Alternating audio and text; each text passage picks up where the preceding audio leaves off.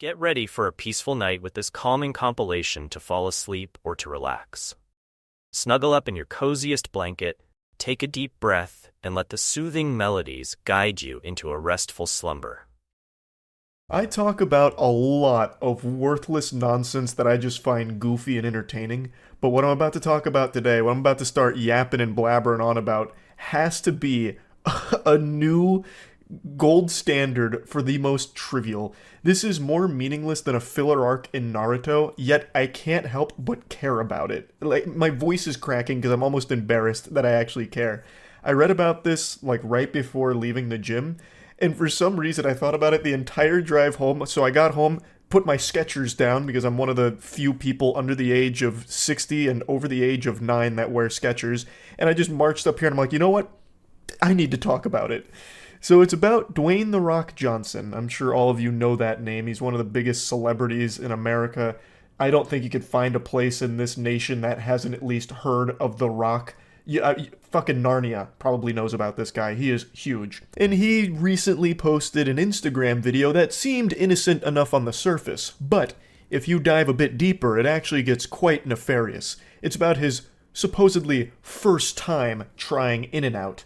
In-N-Out is a fast food chain. I'm sure a lot of you know that. It has like a cult-like following. People love In-N-Out. They fight tooth and nail for the honor of In-N-Out. Like, when I've tried it and I thought it was fine. I didn't think it like changed my life or anything. It didn't make me more attractive or taller. It wasn't a game changer, but it was fine food. But some people go crazy for it.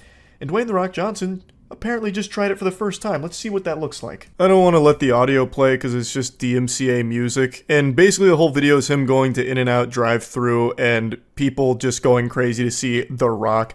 This is supposed to be his cheat meal with In-N-Out, and it's his first time ever trying it. He's going to see what all the hype's about. But basically the whole video kind of plays out like autofellatio. It's The Rock just sucking his own dick. Like, hey, you just call me handsome? I don't speak Spanish. Is that what you said to me?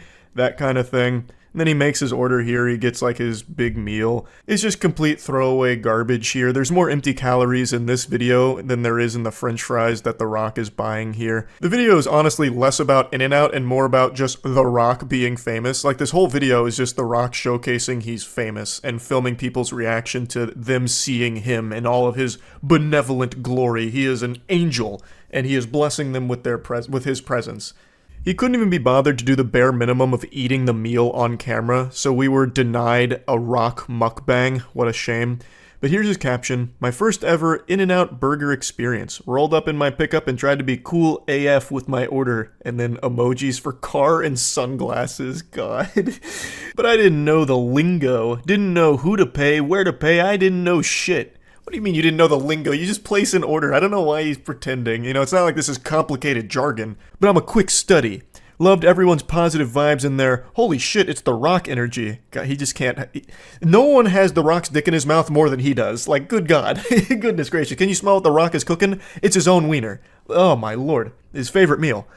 Love the grub, and love how everyone in the drive-thru looked at me like I have 3 heads when I gave them a tip. Thank you, In-N-Out, for being awesome. I'll see you down the road. So it clearly reads like it's supposed to be some kind of promotional thing for In-N-Out here. And it's all just standard celebrity trash, but this is the 3rd time he's done it. He keeps pretending that he's trying In-N-Out for the first time every couple of years. Why? Why are you lying about that? You could just say, like, I love In-N-Out, so I'm going back to In-N-Out. Let's go. Can't wait for more In-N-Out. Why does it always have to be your first time? We know it's not. So there was 2 articles written about this, like, why does The Rock keep lying about it? And I have no fucking idea. Why would you just keep lying about it being your first time going to In-N-Out? The other 2 videos are still on your Instagram page. It makes no sense to me. It's like the weakest lie ever. I remember when I was a child, I used to do lies like this for April Fool's Day, where I would tell my friends that the Buccaneers quarterback Brad Johnson was retiring, and they'd be like, is he really? And I go, nope, I gotcha. It's like, what? Why are you even lying about that? It's so lame. Is history in the making. It is Sunday night, approximately 11 p.m. It is Cheat Meal Sunday for all of us around the world, certainly for me here. And the reason why this is history in the making is because this is the very first time that I have ever tried an In-N-Out burger, or In-N-Out fries, or anything from In-N-Out for that matter. Now, I've picked up some In-N-Out burger before through the drive-thru a few times for some buddies of mine. I've never tried it, so this is a first. That's such a convenient excuse. I've been through the drive-thru, but I've never actually eaten it. I've only ever picked it up for other people. That's like the timeless classic of, oh no, those aren't my drugs. I was actually just holding them for a friend. Now, he has a post from 2017, once again, through the In-N-Out drive-thru, but he doesn't have any evidence of him eating the meal, so I guess I can't say beyond a shadow of a doubt if he tried the In-N-Out meal when he bought it for the people in his vehicle. I would wager a guess that he has, because he keeps pretending like he doesn't even know what the fuck In-N-Out is, practically. He doesn't know how to go through the drive-thru or how to pay, according to his most recent Instagram post. So I don't know if the Men in Black keep coming around and neuralizing him every time he eats In-N-Out so he forgets entirely, or if this is just the weirdest marketing idea ever. I don't really get it. But I have said for about 5 or 6 years now that The Rock is the fakest celebrity in Hollywood. I truly believe that. I grew up a huge fan of The Rock. In the WWE, he was probably one of my favorites. Not up there with Kane, but pretty close. He cut the best promos. And to this day, if I had a nickel for every single time I said, "Can you smell what The Rock is cooking?" or if I imitated the people's elbow, man, shit, I'd be able to own In-N-Out by now. Like, he had a big impact on my childhood, but as he made it more into the mainstream consciousness, and as his fame grew, I feel like his soul kept getting chipped away at, whittled away, and now he's just this husk, this hollow shell that PR firms speak through. Like, every time he tries to vocalize something that's supposed to resemble his own thought or opinion, it feels like the most PR speak shit ever. Like, all of these PR suits are just using him like a fucking fleshlight, like this puppet of ventriloquism act where they are talking through The Rock. What really cemented that for me was when he went on Joe Rogan recently. I haven't listened to Rogan in quite a long time, but when The Rock was on, I was very interested to see if he would finally come out of his shell here and actually speak his mind. And he barely spoke at all. The whole episode was mainly crickets. Like, he barely engaged with anything because it seems like The Rock only vocalizes what his team allows him to. Like, it has to be the most filtered responses and statements imaginable. He's just so fucking fake, and this In-N-Out madness was just a cherry on top of it. Another thing, I'm getting way off topic now, but another thing with The Rock that always rubbed me the wrong way since it happened was about a year ago, he was a brief guest on Jeff Keighley's Summer Games Fest. So he was there to promote the Black Adam trailer, but Summer Games Fest was supposed to be like a celebration of games and talking about all of that. And The Rock sent in a video that he absolutely threw together in like 30 seconds, but he couldn't even go through that video without plugging his own fucking drink. Like, come on, you're already there just to promote a movie and you're still going to promote something else as well? He only has one mode, and that's sales mode. That's it. He didn't engage with the community at all. He couldn't even pretend to care about Summer Games Fest or Jeff Keighley's production or really gaming in general. He just can't even put on a facade that he gives a fuck about anything beyond just selling himself. Like, even in this In-N-Out clip that I showed you, the second one where he pretended that he, trying it for the first time, let me show you how it actually ends. Check this out. They're called double doubles, loaded with lettuce, tomato, onion, pickles, and cheese. Of course, we got fries here. Get this. The fries are good. So we're off to a good start. Now, the question becomes, I have the one and only Teremana tequila. What is going to pair best with, you know what? I'm the founder of Teremana, so fuck it. We make up the rules. So I'm going to go with Blanco and Reposado. Here we go, ladies and gentlemen. What a pleasure this is. My very first In-N-Out burger. That is a good combo. Here we go. Yeah, he couldn't even eat a meal without plugging his own shit. That's all he is doing anymore. He just says what his PR firm wants him to say, nothing else, and never doing anything that even resembles like his actual personality or his actual thoughts. And then he is just constantly selling his own products and selling himself. That's it. Like, that is so fucking sad. So yeah, just a really weird thing here that he keeps pretending that he's never had In-N-Out. So every year or a couple of years, he'll be like, oh, I'm trying In-N-Out for the first time. In fact, I'm pretty sure he even ordered the same exact thing last week as he did in this video from 2022, the one I just showed you. I'm pretty sure he made the exact same order as well. So he's probably a regular at In-N-Out. Like, he has his order down to a science. I just don't get why he keeps pretending for that. But I'm also not surprised because he actually is just super fake across the board. So yeah, just wanted to talk about it a little bit. A super, super meaningless topic that I just got passionate about. That's it. See ya. Normally when I cover text messages, it's about really creepy guys doing unhinged things to women through texts or videos, whatever. Today's a little different. This is only like the second time I've covered a story like this, where a guy encountered a woman, and it was very different dynamic of things that happened.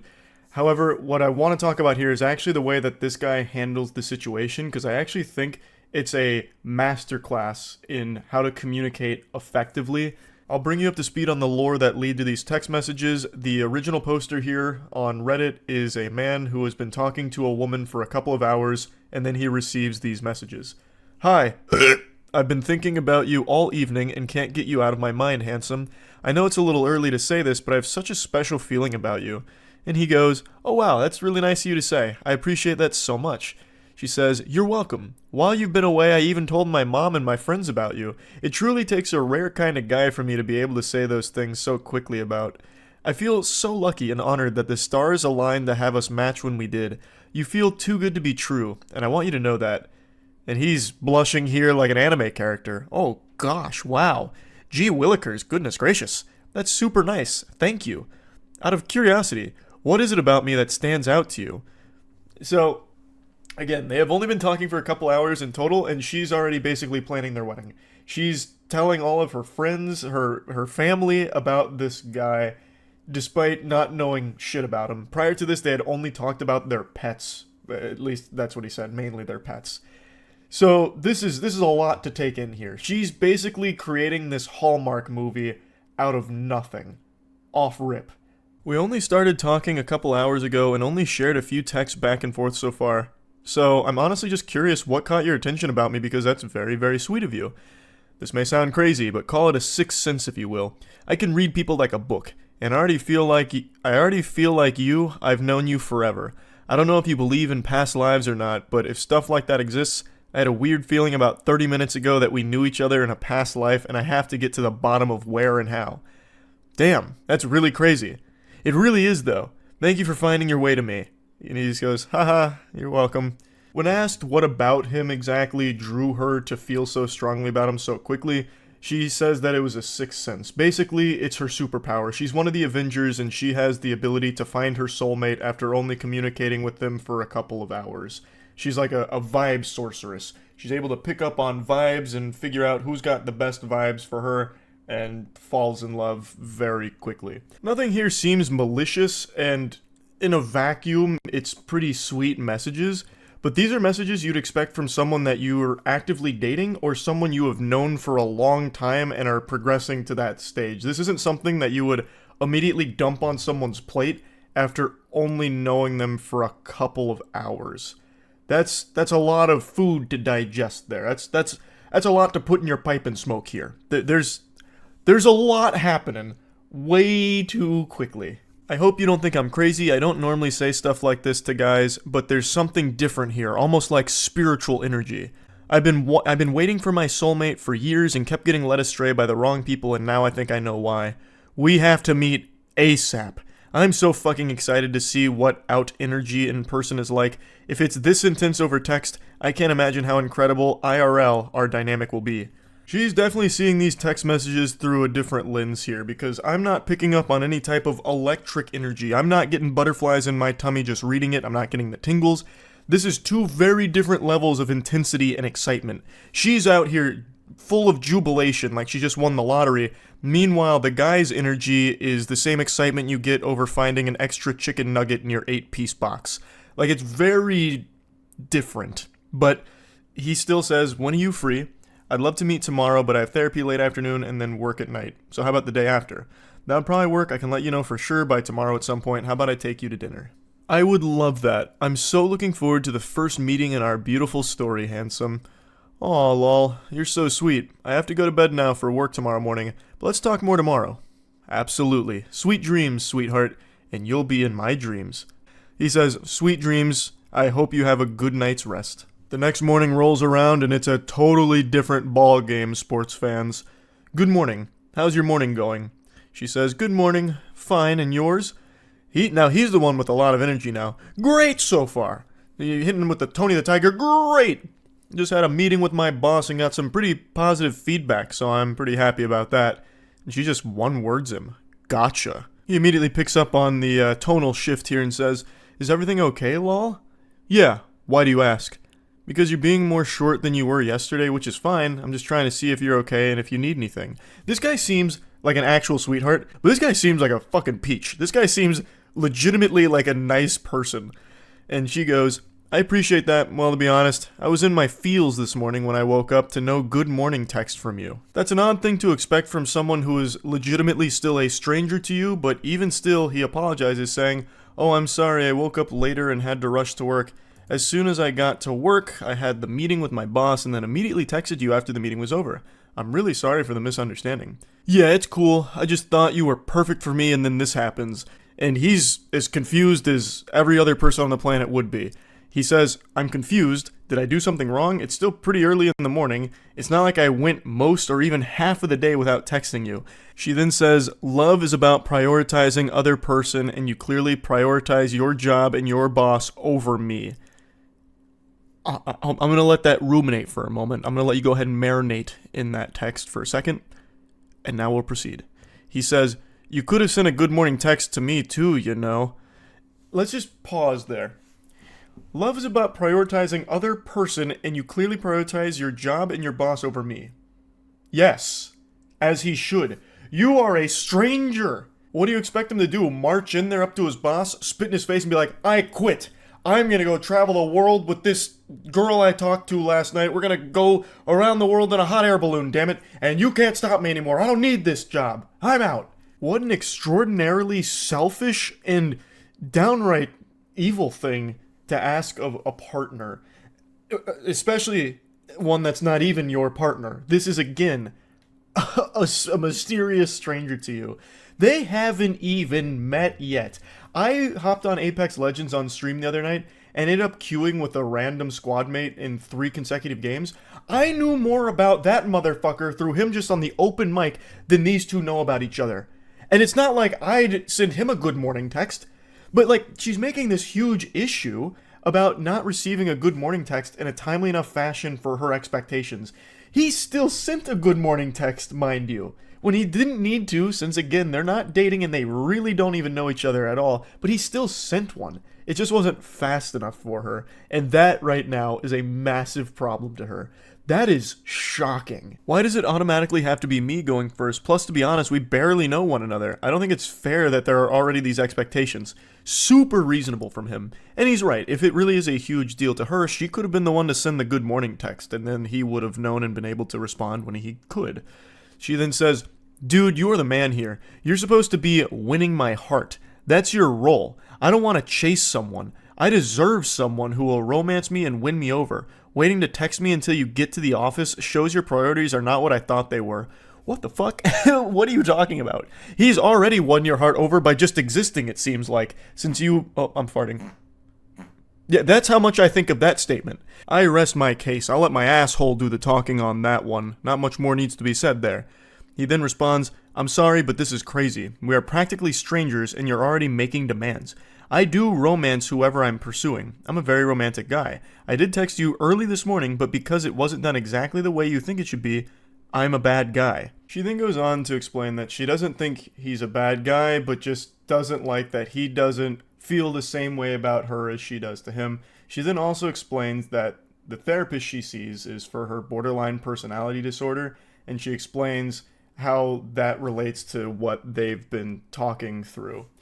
And that made a lot of sense when I read that with the way she was acting throughout these text messages. And that is a very real struggle that I always have a lot of sympathy for, and I'm always wishing the best for people going through BPD. It's great that she's trying to get help through therapy, and I'm wishing the absolute best for her with that. What I want to talk about here, though, is how he handles this whole situation. Even before knowing about her BPD, which obviously he didn't since they are completely strangers to each other, he was still being very respectful and communicating effectively. He wasn't being combative or aggressive. He was being a very wholesome individual, and this is just an unfortunate set of circumstances. He responds by saying that he appreciates her sharing her vulnerability, and then says, "Do you mind if I share something that's bothering me a little bit?" And she says, "Yes, please do. I want to know how you feel so badly. Please open up to me." "Well, I'm a little scared that you're already using the word love in regards to us. We are still basically strangers and have been texting for less than 24 hours. And she just says, "Kay, should have known you weren't special after all. You're a normie, a basic bitch if you will. Normies don't understand or appreciate love. They will never know what we do." He says, "Who is we?" She says, "Empaths. I am an empath and feel things more strongly and deeply than regular people, something you clearly don't appreciate and take for granted. One day someone will see my gift and cherish it." He says, "I mean, I wanted to take you on a date. If it went well and we were compatible after a while, I was definitely interested in a serious committed relationship, but I do have to meet someone first to know that and hang out a bit first before I make that commitment," which again is a totally understandable thing.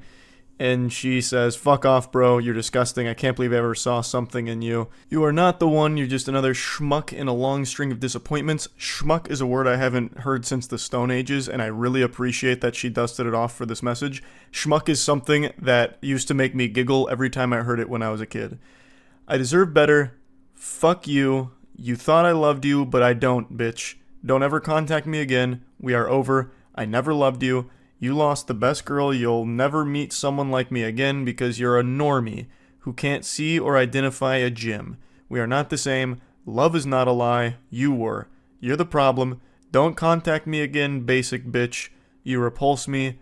Bye, loser." It's actually very sad reading these things. Like, this isn't your normal r/nice guy blow up moment where a dude pretends to be a nice person just to try and get laid, and when he doesn't get pussy out of it, he has a meltdown like, I don't love you, you're fat and ugly, and no one would ever love you. I'm the nicest guy you'll ever meet, and you just blew it with me, the alpha male. Fuck you.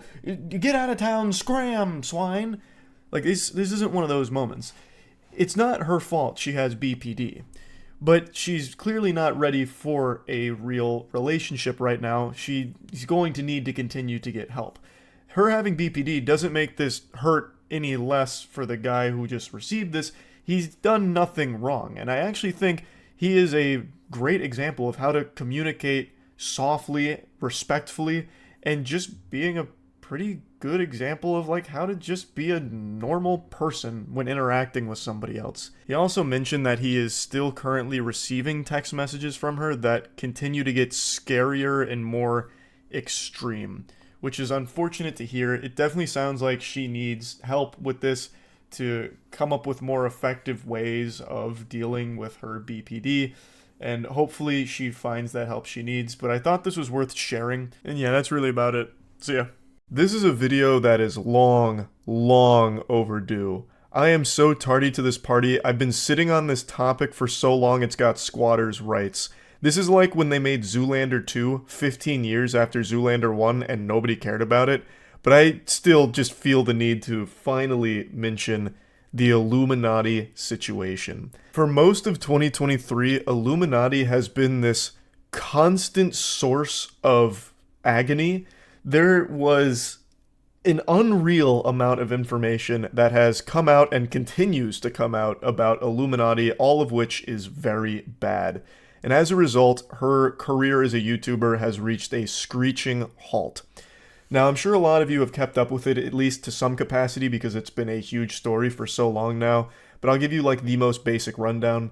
Illuminati was a YouTube channel, well, is a YouTube channel. She continues to post even through this apocalyptic career destruction. Her channel is dedicated to making video essays, mainly on like a variety of topics. She was known for how quickly she gets out the video essays, and also them being pretty high quality still. She grew pretty quickly and got very big. I think at her peak she had around 1.7 million subscribers, and things were smooth sailing. She was popping off, constantly recommended in the algorithm to people.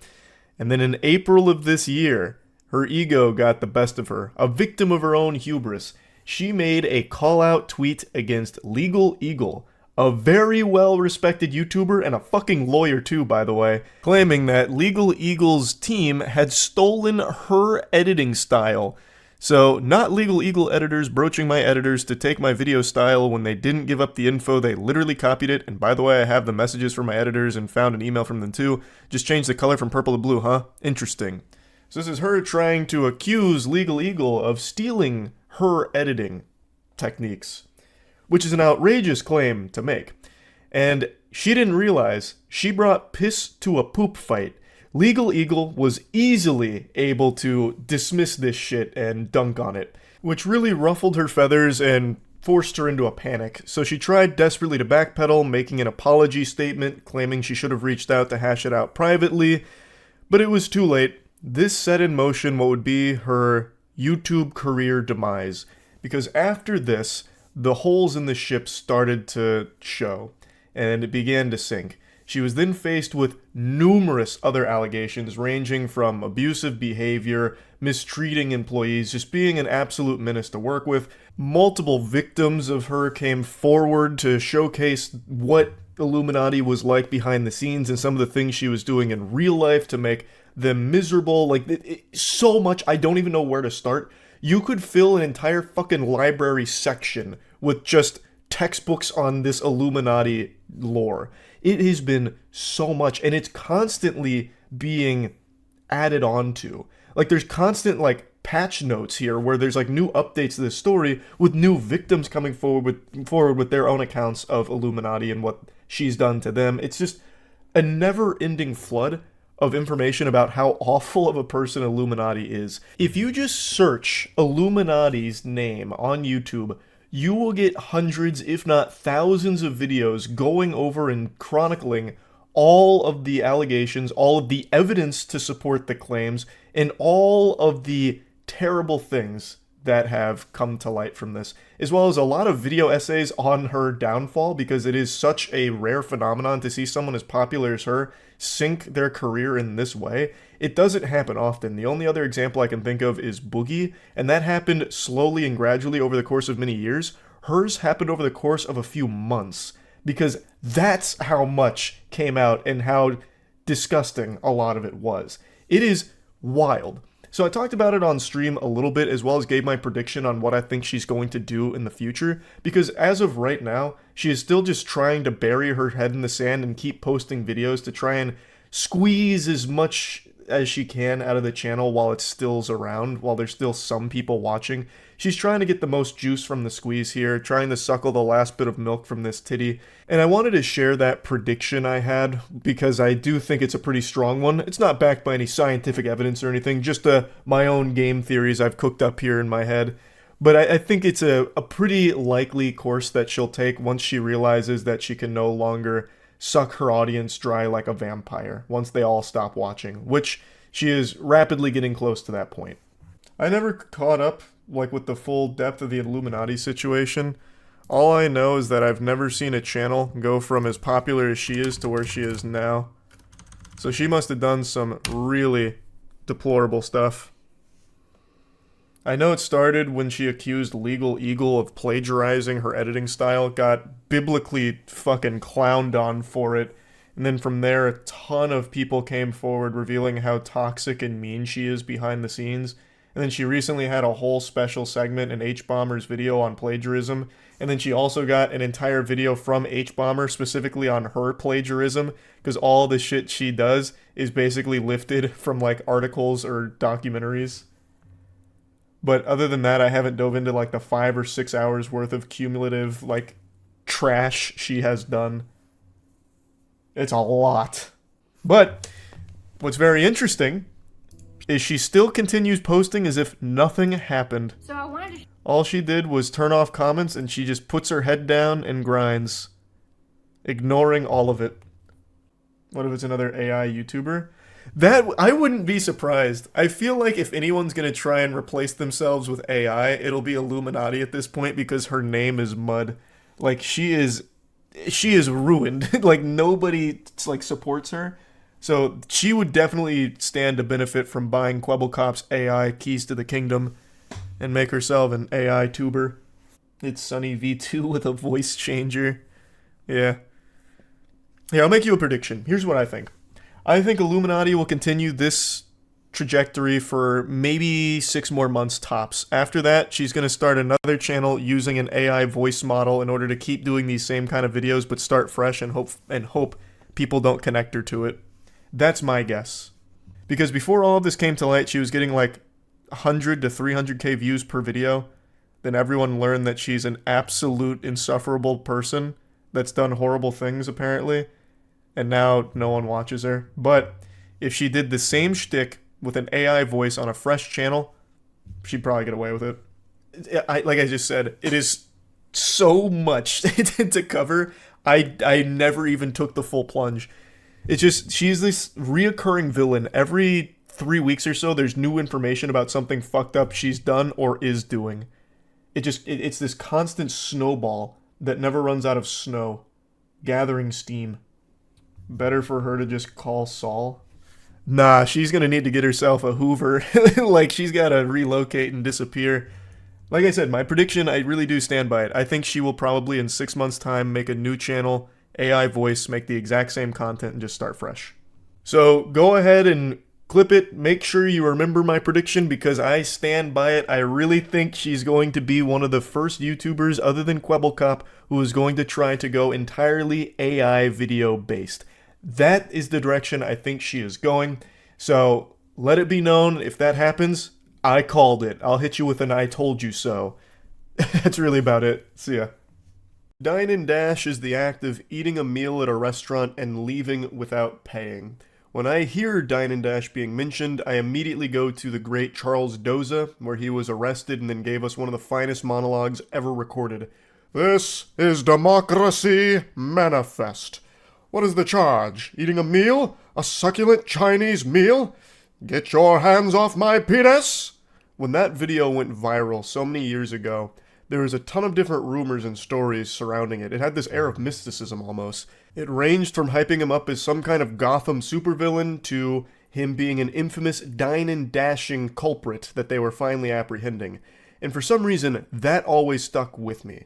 So when I think of Dine and Dash, he is who I picture in my head now. Even though that wasn't the truth of that situation there, it's still, for some reason, what has been locked in my noodle. So today when I saw a body cam video of a douchebag being arrested for dine and dashing, I couldn't help but just think about Charles Doza and how much cooler he was than this loser we're about to watch. On August 16, 2022, officers responded to a report of a man leaving a restaurant without paying his bill. Why are you asking for my ID? Because you're being accused of a crime. I'm not saying that you're guilty, but I gotta get you identified. Oh, okay, I'm sorry. All right? Relax.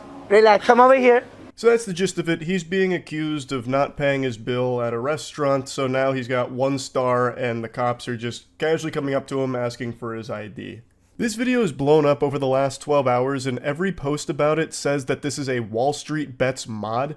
I'm sure all of you have heard of that subreddit, Wall Street Bets. It's a very popular one, and I don't know if that's a true statement or not, but if this really is a mod on Wall Street Bets, that makes this situation even goofier, because this goober is the quintessential Reddit mod in real-life caricature, and good heavens, it couldn't be more fitting. It's exactly what you envision when you picture a mod interacting with other human beings in the real world.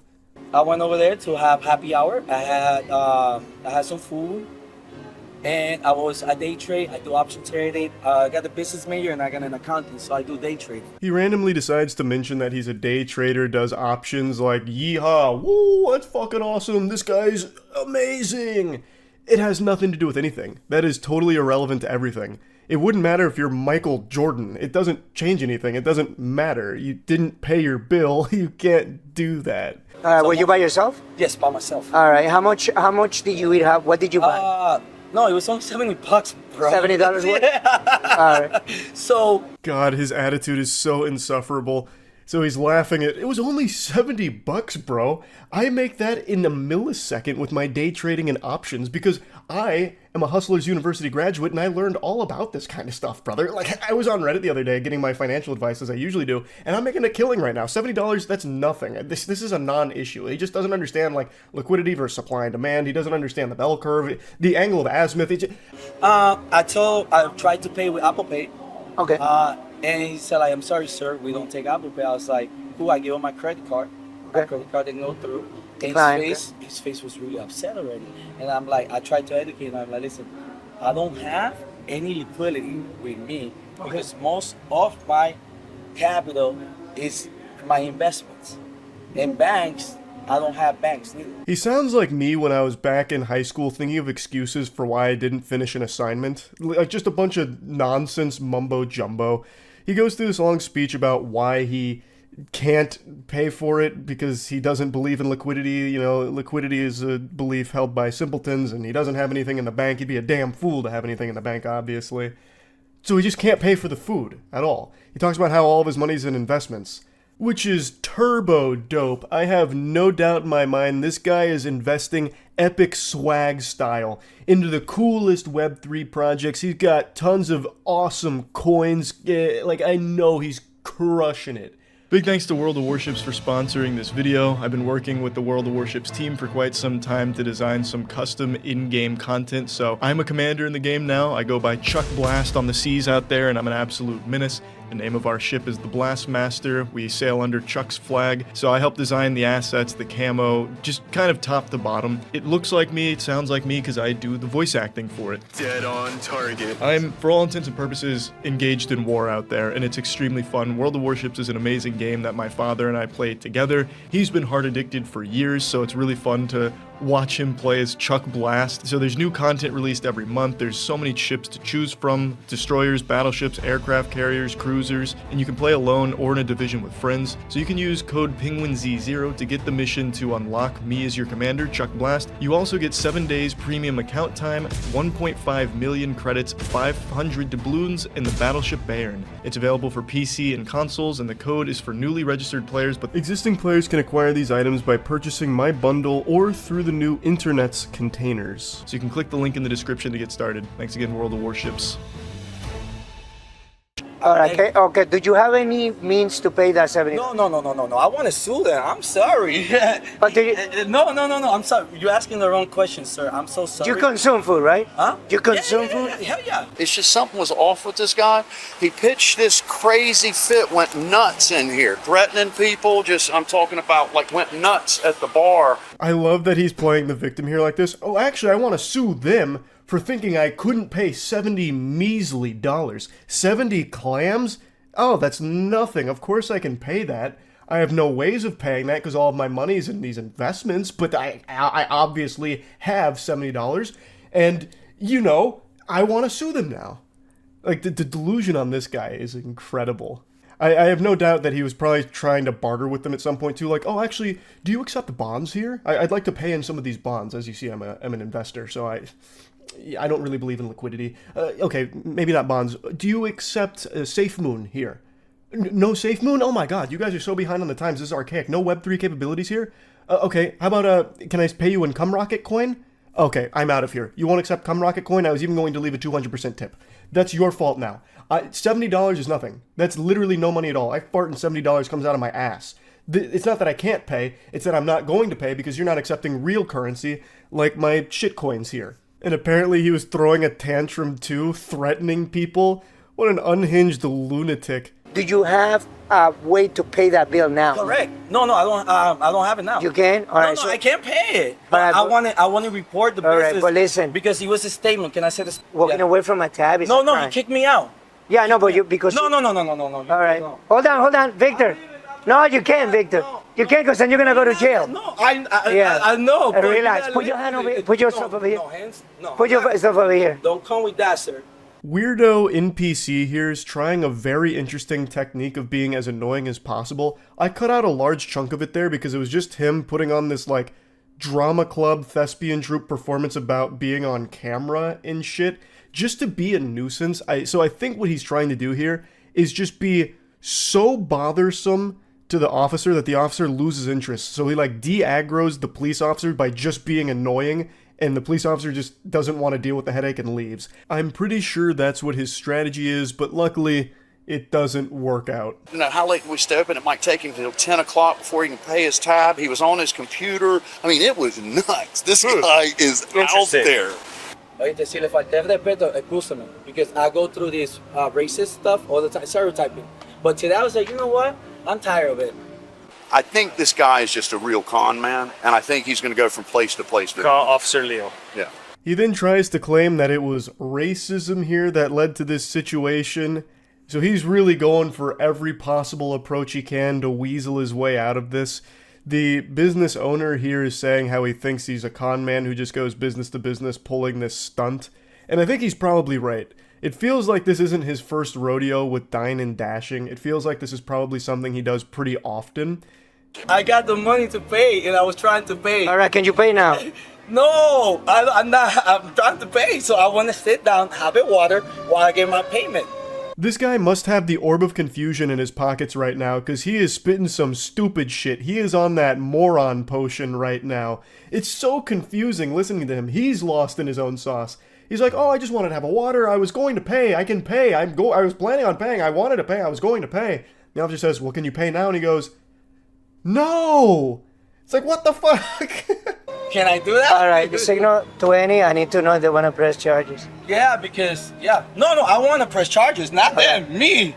Officer. Andrade, can you answer me that question? Charges, not them. I want to press charges to the restaurant, not to me. I'm sorry? We good. Buddy starts spamming emotes now, and he's like, I actually want to sue them, not the other way around. Trying the Uno reverse card here. And I'd love to know how that lawsuit would go. I'm suing this restaurant because they're mad at me for not paying my bill. I fully planned on paying my bill, I just refused to. I even offered to give him an IOU. He didn't accept it. That's their fault, and they're mad at me? What the fuck? I did nothing wrong. I'm so sorry. Estoy bien nervioso, man, because all right, so if you have what do you have there that you can pay with? That you can pay the bill? What do you have here that you can pay the bill? Right here, sir. My Robinhood account where I do day trading. No, but you can't pay with that. Yeah, so that's my only form of payment. Okay, That's not my problem. I'm trying to pay. All right, hold on. Thing. Yeah. 71 switching to... He flashes his Robinhood account, which makes me believe he probably is a Wall Street Bets mod, because that's the starter pack. He's like, no, look, I could absolutely afford to pay. Look at my Robinhood account. And the officer's like, brother, you can't pay with that there. And he's like, I know, but look, it's right here. I can't pay, but look at this money here. This is where it all is. It's not my fault. What am I supposed to do about that? Too. I'm sorry, no, déjame callarme porque me siento tan mal because I'm questioning your This is so funny. You can't wait to see what's gonna happen. It's amazing.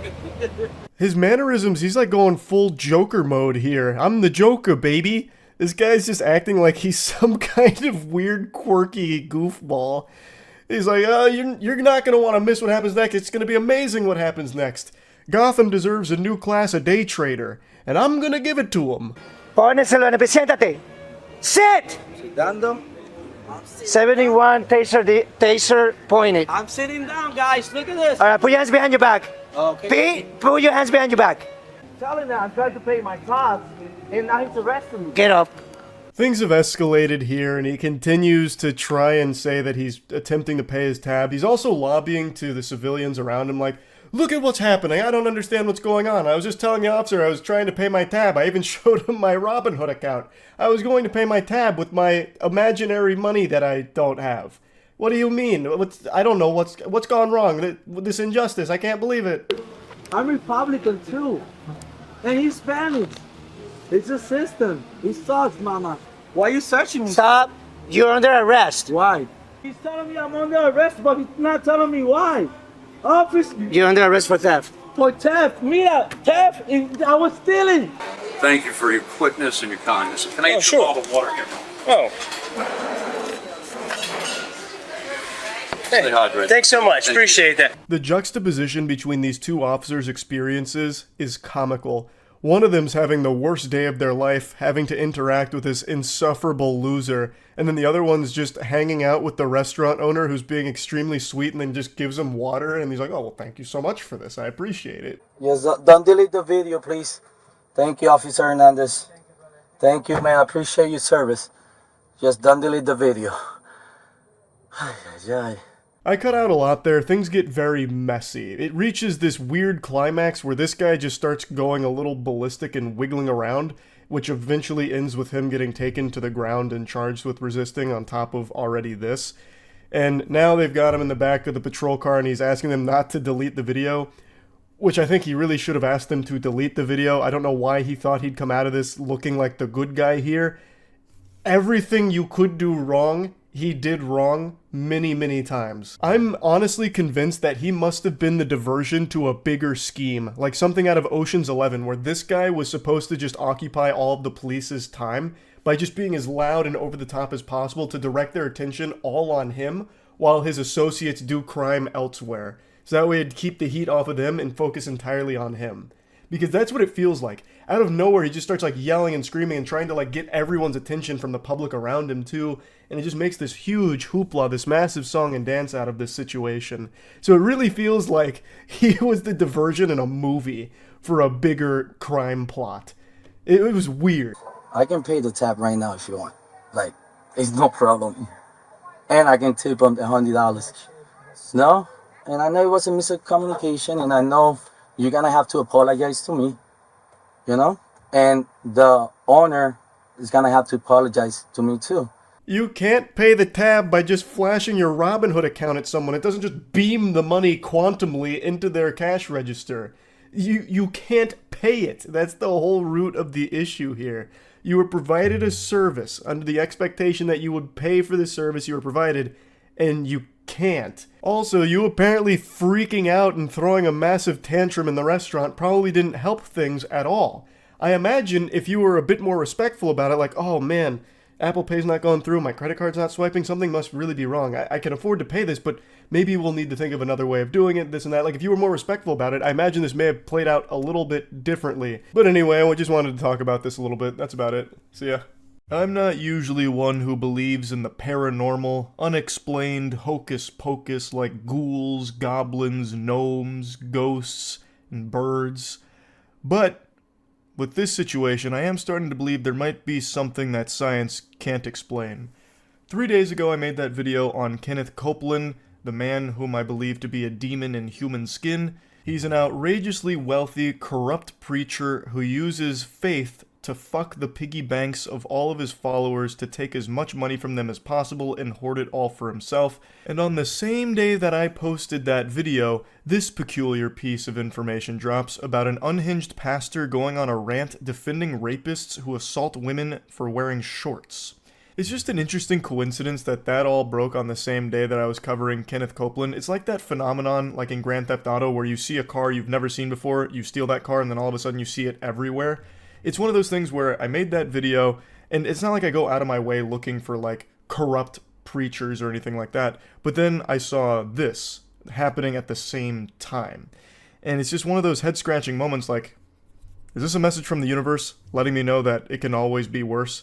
You know, in the words of Qui-Gon Jinn, there's always a bigger fish. This is the kind of preaching we need.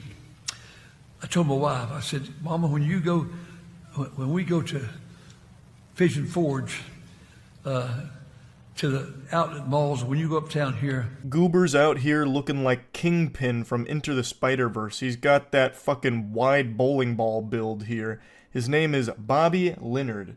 And the way he delivers his sermons is a lot like a record constantly skipping a little bit, like he's glitching out constantly. And I have no doubt that's because he's this archaic fossil of a man. And I know that might sound a little harsh, and I'd almost feel bad for insulting this senile geriatric octogenarian, but he's also defending rape. So I really don't feel bad at all. He's a piece of shit. We'll go sit at the parking lot at the outlet mall, the mall here. I said, you watch it. I said, tell them you'll find more women going to have shorts on than you will with pants and dresses put together. Oh, say it ain't so. Shorts on as a woman? Those whores. Those harlots. Charlatans. Oh my goodness, Bobby. You're right. What an astute observation. It's so despicable. Wearing shorts as a female? Have some decency, have some class, have some shame. Oh, goodness gracious. So Bobby's sitting in the parking lot just looking at women, I guess. Sounding like a real creepy weirdo here, just sitting in his car looking at all the girls that go into the mall. Probably got some fucking binoculars out spying on them with hand on his meat. And he's just pointing out to his wife, look at this, can you believe it? There's more girls going in there with shorts than there are girls going in there with dresses and pants. Who could have guessed, huh? Heavens to Betsy. So I sat there. I just want to be sure, but I sat there some time ago for, I don't know who's out in there. I guess it must have been some of the family. My wife don't go shopping down. And I sat there in my car. What the fuck did you just say there, Bobby? It sounded like he casted an ancient spell. If I popped that sentence into Google Translate, it would destroy the service globally. It'd shut that bitch down because this is incomprehensible. What in the world? He just hit a full-blown scat man in the middle of his sermon. Sounded like Porky Pig. I thought, I'm going to see if that's right. And I counted. Try that.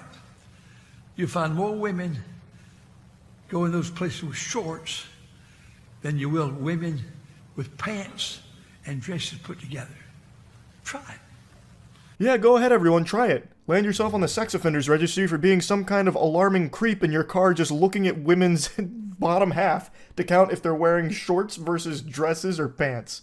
Very normal thing to do for a sane individual, Bobby.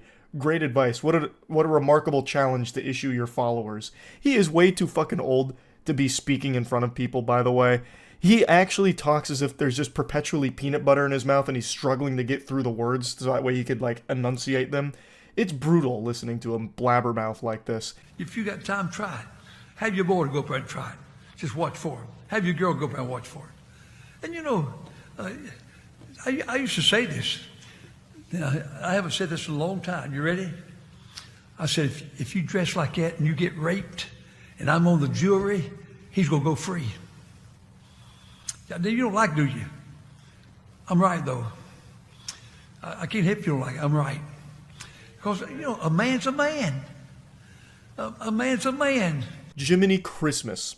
Bobby raping's his hobby, Leonard, just saying flat out with his whole chest, if a woman gets raped and he's on the jury and she was wearing shorts, he would let the rapist go free. What an outrageously evil individual you are, Bobby. What chapter of the Bible was this in? I don't remember this excerpt anywhere. When I first read these headlines, I thought it was potentially it being interpreted as a pastor defending rapists. But nope, he just outright says it. He's not beating around the bush. He's not trying to hide anything. He's going full mask off, just saying point blank that if he is on the jury and a woman gets raped and she's wearing shorts, Bobby would let the rapist go free. What a dangerous thought process that is. He just believes that men are going to rape a woman because she's in shorts and that they're justified in doing so. This leads me to so many questions I'd like to ask Bobby on a personal level. For instance, how many women have you sexually assaulted because of their clothing choice, Bobby? That was probably too many words. His brain can't process all of that. Let me break it down in simpler terms. How many women have you raped, Bobby? I feel as though the only people that would ever defend a heinous action such as rape would be a rapist. Like, I don't think you have many rape allies. And meanwhile, Bobby Leonard here, in front of the entire church service, takes time to justify that. So that is really alarming shit. I don't know how this plays into Christianity at all. I don't know why he would say any of this during a sermon. I don't know what he expected to happen.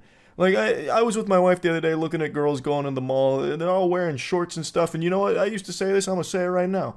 If a woman's wearing shorts and she gets raped and I'm on the jury, that man's going free. Can I get an amen? Hey, what are all these boos for? When I was a boy, 80 years ago, I was raised in Martinsville, Virginia, partly in Moxfield, North Carolina. Listen, I don't remember women wearing anything but dresses. So what, you senile worm? It doesn't matter what a woman is wearing, she shouldn't be raped. Rape is bad no matter what. There's no justifying it, you absolute fucking scumbag. Back then, well, anyway, I want you to go home depressed tonight. I'd rather go home encouraged, but I want you to go home wanting to serve God. But it seems that it seems like we've paid no attention to God. Oh yeah, this is all about God at the end of the day here. Yeah, I'm sure this whole little tangent you're going on is very biblical. You know, the Lord was famous for justifying rape. You know, in fact, it was the 11th commandment that unfortunately Moses just left at the top of the mountain. Thou shalt not rape unless it is a woman wearing shorts. Am I right, Bobby? Isn't that right? And the Bible says sometime that people think God has delayed his coming. And so as a result of thinking God's delayed his coming, they begin to eat and drink and be drunken. And it seemed like right tonight, if all of our people, everybody comes to our church, thought that Jesus was coming Friday night, Saturday morning, you think they'll all be here? What are you even saying? Are you drunk? Are you overdosing on Xanax? What is going on? There wasn't even a coherent thought in that entire, like, long fucking slurred speech there. That was actually nothing. It was a whole bunch of gobbledygook. There was nothing there.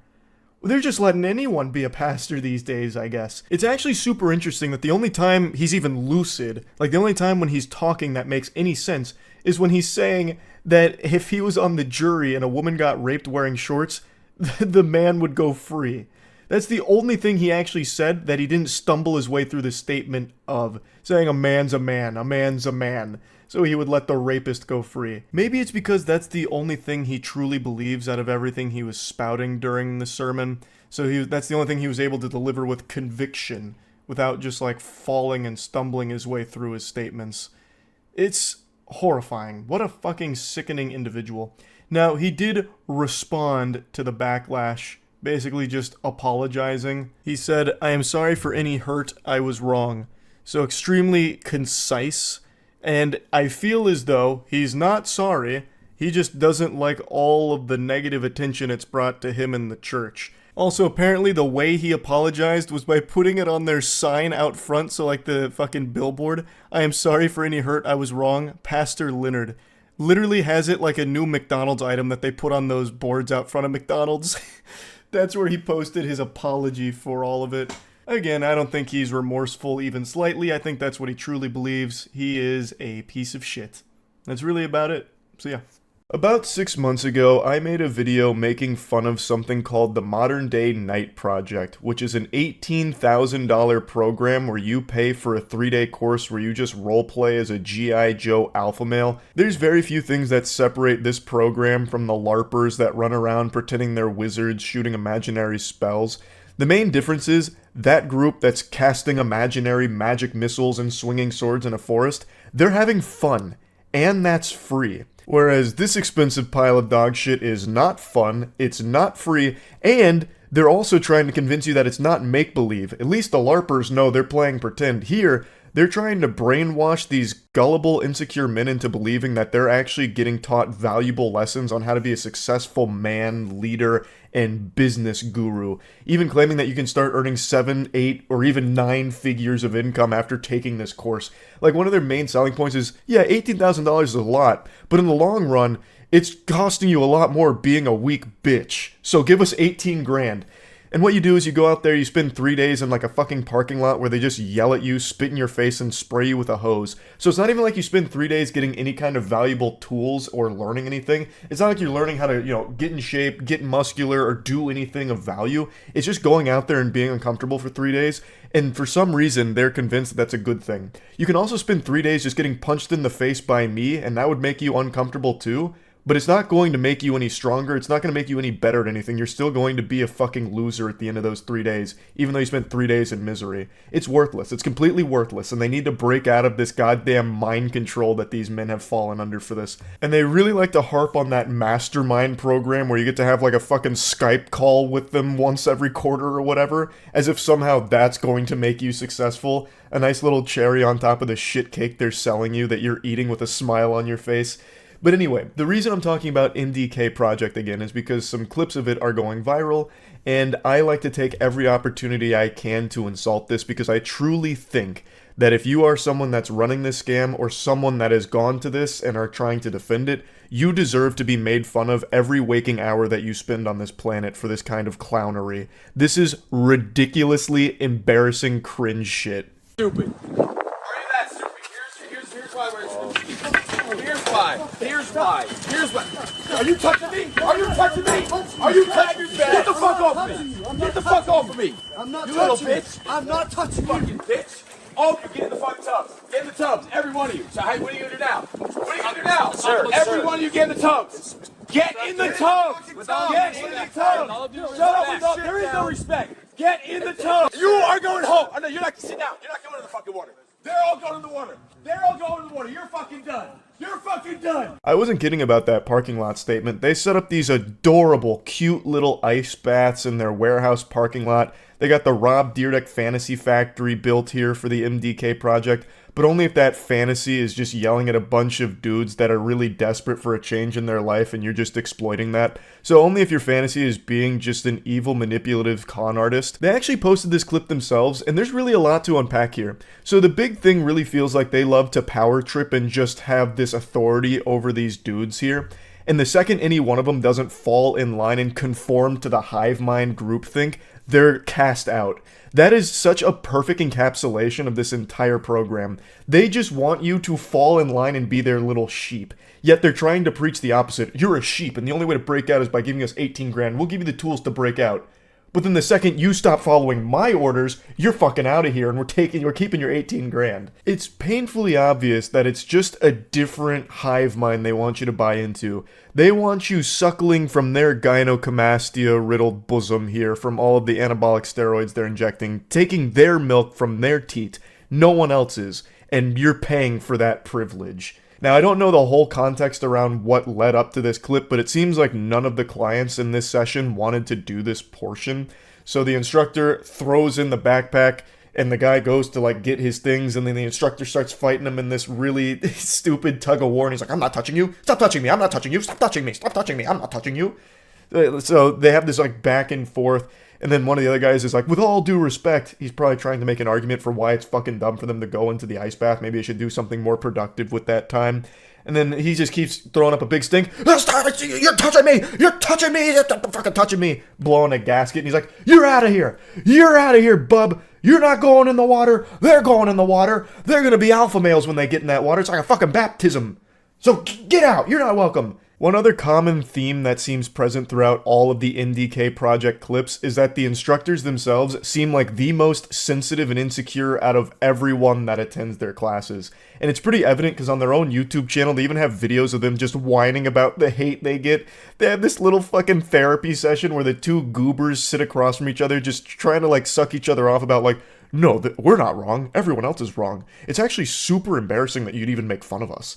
Yeah, nothing says alpha male quite like someone breaking down and finally addressing the haters. Unbothered titans of testosterone here. Around, look at each other. Look to your left and to your right. More than 60% you will not be here fucking Friday. I guarantee it. And I'll make sure of it.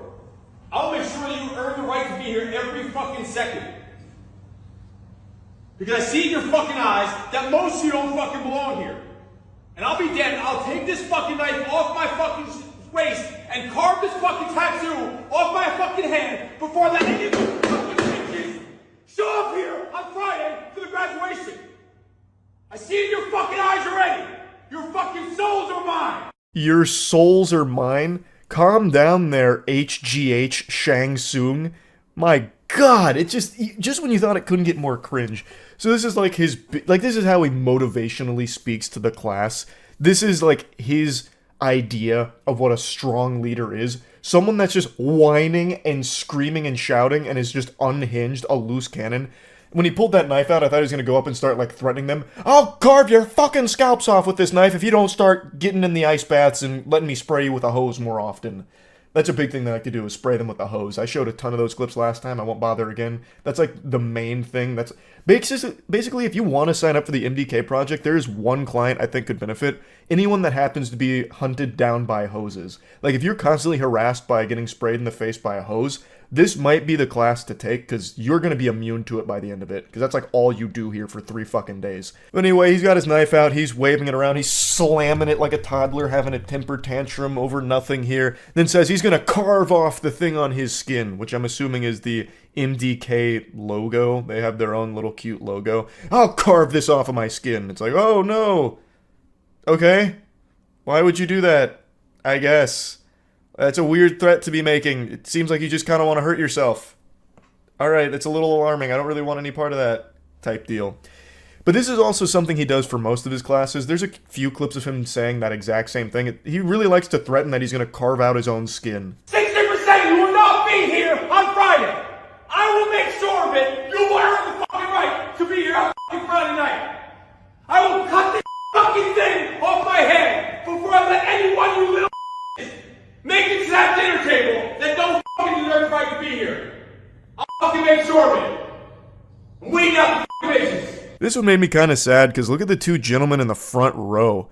They're no spring chickens. They have to be late 50s, early 60s, if not older. Why on God's green earth would you be paying $18,000, taking it out of your grandchildren's college fund, to spend it to be here getting sprayed with a hose and yelled at by a man who keeps threatening to cut his hand?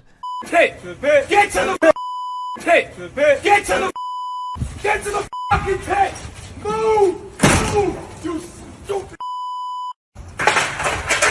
This isn't even a popular clip from them or anything, but it's one that I saw that I think is a great example of this guy's mentality. He's actually like a child with a sugar rush. He's just slamming a chair against a dumpster. Move! Get to the pit! Get to the pit! Like, you could just tell them, what does slamming the chair against the dumpster do? You're just making noise for the sake of making noise. It's like a child with like two garbage can lids banging them together. What the fuck? This is your instructor. He can't control, like, his excitement from all the sugar in his body, I guess. It's so silly. But yeah, I won't keep going on. I've already made a video talking about the MDK project, but since a couple of those clips were popping off again on Twitter, I just had to take this opportunity to laugh at them. That's really about it. So yeah. Friends, I am so deep in the void right now. I am down the rabbit hole of Looksmaxxing, and I don't know if I can ever get out. I'm starting to believe we really do live in a simulated universe, because I am in the darkest corners of this, and I can't believe that this is real life. I'm in the Looksmaxxing matrix here, and what I see disturbs me. It's an obsession for a lot of people. 10 days ago I made that video, Beware of Jelking, where I focused on like the sillier aspects of Looksmaxxing, though admittedly still dangerous, where a big part of Looksmaxxing is about your wiener and being insufficient to sexually pleasure a woman, so they recommend jelking exercises, which is stretching the penis in dangerous ways that often cause irreversible damage. They'll have you beating your skin flute like it owes you money, fucking pretzeling your cock, sticking it in your own butt, and just doing these like weird accordion-like stretches on your meat that in a lot of cases destroy it in the process. And I was making a video kind of just talking about that and joking about it, because jelking is something that I'm familiar with because it was an old internet meme and something I also tried when I was young, stupid, and desperate. But when I made that video just 10 days ago, I was at the surface level of Looksmaxxing. I still had my water wingies on and I was above water, but now, brother, I'm a fucking seasoned veteran. I have seen some weird shit with Looksmaxxing, and I want to share a little bit of it with you. There is a complete hyperfixation on wiener size in a lot of Looksmaxxing communities, where they believe that that is everything. And they spend every waking hour of their day doing all that they can to penis max, like everything they can to stretch and contort, or even drugs in some cases, to increase the size in any way at all, even just like a fucking millimeter, they are doing. And it's really sad, because that's like their whole life right now. I found this YouTube channel who for a while now has been posting content pretty much exclusively focused around dropping this arcane knowledge on how to increase your cock size. Like, just look at some of these. The Best Extender 4.0 is here, and then that doohickey looks like some kind of gadget that Wile E. Coyote would use to try and trap the Roadrunner, like a bear trap for it. And that's supposed to be something for your most sensitive area on the body? Like, my God, please have mercy. And then he does like these interviews with people, so like how women react to giant penis. Like, his whole mentality is all about his cock. And it's, I don't know, like this obsession from not only him, but like the comments is so baffling to me. So you see that video right there? How porn stars blow massive loads? I decided to go to the comments and I saw this. I tried everything to blow bigger loads. Kegels and supplements and drinking 3 or 4 big glasses of celery juice a day. Hydration helps. Drink lots and lots of water. Outside of that, yeah, it's genetics. I've always been a dribbler, and I always wanted to fire rope after rope of semen just like Peter North did. I'm unfamiliar with the work of Peter North, but he speaks about him like he's the Babe Ruth of cum. Now there was a guy who nearly drowned some of his co-stars. He's probably been retired for 10 or 15 years now, but 80s, 90s, and early 2000s, that dude was the GOAT when it came to the old money shot. This dude's got an entire diet around increasing load volume. Why? It's not that important. I mean, I guess it's a cool thing to be able to do if you're fucking dumping DNA by the gallon, like, I guess? But it's really not important enough to start buying supplements for it, drinking 4 glasses of celery juice a day.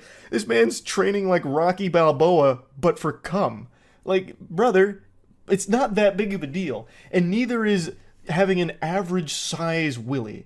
Like, if your Johnson isn't pushing 8 inches, it's not the end of the world like a lot of these looksmaxxing gurus are trying to scare you into thinking it is. It's not like you're going to be, forced into a life of solitude and, virginity because you have a 5-inch penis or whatever. Like, that's not the case.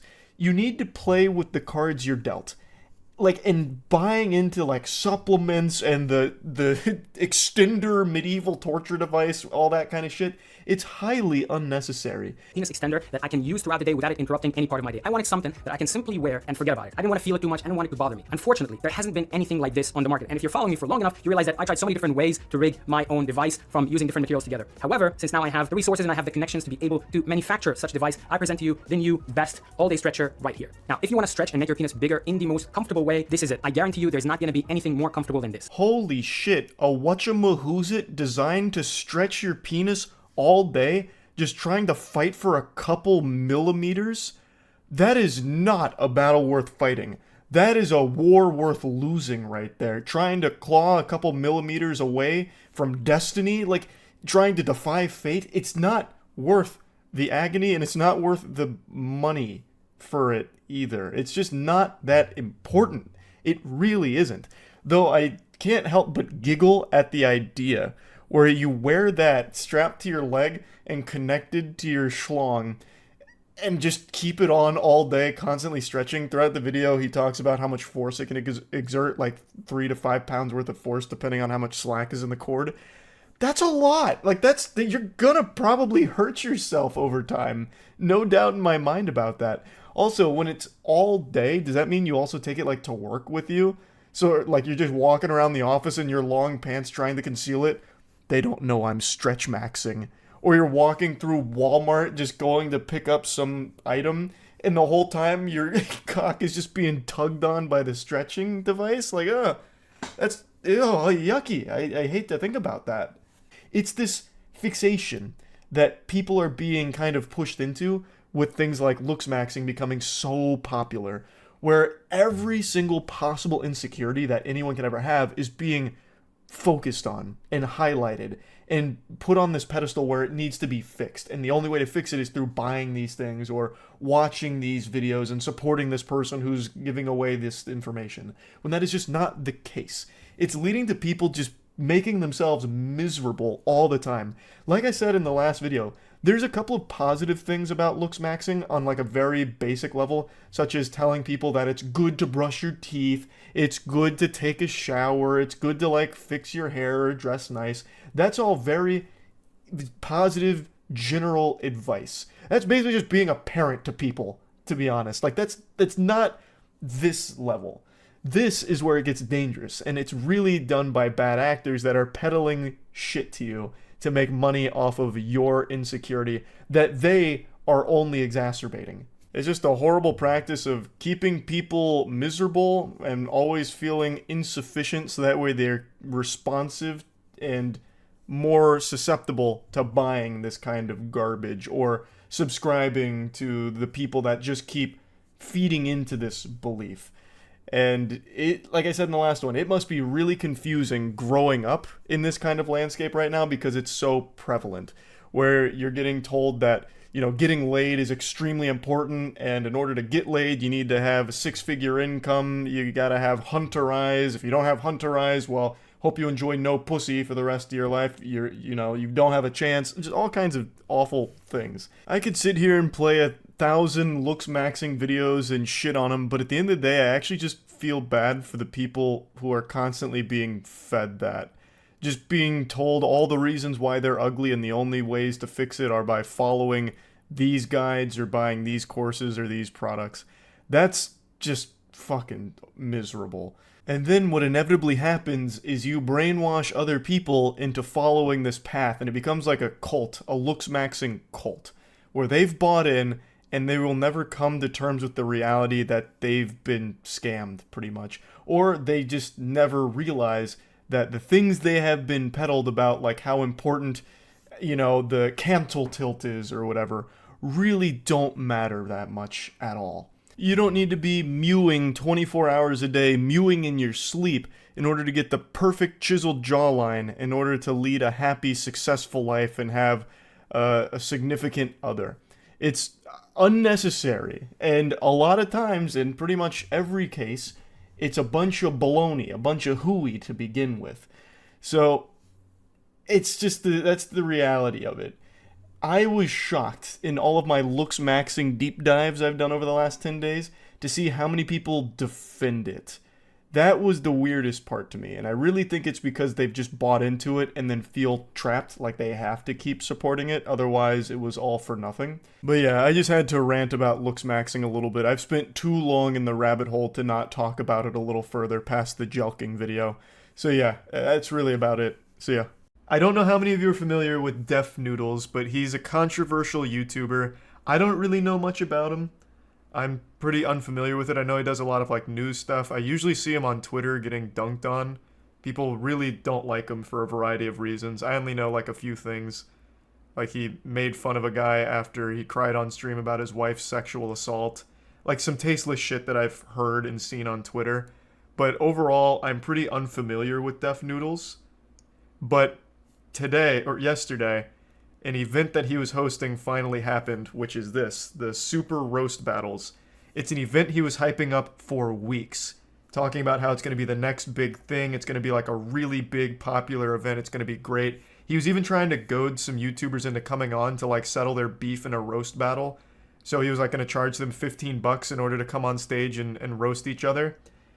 None of them showed up. In fact, almost nobody in general showed up. As you can see, it's not exactly like a sold-out stadium here. It's about 10 family and friends.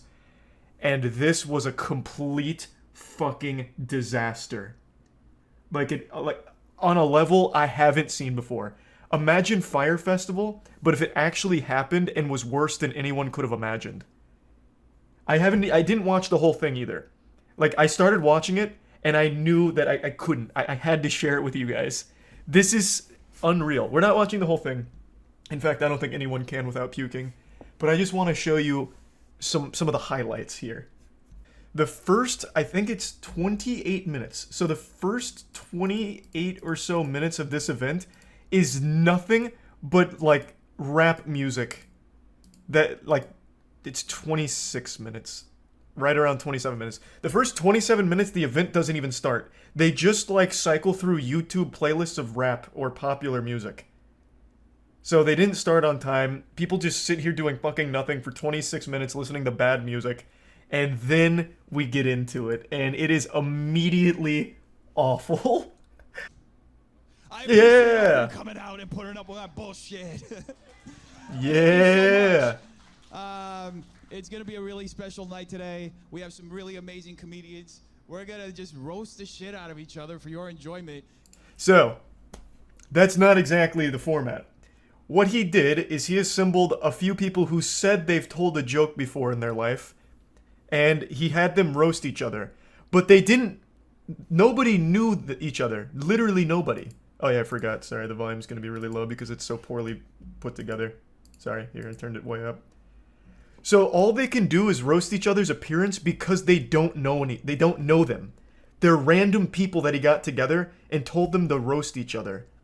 So it leads to the most awful, uncomfortable moments I've seen on the big stage, figuratively speaking, on stage. This was an event he charged money for, so like you paid for this, keep in mind.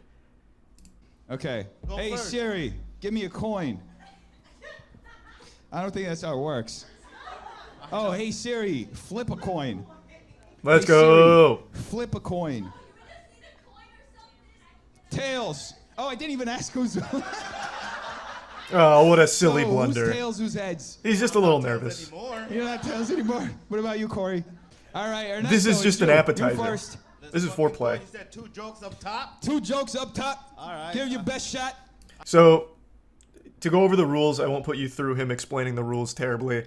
His format is whoever goes first tells 2 jokes, then the person responds with a joke, then the next person responds with a joke, back and forth. So it's like 1 joke each. It's supposed to be like a roast. Keep in mind, these are strangers. These 2 people have never met until they walked out on this stage together. So they can't actually roast each other. All they can do is insult each other's appearance, and it is painful. It is so hard to listen to. It obviously no rehearsal or anything. Same with Def Noodles. He's the host, and he has no fucking clue what's going on. Started 27 minutes late, and it is an absolute joy. I just met this motherfucker today, so you guys need to relax already, all right? But I just met this motherfucker, but he's the only person I've seen with a canko on his neck. Oof. I don't know why you're wearing fucking, I don't know why you're wearing shoes to relax, bro. What are you relaxing from? You haven't moved in days. I know you're not coming at me with that fucking neckline of the shirt looking like you fucking stretched that shit for miles. What even is this, bro? Is this like just a fucking... You have on a vest in the summertime. Like you that's just crossing a line immediately. He just goes up and starts touching him. Oh, like I don't even know where Def Noodles would find someone like this. That's so yucky. Like he's not even roasting. Now he's just going up there and like caressing him. Ugh. You have to stop talking about appearance. Like it's not working out, man. What are you doing? I can see everything going on. All right, never mind. It's called a cock, buddy. You'd see it if you didn't have that tummy there. All right. Oh. That would have worked if half of you weren't fat as fuck. Yo. He ain't got no pussy in a long time. It's been a while for him. He is upset. I half expected him to just go out in the crowd and start throwing hands, like just absolutely ripping on the audience, just beating them down. Like, so he not only got people that don't know each other, so can't roast each other, he got, like, the most aggressive man in LA. This dude is just here to fight. So it couldn't have gone worse. A lot of YouTubers that don't like this guy, Def Noodles, were streaming this just making fun of him, and the streams were so popular, it started trending on Twitter. Oh, Christ, cringe almost made me puke. And Def Noodles was so proud of that fact that in his recent video today, he called this a massive success and that he was trending on Twitter for hours like it was a positive thing. But the trend was people laughing at him at how bad this event was. So he swore he's going to do more because it was so successful. Like I said, this is special. This is very unique. And it's only, like, this is just the beginning. I'm not going to play everyone's set because I really do feel bad for the people that aren't him. Like, they had no idea what they were getting into. This is a terrible format. You can't roast someone you don't know. You just can't do it. Unless you just want to call them ugly or point out that their fashion sense is poor or whatever. Like, that's it. It doesn't go beyond that. So I can't even be mad at them. But Def Noodles set towards the end. I'll let this ride a bit more before we get to Def Noodles, like in his set, but you're not ready for him. Chat, 1 for Corey, 2 for Ernesto. Give it up for Ernesto. Yeah! I fucking told you, man. You lost him. You didn't even try to redeem yourself. I don't know who Chat is, but I'm just here to tell jokes. It looks like Chat. When does that Corey. start? Corey got a W in the chat. It's all right. You're all of a Stop kind the lover. madness. No. I think this is I don't important. have any jokes for him. I mean, he is a nice guy. He does have a small bulge. It's okay. You can get over that. Just be more likable. You know what I mean? All of that was inaccurate because I'm not a nice guy and I don't have a small dick because obviously you saw it from here, bro. Look at this. My dick's bigger than your ass, I'll tell you that much. Can you turn around and let the people see I am what's not up? going to give you no What- pussy. what does that mean? What does that I am not mean? giving you Please no turn pussy. around and let the people see this. You My want them to dick see is my bigger heel than your booty? ass? Is that what you want? Hit on me on stage. I will give it this. Your titties are bigger than my cock, I'll tell you that. Oh, you really do want to fuck me? I sick. I don't want to. I have to. This is sick. I need to. It's not a want. It's a need. Okay, I feel like this is Death Noodle's cousin or something. Like, he really ran out of people to pull into this disaster, so he's just like, hey, Uncle Ernesto, can you come down? I just need somebody here. Please, God, I'll give you money. Because this is just so sad to listen to. I'm not going to finish round 2. I can't finish round 2. Like, I just feel bad. I don't feel bad for him, though, for Death Noodles. So, again, they do this for another, like, 30-some minutes. They have, like, a couple more people come out. But then they have a one-on-one, which is Death Noodles versus this lady. And it is so beautiful. But I wanted to at least bring this up before he deletes it. I'm assuming at some point tomorrow he'll have, like, a come-to-Jesus moment where he's like, I need to take this off the internet. And I wanted to make sure that we at least got this little piece of history before that happens. It's you and me. It's you and me. I'm like the meanest guy on the internet right now. People hate me. We're roasting.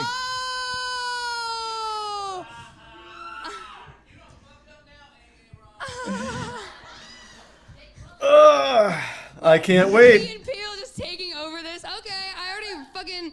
You wearing that dare shirt because you're like, I dare you to run away from me. So I stopped watching after his joke. That'll be new territory for me soon. Carrot Top called. He wants his look back. And that's when I stopped. So now this is all new. Wait, Cat got your tongue? No, you Pussy just... got your tongue? Nah. You look like you woke up in a dumpster. Like, this is what happens at, like, a middle school lunch table. Like this is just awful. Ugh. And he's so proud of it, too. Which I think makes it better. If he would just, like, had self-awareness, I don't think it'd be as enjoyable. But the fact that he lives in this delusional fantasy land where people, well, where he believes people love this, I think really adds to the, like, the charm. Probably. Bitch, Wait, it's that was your supposed to be a turn. diss? Yeah, I'm huh? waiting for something.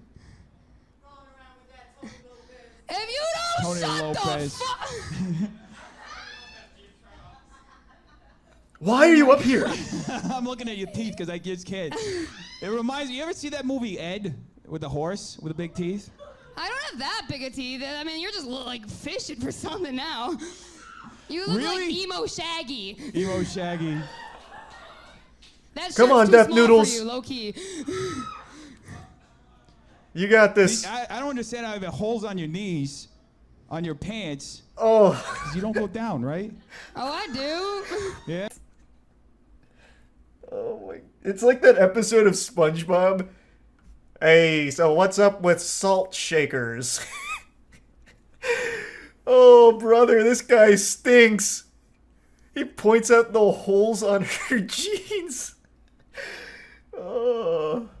Someone who's more familiar with Death Noodles than me. Is it true that he used to call himself a stand-up comedian?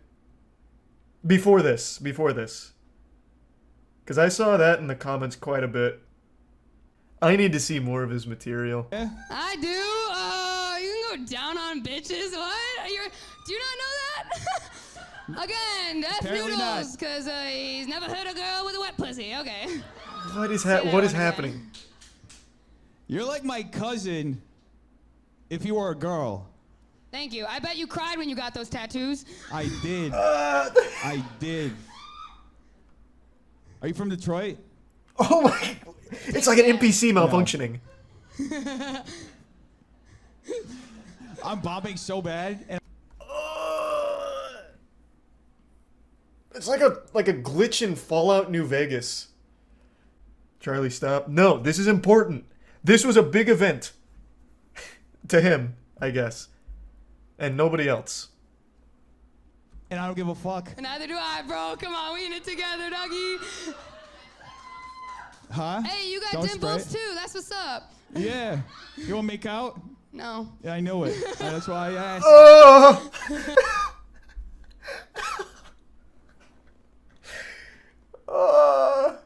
My man!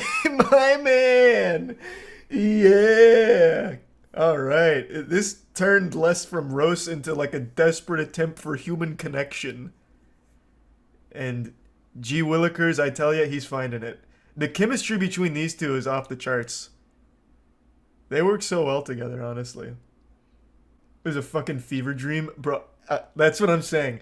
I only watched a little bit of it, like right before stream while I was lifting, and I was like, no, I can't watch anymore. I have to save this. I need to experience this with other people. It can't just be me alone watching this fucking thing.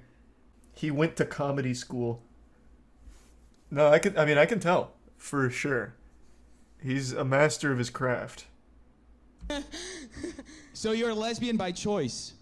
Your beard is graying. I know. I'm old. I'm 37. You're 37?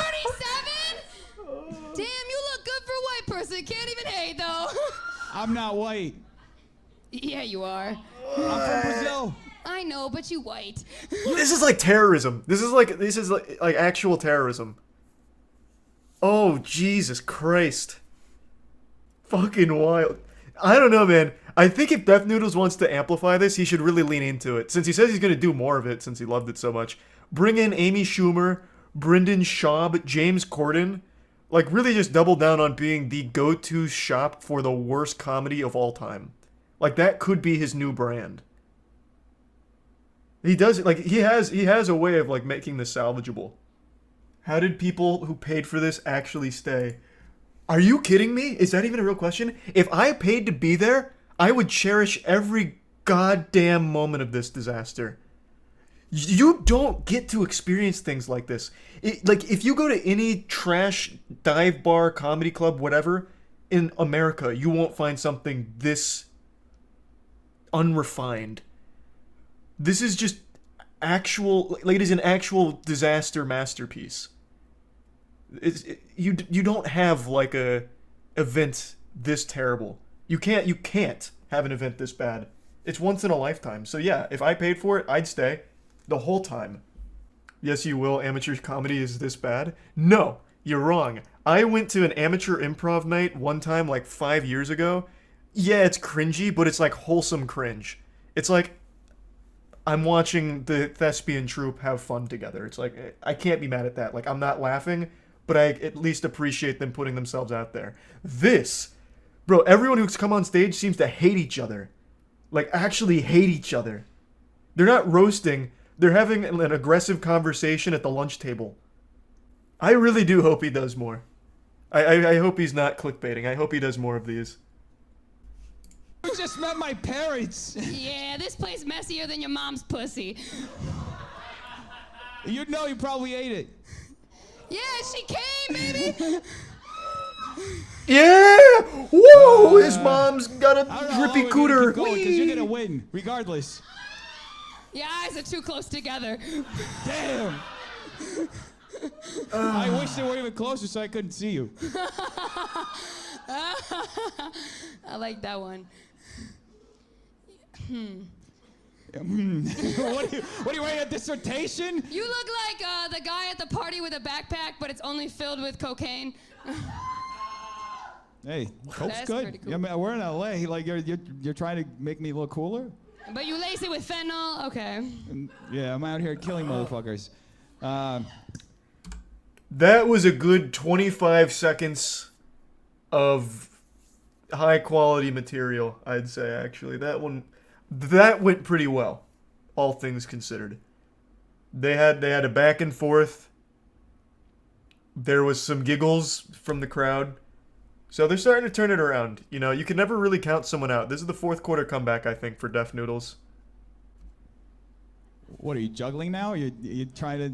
What is this? This is a circus. What? What are you talking about? You want to win? It's over. There's no way I can win. That's the whole thing. I'm not supposed to win. You're supposed to win. You look like a white trash fly. You could have gone any way with that. You went with white trash fly? He's not even, like, making retorts. He's just feeling insecure now. He's like, you win, please stop, I'm dead. Please, God, stop. Now you're just hurting my feelings. You're fired. This is sad, man. But, like, poetically sad. Fitting, even, I'd say. I don't know what that juggling comment was, but I appreciate it. Please release us. We're just getting started. We got another like good 4 minutes here, I think. Another great hustle would have been like actually selling tomatoes to the crowd so that way they could really get involved here. He'd make another extra like $100 off it. I bet all of the creators that Def Noodle challenged to come out here regret not going. I shouldn't be here. You know what? I'm just gonna go out. I'm gonna bring the fucking check. Comic Wars 9/11. Hold up. You comment Comic Wars 9/11. Hell yeah. I bought a big ass check. I didn't fill it out. You're supposed to win $100. That's why I can't win. I was gonna fucking win money. You're just now telling me this. So hold up. Oh my God. Miranda, wake up. Hold this out with me. If I'm not winning, why am I holding it? Why are you screaming? Stop screaming. I can't win. Because you won the... Do two people win? Just you. Why do I win? I thought Because you won the roast battle. You won! Yeah! Hey, that was good. Big ass check. Congratulations. The point is I can't fucking win. I can't give myself money. How fucking corny is that?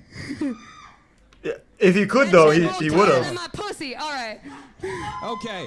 Well, Why do you keep saying that? Why do you keep saying that, Miranda? The comedy, the cringe, all of it. No, it's just you and me. We're closing the show. Oh, well, this was phenomenal, right? Am I right, you guys? Yeah, you're right. You're fucking right. You came over. Yes. 9/11. Why? Please just stop next saying time, that. please don't... But yeah, I needed to show you guys that. How special was that? I think that's extraordinary. You love to see it. He said he was going to make an unforgettable event.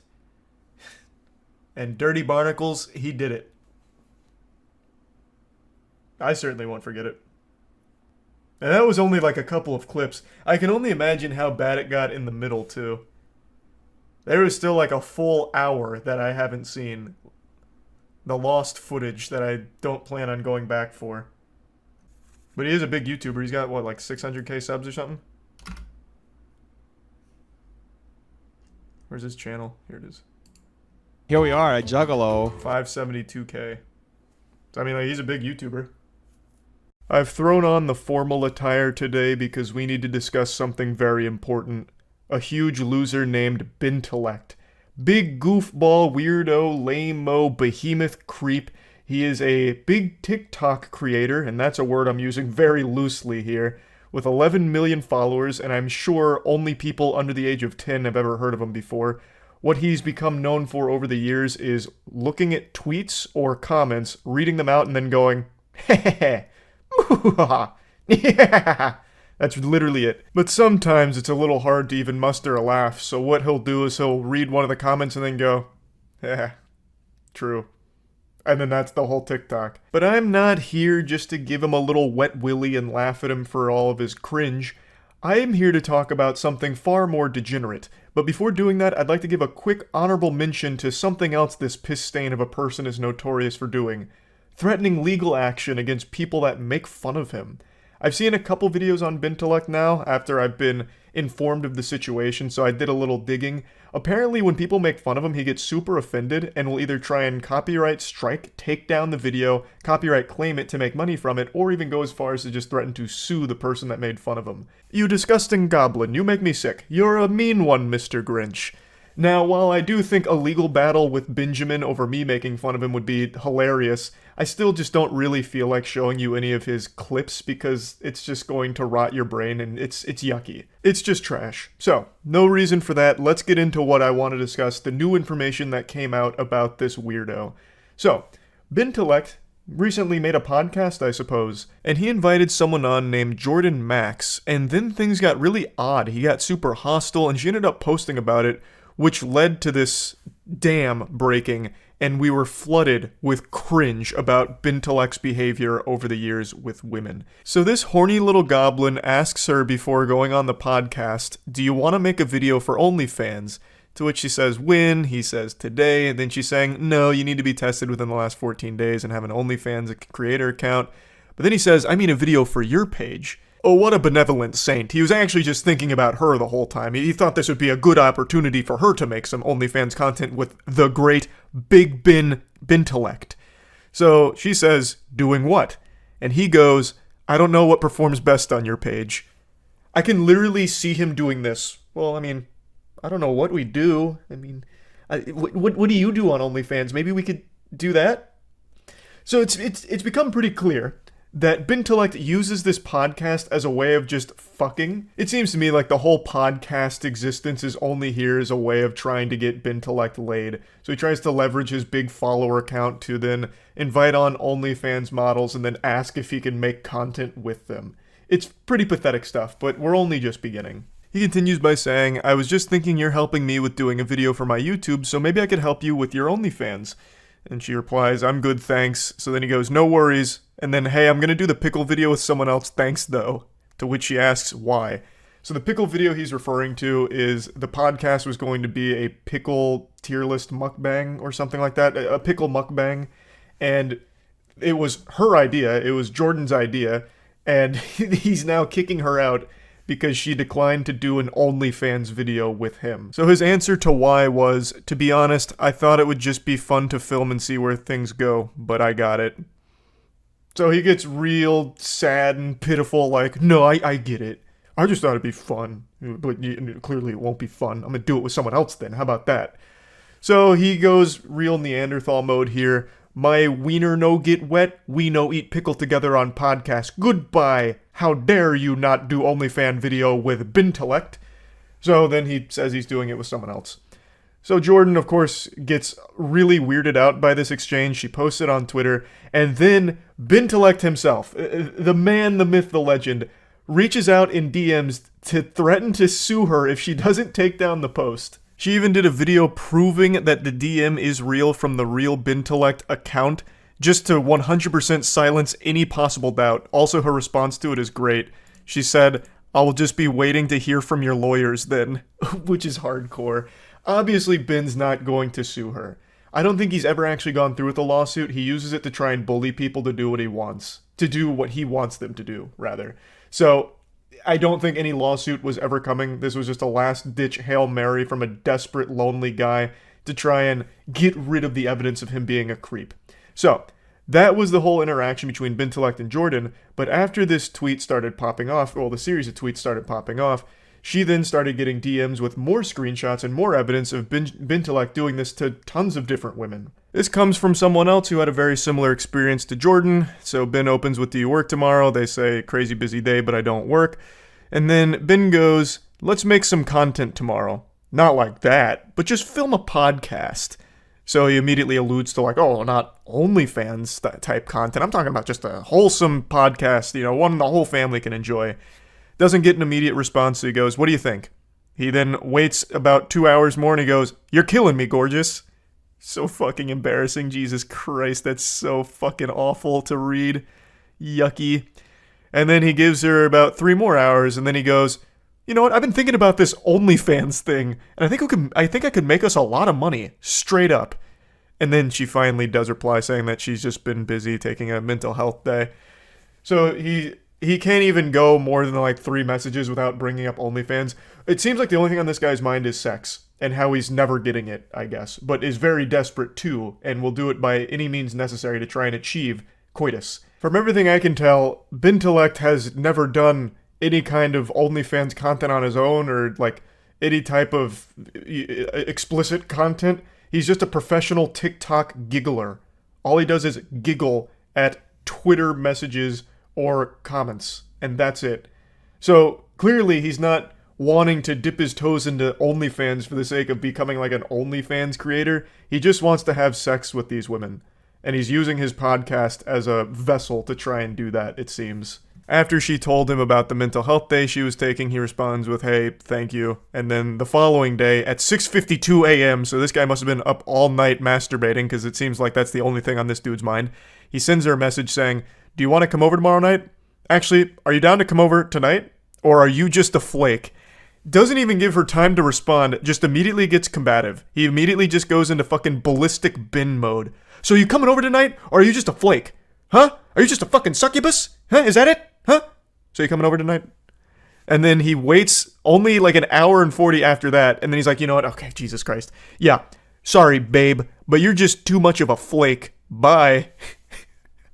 So then obviously she's like alarmed, like what the fuck is going on? So she says, you know, if you wouldn't have texted me so rudely calling me a flake after one day of not texting you, you might have stood a chance. I can see why you're single now. Goodbye. Which really just sends Ben off the rails. Yeah, whatever, go fuck yourself. Says the girl who's trying to make an OnlyFans. Good luck. Brother, all you talk about is trying to do OnlyFans content with them. It seems like you're trying desperately to get into OnlyFans but keep getting rejected and can't handle it. So how can you have the gall to try and shame them for it when you are desperately trying to do it yourself? Here's a wacky little Snapchat one. Do you want to come over here and spend some time with me? Because on a side note, I do think I could probably make us some money on OnlyFans. Bintellect fucks crazy into oblivion. That's redacted right there, like a CIA document. I really wonder what he said. I think it's Bintellect fucks crazy pussy into oblivion or something. But I'm just going off of what I can see poking out from underneath the redaction. I think that's what it is. But this is so goofy. He's speaking about himself in the third person in this one. And then he even tries bribery. If you come over, I'll give you $1,000. I just really want you. And they respond, I'm good right now. Don't try to bribe me with money. That's weird. And then he's like, no, that is weird. But I want to see you. This one's a lot more vintage Ben. So this was a different kind of relationship these two had as opposed to just the podcast OnlyFans hustle he keeps trying to run. So they start by saying, I guess it's just not meant to be. Ben says, facts, no hard feelings, but yeah, it ain't working. So then they part ways, or so it would seem. Ben has a couple of parting words here. He says, for your future self, if you're going to turn around on a guy and say, hey, I'm not down for friends with benefits shit, just say that before you go through all the bullshit. Boring as fuck. Not my problem that you turned around and quit drinking because you're an alcoholic and now pass out at 8 p.m. Fucking peace out, bitch. So Ben really, he went crazy. Ben lost it. This man, he was punching pillows, sending these texts with tears in his eyes, and he got real nasty. They respond to it saying that they're far from an alcoholic, and then Ben just keeps going crazier saying, no, you're an alcoholic, and you're full of shit. And then he's like, anyway, I'm done. I just had to say that because you're full of shit. They respond saying that they weren't interested in being with Ben, and he should have taken the hint a while ago, but then Ben he goes absolutely berserk again. She says that she's wasting people's time and that she needs to just shut up and go to bed. And then she says, it sounds like you need some anger management help, which is a very fair assessment. I think he desperately needs some assistance with this anger management. And then Ben tries to flip this shit around like, how dare you? Are you kidding me? So he goes, be careful who you say that to, Maria, because there are people who really need help with that. So Ben lets out a gasp. That's super disrespectful to say that to somebody, and also a very basic-ass bitch thing to say. Benjamin, it's a very fair thing to say here. It's not disrespectful. You legitimately need some help. It very much seems like you do. So then he goes, there's a reason you've been single for this many years, and it's because no one wants you, and no one cares about you. You're full of shit. Basic, boring loser. He just goes on, and even has this little monologue here that ends with him saying, God help any guy that you gets involved with that loose pussy because you're just lame. Mic drop ho. This guy just typed out mic drop ho. He just typed that out. He's over 30 years old. I think he's like 34 years old or something like that. I already forgot. This is a 30-something-year-old man, and he just typed out mic drop ho. To which she responds, I'm sure your TikTok fans will love the way you talk to women when I post these screenshots. And then he's like, you know what? Good luck. I stand by every single word that I just said to you. So, did he stand by every single word that he said?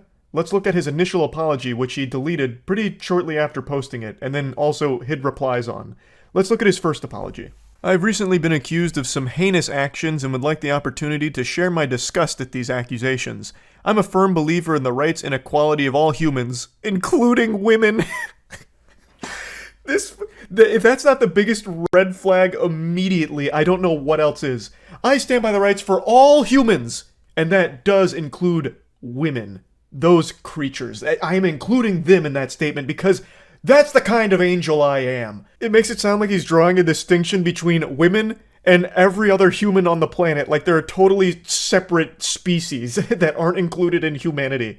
What an absolute incomprehensible weirdo. I grew up in a home with 3 sisters and no brothers, so I learned very early on the importance, power, love, and abilities women have. They deserve to be cherished and uplifted and treated with respect, and that's how I live my life. I do not condone the statements or accusations that have suddenly been hoisted upon me, and I hope to speak to anyone who feels they have been wronged. He's actually going with the, I have sisters. I can't hate women. I have sisters. No, I have 3 sisters. You guys don't understand. I could never do this to women. Like, you're misunderstanding. These are all baseless accusations. I have 3 sisters. I legitimately cannot be mean to women. And not only do I have 3 sisters, but my mother is also a woman. So you should see how ridiculous these claims are now, knowing this context with my 3 sisters and mother. So that should hopefully clear up all of the air here with these accusations. Like I mentioned, he did delete this apology post, but today he did release a new apology on TikTok. He released an apology video, so let's take a peek at that. Also, Ben, I know you're still watching. You probably plan on suing me if I show your apology video because you've employed this tactic before against other YouTubers. If they've shown clips of your content to make fun of you, you allege that it's stealing your work and you have a legal ground to take it down and come after them. You don't. That's not how that works. Me showing this is not any kind of violation in any way, shape, or form. So if you do try and sue me or copyright claim this video, copyright strike the video, anything like that, I will 100% respond with every single option at my disposal in order to follow this legal case through to its fullest conclusion. So let's check out your apology, brother. Hey guys, there's a lot being said about me on the internet right now, and I just wanted to clear the air. The first thing I want to say is I'm sorry to anyone that I've made feel uncomfortable. I love how nonchalant he is about this whole thing, just trying to downplay the situation. Like, if I made any of you feel a bit icky, a little uncomfy, I'm super sorry. That wasn't my intention. You must have misunderstood. It's not what I'm about. When in reality, he would snap, get aggressive, hostile, combative anytime he was denied sex. I want to say to any girl who I've been rude to, whether through text or in person, that I'm sorry. I understand that me being sorry does not excuse that kind of behavior. I will continue to work on myself and do better. Thanks, guys. Behold, the first AI ChatGPT written apology. This just ticked every basic box. There's really nothing of value here at all. Just like the quickest, weakest apology, and he's just gonna go forward doing his little, look at this tweet. Like nothing ever happened. So, that's kind of where everything's at. Dog shit apology, dog shit situation. This guy is a big old loser. So, let's use this as a learning opportunity for anyone watching. Don't be like Bintellect. That's really about it. See ya. People don't always see eye to eye with each other. Everyone has their own set of opinions and beliefs, and historically, humans have fought each other over this difference. Now, while we may be divided by land or belief, there's one thing that unites all of us, something buried deep inside the human DNA that makes us all on the same page, and that's our extreme dislike for Amy Schumer. God bless. Amy Schumer is like the common evil that unites the world. It's like in that anime Code Geass where Lelouch becomes the ultimate evil that the entire world rallies against, and then by the end of it, it brings everyone closer together. That's Amy Schumer, but in reality. Whenever she's present at like an award show or something, the entire internet, nay, the entire human race gets together and says, we just don't like her. She reminds us that we're not so different from each other after all. So why am I talking about Amy Schumer today? Well, it's because she was at the Oscars recently and decided to make the entire thing about her, about how she's now traumatized because of the Will Smith slap on Chris Rock. And I'm sure a lot of you are tired of hearing about this, but she just keeps fucking going. And it's making me sick to my stomach. It makes me want to puke and shit. This is, of course, a very stupid statement and just performative to put her name back in the news about how now she's a victim somehow. I don't think there's any world where Amy Schumer is right now sleeping with one eye open, just fearful that Will Smith, the boogeyman, is going to rappel through her window and slap her while she's asleep. But I'm going to set aside this stupid statement for a minute to talk about what really got my ass all grinded up, which is what she came forward with today. She bravely stepped foot in the Thunderdome today to reveal the jokes that were too edgy for TV. Her side-splitting comedy that was just too intense, and she had to cut them from her monologue. Just like Voldemort's name, she wasn't allowed to speak of these things, but she decided to tell one of these super stinkers anyway, which is horrible news for anyone with ears. Don't Look Up is the name of a movie? More like Don't Look Down the Barrel of Alec Baldwin's Shotgun. It's incredible how she can't even accidentally almost say something entertaining. And this probably isn't even her own joke. She has a history of stealing jokes. She probably just saw this shit on Twitter and it had like 100 likes, so she said it's mine now. And it's still fucking stupid. None of it makes sense. Alec Baldwin wasn't even in Don't Look Up. The joke doesn't work. I don't care that it's edgy. Edgy jokes are fine. It's just this is so poorly done from top to bottom. Alec Baldwin is not in that movie, so it doesn't even make sense. It'd be like me saying Moonfall, more like Poonfall, because Amy Schumer's talking about her vagina again. It's just dog shit. Sex in the City, more like Amy, stop having sex with the whole city. We're tired of seeing you on stage. Or He-Man, more like help me, man. I just had to listen to Amy Schumer tell another fucking awful joke and now I'm in need of medical assistance. I don't know why she would think it was a good idea to tell this joke after everyone told her not to tell it in the first place. They gave her a gift of shutting her up. Like, she didn't have to tell this joke. They were like, we're not allowing you to say it. We're putting the kibosh on it now. We're doing you a favor. And then she slaps them and all of us by telling this joke anyway. This whole situation is like if Amy and her friend were on like a walk and they approached this cliff and Amy didn't see it, but her friend did, so her friend reaches out to stop her from falling off the cliff, literally saving her life. But then Amy Schumer just blasts her hand away saying, don't tell me what to do, I'll walk where I want to walk, and then throws herself off the cliff. She then gave us a sneak peek at some other gut busters we missed from her here, some more of her comedic stylings. She said that she was also going to take aim at Joe Rogan and James Franco, but wasn't allowed to say any of that. But you can just come up and slap someone. That statement doesn't even make sense either, Amy. No one invited Will Smith to go up there and slap the shit out of Chris Rock. The man went up there and slapped the taste out of his mouth off script. The man had a full-blown Winter Soldier episode. It wasn't planned. You had a script that you were getting approved and everyone said these jokes just fucking suck. Don't tell them. It's not the same. She's always so incredibly desperate to put herself at the center of everything that ever happens, even when it doesn't make sense or even involve her in the slightest. She had a golden opportunity just to say nothing and everyone would have forgotten her miserable presence at the Oscars, but she just had to tell this awful joke and remind everyone why she was universally disliked as one of the worst comedians of our time. The only reason she ever even made it into the industry in the first place is because of getting a lucky spawn in life. She was born into a really rich and powerful family, and through leveraging those connections, she was able to make it to the big time. And it's one of the saddest stories in all of entertainment. But anyway, back to how traumatized Amy Schumer was from the slap. She said she's gonna need some time off to process it, and I think I speak for everyone in the world when I say, Amy, you take as much time as you need. If it's years, if it's forever, even, goddammit, you take that time until you feel better about what happened. We will all understand. No matter how long it takes. No, it should take a very long time to recover from something like that. So, wishing you the best in that road to overcoming that experience at the Oscars, having to watch that, and yeah, that's about it.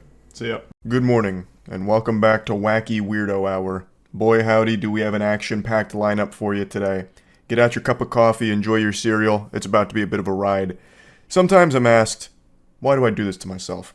Why do I dabble in the swamp of cringe? What's the purpose? What's there to gain from staring into the abyss and letting the abyss stare back into you? And the thing is, I unironically feel there's real value here in some lessons to be learned from the lunacy.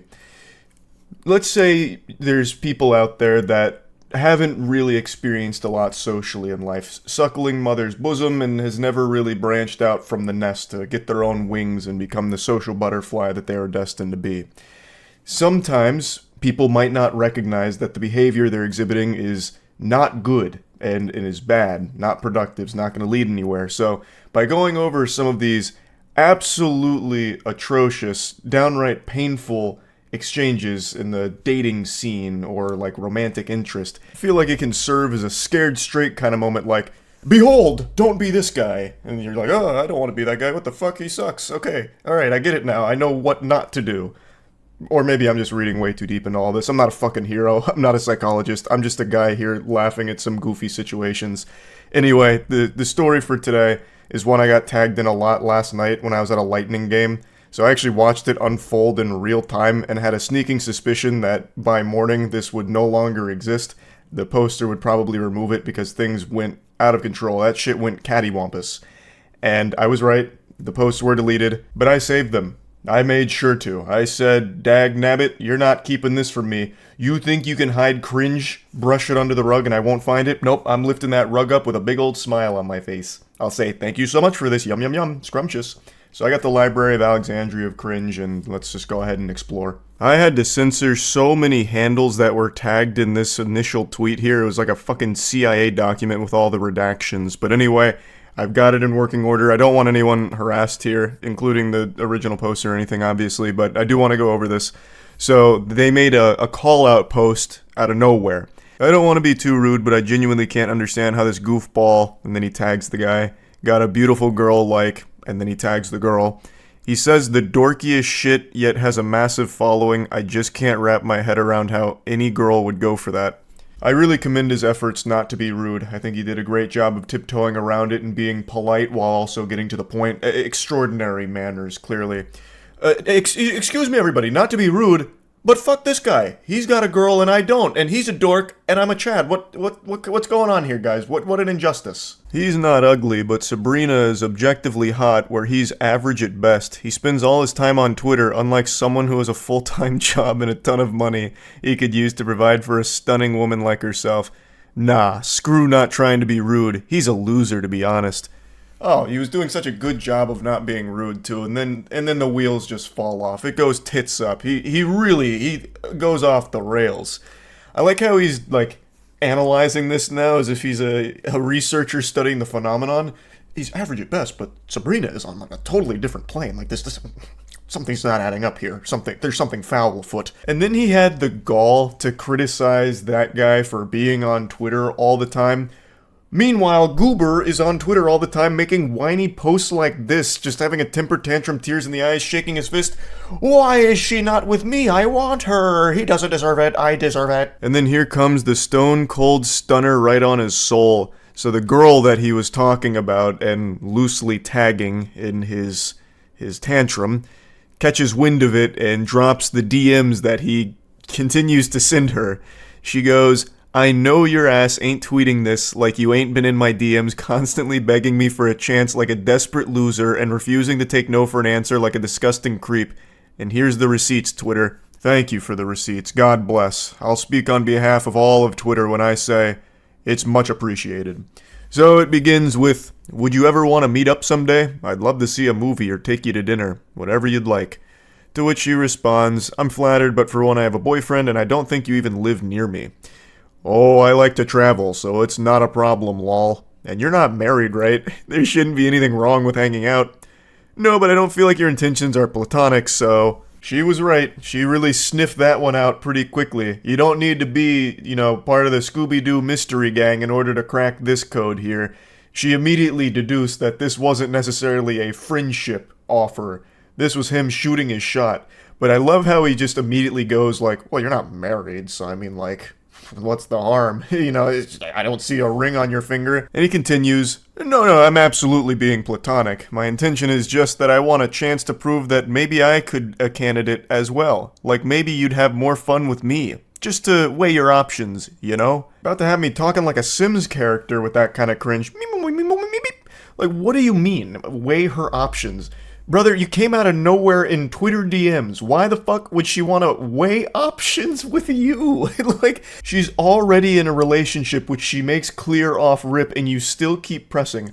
But you know what? Let's go even deeper here. We'll get into real fanfic levels of garbage and delusion. Let's assume she's in an open relationship and would actually, want other options, I suppose, in a partner. It's not gonna be you through Twitter DMs.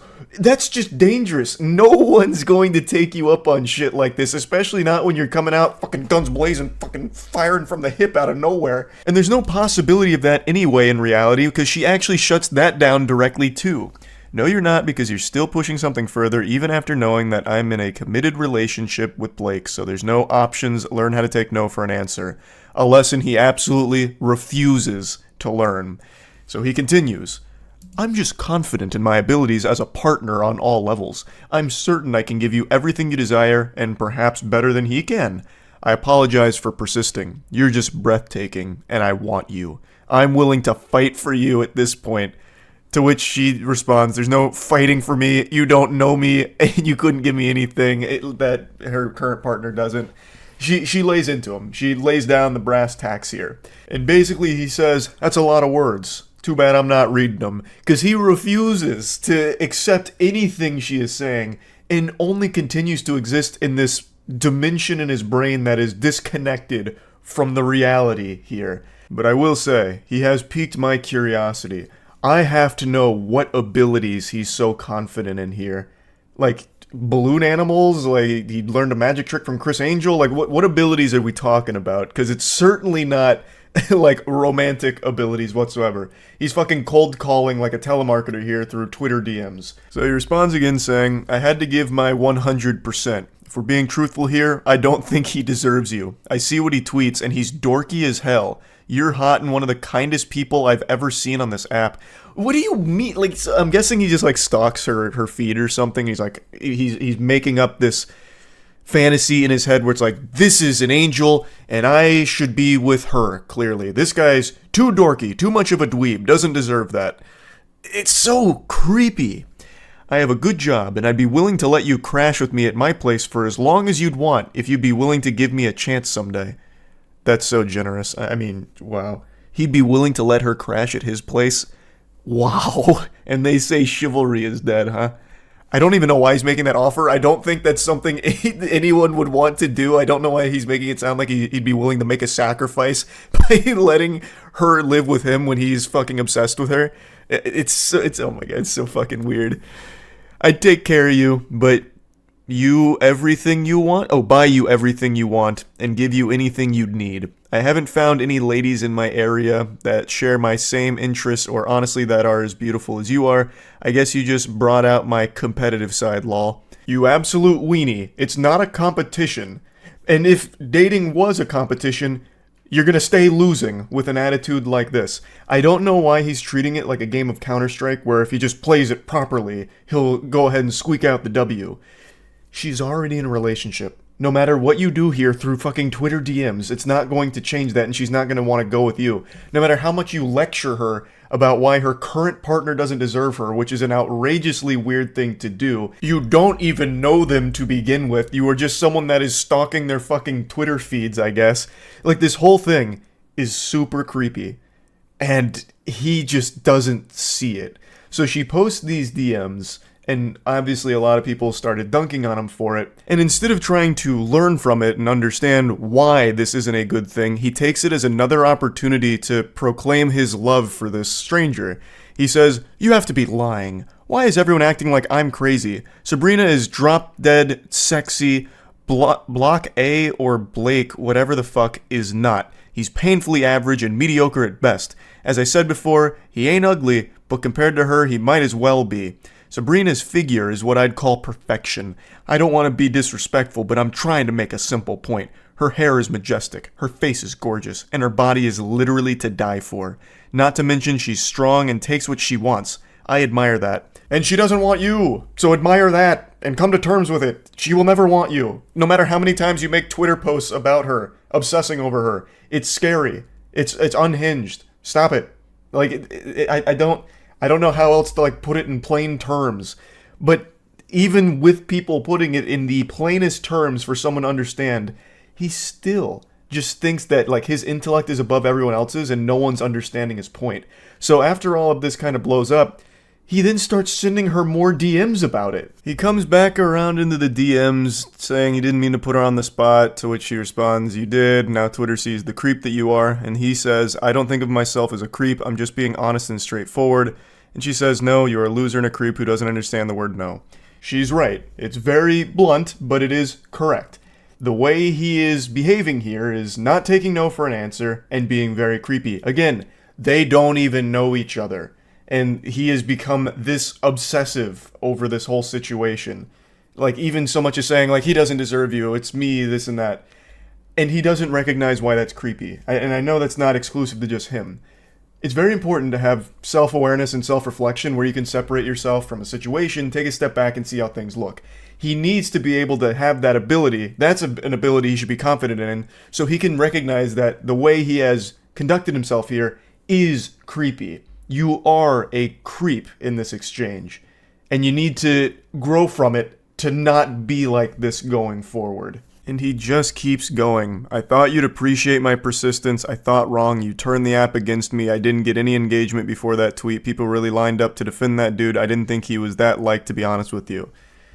It has nothing to do with the individual in this case. It just all has to do with you being creepy and people wanting to let you know that what you're doing is not okay. He's just not able to grasp the situation. And I also don't know why he would think this persistence would be appreciated. Again, you don't even know her. And being extremely persistent and annoying about shit is something nobody likes. Not even in a romantic partner, but in general, even as a friend. If you're just gonna keep, like, poking and pestering and, like, constantly prodding, no one's going to like that. She then explains to him again how what he's done is something nobody will appreciate, and he just ignores it and says, nobody on this app understands what my point even was that I was trying to make. What point? You're not making a point. You just keep saying how much you like her and find her boyfriend to be dorky and unworthy of her.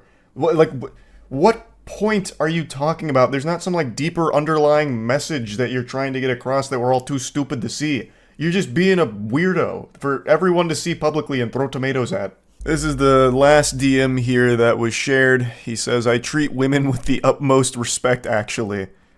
That's the impression I got as well. Yeah, that's what I got when reading this too. To which he responds, you don't when you can't accept the word no and objective women. Your loss, I guess.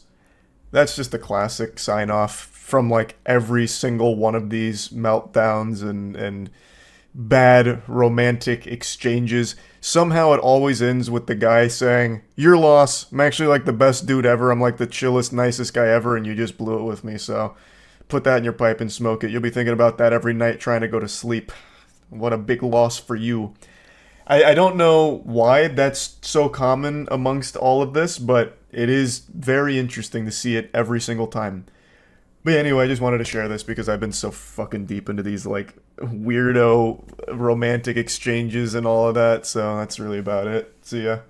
I've kept a naughty little secret from all of you for the last 3 weeks, and I feel it's time to just blow the lid off of this and let the cat out of the bag. I've been playing basketball on Sunday mornings as well, so that means 2 days a week I'm out there becoming the elite hooping machine I was born to be. You might just see me walk on in the Alright, I just hit a full-blown Porky Pig right there. What I was trying to say is I might walk on in the NBA. Totally irrelevant to what we're talking about today, but you should know that I'm out there grinding 2 days a week, pick up basketball. I'm going to be an absolute monster. What's your excuse? Get out there, Buster. Enough lollygagging. We're here to talk about the huge Pokimane drama that everyone is discussing right now. So, for those of you that haven't been following, and I imagine a lot of you maybe haven't, though I think there's an equally likely chance that you have... My brain is scrambled. What happened? I left my frontal lobe out on the court today. Alright, post-lobotomy Charlie, gonna try and lock it in here. Pokimane started a snack company called Mina. It's focused on selling healthy cookies right now with her Midnight Minis. And immediately it fell into controversy because the price point is very high for some cookies. $28 for 4 packs of cookies, which comes out to about $7 per bag. There's also a lot more moving parts to this drama because a lot of people started to recognize the similarities between Mina's Midnight Minis and Totesi's Midnight Cookies as well. The ingredients on both of these are pretty much the same, except Mina has some added vitamin D. It's extraordinarily similar. Even just giving it the old eyeball test, it looks like the same product. So a lot of people were saying this is a white labeled thing, which is pretty normal in the influencer space. But she's selling her cookies for much more than the Tootsie Midnight Cookies. So I'm not here to just really dive into the nitty-gritty on the cookie drama itself. There is so much information on it. She's also come out to try and explain that her Midnight Minis are a refined version of those Tootsie Midnight Cookies. Like, hers are like improved, which is why they're more expensive and this and that. That's not really what I'm here to dive into and get into the weeds of. She recently went on stream today and I think did the worst possible maneuver you could ever do when trying to sell something to your audience. When people are like, oh my god, $28 for cookies? It's 4 bags.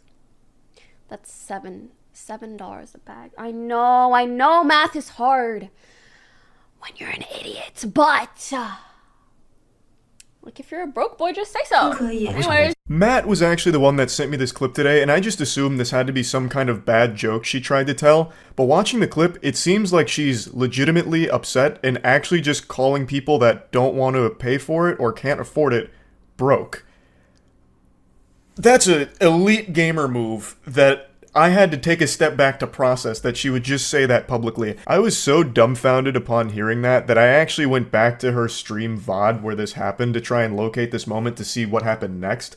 Because this is only 20 seconds. I thought there was a chance that right after it, she's like, no, just kidding. I'm pulling your leg, hardy har har, just a joke.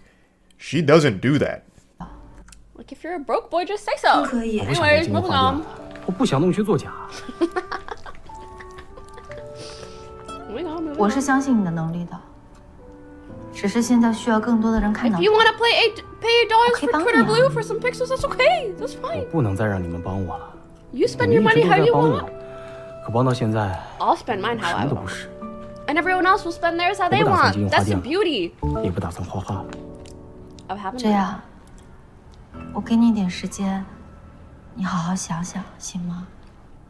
She is. That seems to be where the topic died, at least from what I've skimmed through here. So it doesn't really seem like she was doing this as some kind of, like, side-splitting comedy bit about, like, broke boy, haha, just kidding, I actually love my fans. She does giggle about it afterwards, but it feels more, like, condescending. And then she just says, moving on, like, it's just a really shitty thing to say.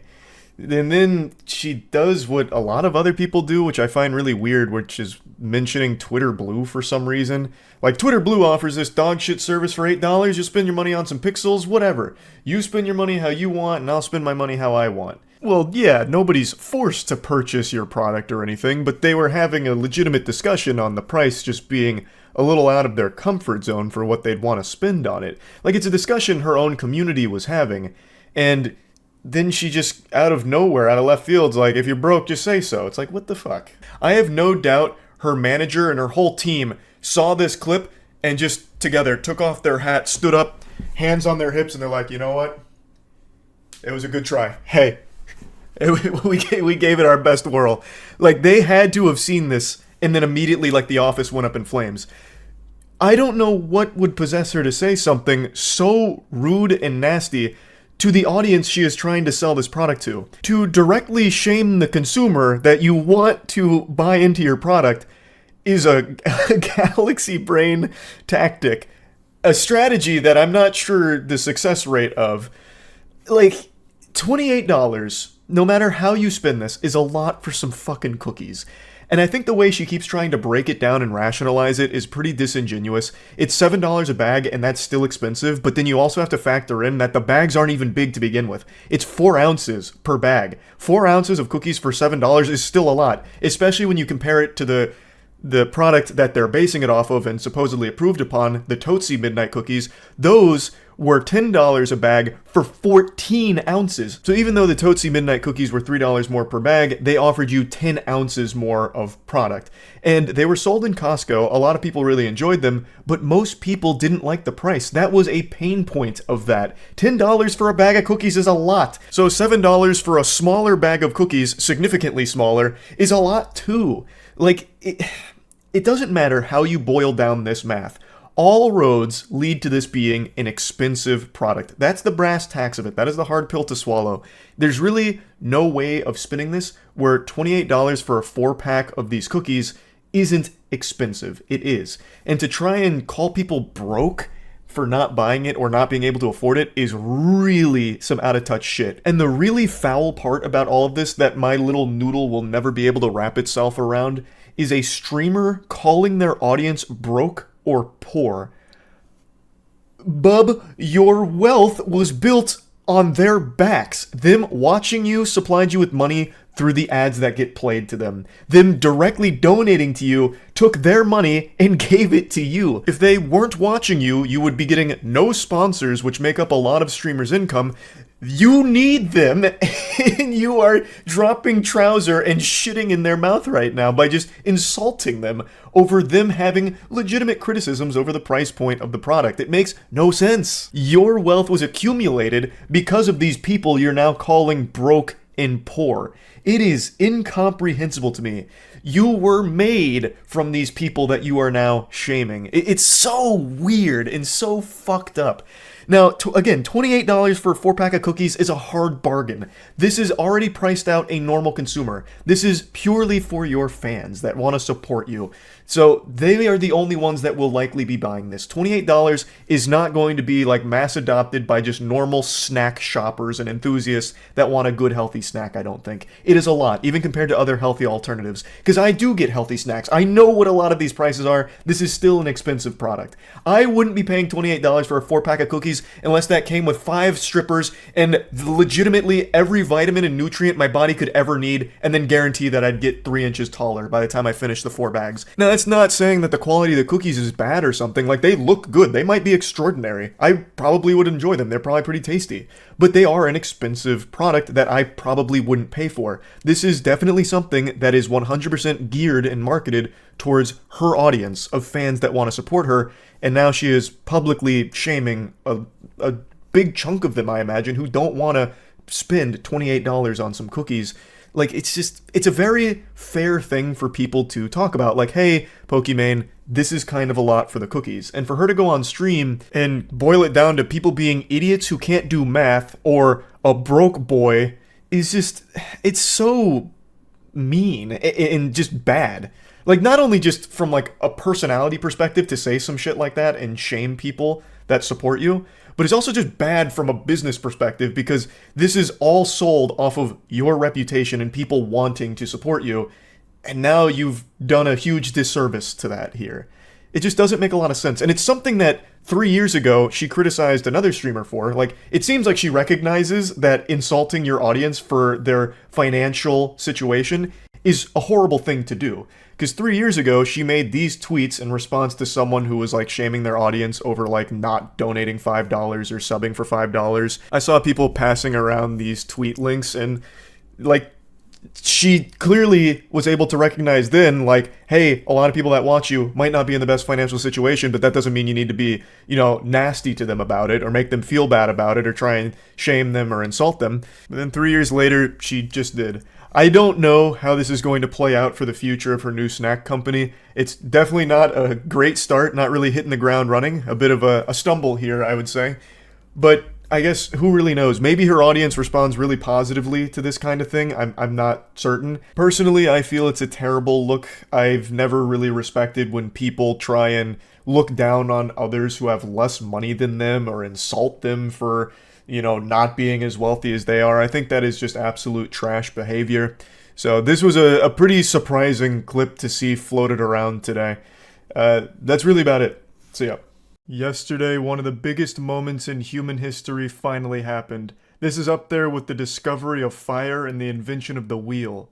Dream did a face reveal.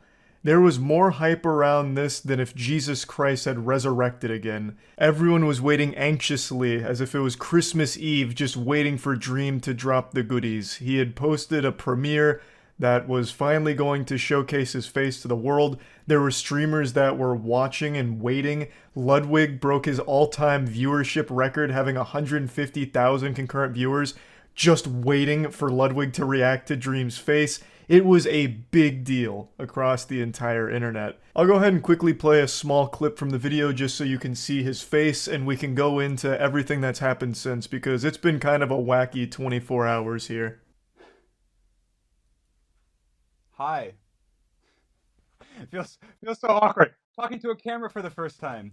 Hi, my name is Clay, otherwise known as Dream online. No meme, no clickbait, as advertised, Dream's face. In 4K, full display, this is finally the face reveal that people never actually expected to happen. For over a year now, there's been leaks and all kinds of attempts to track down and triangulate Dream's position in order to find out what he looks like, to really deduce the point of the mask. Is it to hide burns? You know, is it like a Harvey Dent situation?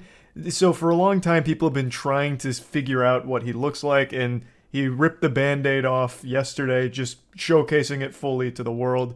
And the reason why it's been such a huge talked about deal is because I'm pretty sure it's the largest face reveal in YouTube history, at least in terms of the person's size.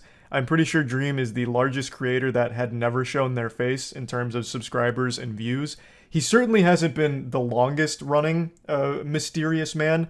There's still people like How To Basic, H2O Delirious that haven't publicly shown their face, and they've been around far longer than Dream. I mean, even myself, I went the first 10 years of my YouTube channel faceless. But yeah, I'm pretty sure in terms of girth, Dream is the biggest channel that had never shown their face. So, let's talk about the aftermath of this, because this was a big moment. This is like the extinction event of the dinosaurs. This is the dawn of a new age here. The post-Dream face reveal. So, it turns out Dream is a good-looking guy. Of course, beauty is subjective, but I just don't know how anyone would look at him and think, damn, that guy's ugly. Because if that's the case, then my god, you must look at me like I'm some kind of repulsive goblin ooze creature. On Twitter, they were cooking Dream's cheeks for the better part of 12 hours. And that had me self-conscious like, oh my god, if they find him ugly, wait till they see me. They're gonna think I'm some kind of car accident victim that had butthole skin grafted to their face and fucking pube hair taped onto it. That shit had my self-esteem going right down the shitter. I felt like that SpongeBob episode, like, I'm ugly and I'm proud. Like, it was, like, that had an effect on me, my soul. Because, I mean, the number 1 and 2 trends after the Dream face reveal were, he's ugly, and Dream should have kept the mask on, or something like that. I can't remember the second one. But he's ugly was the number 1 trend, all just shitting on Dream's face reveal. And it was brutal. They were going hog wild on him for it. Now, of course, not everyone's going to find the same people attractive, but to find someone so abhorrent that you felt the need to make massive threads all about how ugly Dream is, as well as hyper-analyzing every bit of his facial features in order to prove empirically that he is ugly, was a next level of shitting on someone's appearance. That went hard. Now, of course, I'm no psychologist, but I'm going to pretend to be for a moment. I feel like a lot of it's just people hating Dream himself. There's a lot of people that hate Dream, they hate his fan base, can't fucking stand the guy. So I feel like no matter what he did here, this was going to happen. This was inevitable. He could have done this face reveal, and it turns out it was Henry Cavill behind the mask. Henry Cavill was Dream, and Twitter still would have eaten him alive calling him ugly, just because they don't like him at all. Now, that's just my take on it. It could be copium, because I don't want to live in a world where that's considered the ugliest creature in the world, because that puts me way down into the deepest pits of hell in terms of attractiveness. So it could just be cope for me. I don't really know. I'd also like to mention that some of the streamers that were watching the Dream face reveal video had the most outrageous reactions to seeing his face. Like, there was one guy in particular who started yelling and screaming as if there was like a murder taking place in front of him. Just melting down. He had to like stand up to calm himself down. Just going fucking crazy like, oh my god, no way, it's Dream's face. Just some people that were watching it were celebrating harder than if they had won the lottery. Or they were like so blown away like, how is this possible? He has a face! I don't know, I just wanted to at least point that out, that some of these reactions were nutty. But yeah, things got crazy online after this face reveal. Wubby posted a very interesting photograph that I wish I could share with you, but I can't, so I'll explain it. It was a picture of Dream's face in a cup with cum on it. So Wubby gave him a nice cum tribute and called it #WetDream, which is just so flattering and sweet. It's just been a lot of goofiness going on now since the Dream face reveal. I wanted to quickly say, like, my take as someone who didn't reveal their face for 10 years. After I did, it felt like such a breath of fresh air. Just it opened so many doors for content. Like I was able to do a lot more content that I've always wanted to do but couldn't because I remained faceless for so long. And I imagine it's kind of the same for Dream, where now he feels like he's more able to do different kinds of content as opposed to just being restricted to one form of it. So yeah, I just wanted to toss that out there. I think face reveals are usually a good idea if you want to like branch out and do different kinds of content. And yeah, I just wanted to briefly talk about all this, and that's about it. So yeah. Whenever I see a massive company start to show signs of failure and going down the path of collapse, I'm often reminded of the late great Blockbuster, God rest its soul, the pioneer who really did it first, a company deemed too big to fail, snatching defeat from the jaws of victory. And since then, there's been a couple other companies that have gone down a similar path, and right now there is a new one pulling a Blockbuster, Niji-Sanji. Whether or not you're a huge VTuber fan, you're at least familiar with the industry. VTubing is huge, and it has been for years now. It's worth hundreds of millions of dollars, if not billions. And in this space, there are two agencies that stand atop the others as kind of the titans of the space. It's HoloLive and Niji-Sanji. Now, Niji-Sanji has an English branch that right now is going through one of the most foul displays of mismanagement, cruelty, and just downright terrible business practice I've seen in quite some time. It's a real head scratcher because every single day they continue to dig themselves a deeper and deeper hole. It's like this company is run by a Voltorb that is obsessed with using the move self-destruct. It is just bent on burying itself. So I definitely wanted to talk about it now that I'm fully caught up on the situation. There is so much to go over. There's a really good video that breaks down like the main timeline here for what happened. It comes from Mujin. I'll go ahead and play the main catalyst for this, and then I'm going to actually turn to a series of Reddit comments that were left that I think go over the entire history of the Niji-Sanji problems that have come to light, and then fast forward to what just happened last night, or an even bigger controversy just unfolded. So there really is a lot to cover, and all of it's looking terrible for Niji-Sanji, the English branch, that is. Now, when I first was made aware of this on stream a little while ago, I said that I'm not even surprised by it because a lot of these VTuber agencies have a history of some very terrible things going on behind the scenes. Many of you know I started my own agency for YouTubers and streamers a while back called Human Media Group. We recently merged with Jimmy Here's group and became Mana Talent Group. And over the years, I've actually seen a couple of these VTuber contracts that they were formerly under. And it is downright evil what some of them were doing to the talent that they manage. I obviously can't get into the specifics of it, but it is some horrible stuff, that some really bad stories and bad things that we saw from that. But even being familiar with some of the horror stories that we'd learned over the years from some agencies, I was shocked to see just how bad Niji-Sanji was here. So I want to focus more on the most recent stuff that just happened, but I still would like to give you a foundation for what started all of it. So for that, I'll turn to this clip from Mujin's video that breaks down this whole situation and just give you the catalyst. This was the assassination of Archduke Franz Ferdinand, fundamentally, that kicked off this world war against Niji-Sanji, all of which they brought upon themselves by being just complete, unreasonable, evil assholes. It all started on Christmas Day, a day you're meant to enjoy with family. It couldn't have gone worse. The trigger for this entire catastrophe? A music video. Selin had worked on a music video for her fans. She paid $15,000 out of her own pocket because Niji-Sanji wouldn't fund it. And on top of not funding it, what do? They take down the video in under 24 hours. No explanation to the public. Remember what I said about corporations and how they have access to all social media of their VTubers? Yeah, that's what happened, and she couldn't do anything about it. All she could realistically do under the very tight contracts and NDAs of a corporation is make up a vague tweet, sort of explaining what's going on to her fans. Selin was a VTuber that was very popular and was with Niji-Sanji's English branch. And she had a history of being super involved in her community. She called them Dragoons. And she wanted to do a special music video for the community and paid $15,000 out of her own pocket to make it happen for the fans. And she posted it, thinking that it was totally okay to do because she self-funded it when Niji-Sanji declined to. But they made a big stink about it and took the video down, even though she had permission for the song that was used, and even though it came from her own piggy bank instead of theirs. They didn't like that it didn't get the proper approval through the internal management.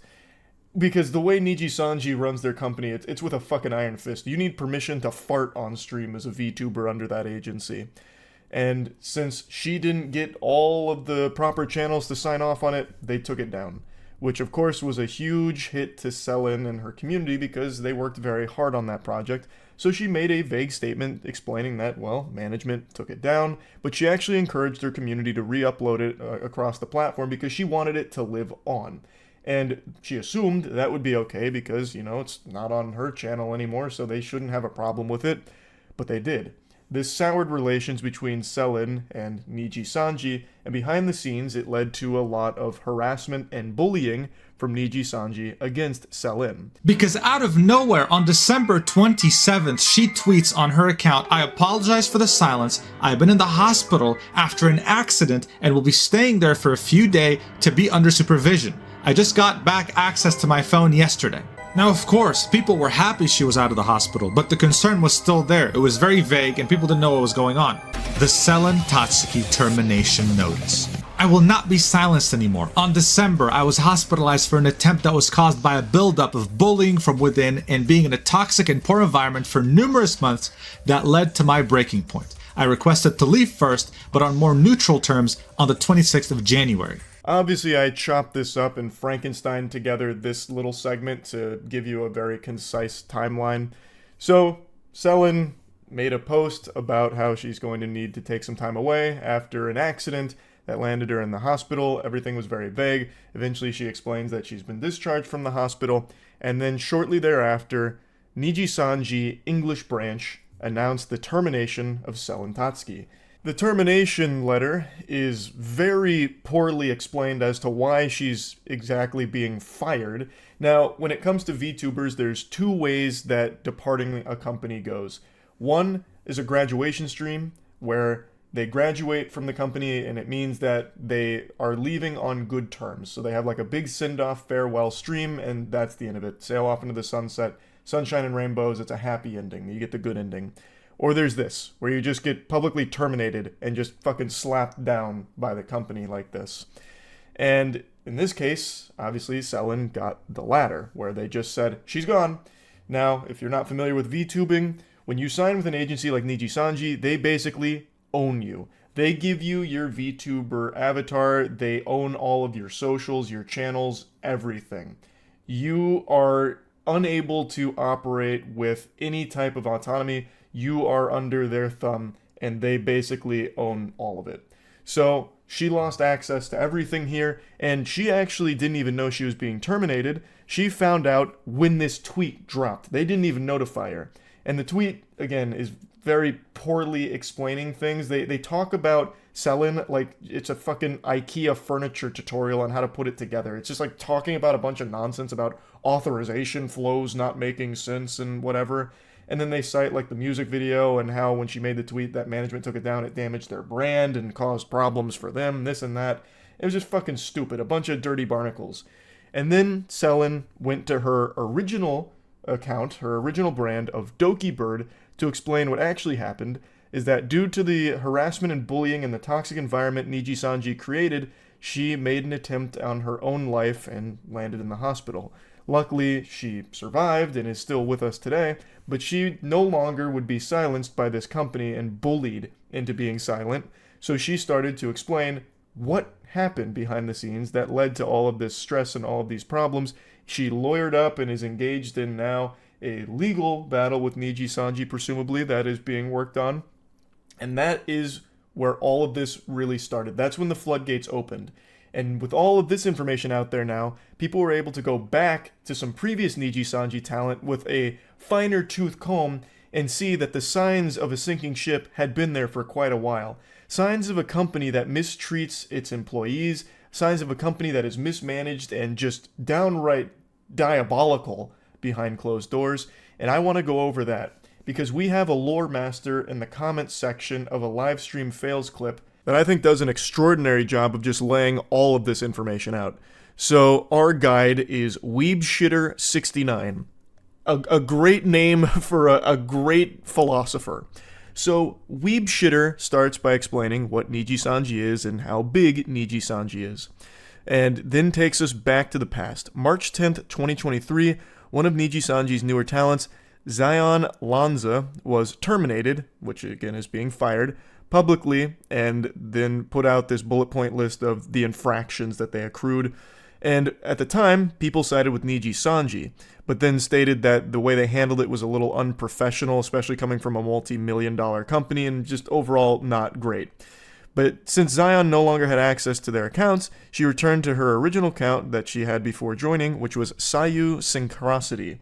Now, if you've followed this story for a while, you've probably seen this meme tossed around about Sayu was right, or Sayu tried to warn us, and this is what they're referring to.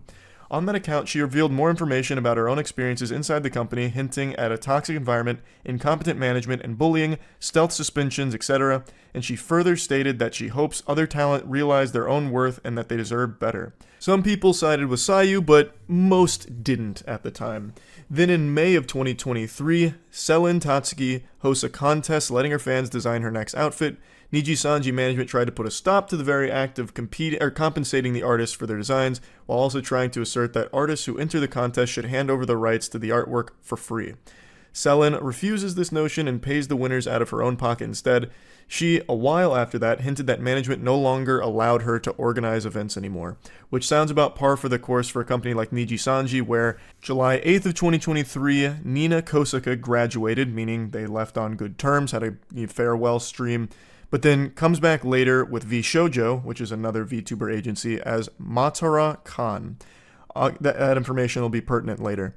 August 27th of 2023, Mista Rias also graduates, saying that he was burnt out and no longer had any drive, and reappeared shortly after as K9 Kudo, as the first male VTuber in V Shoujo. Again, information that'll be important here soon. Once they settled in, statements from both of them saying how surprised they were that management in V Shoujo were actually helping them achieve their creative aspirations started to come out, and how they finally feel like they have worth after being repeatedly told by some that they did not, strongly echoing Sayu's previous statements, even revealing that they did not receive the YouTube plaques on their own channels during their time in Niji-sanji, but rather that the company kept them.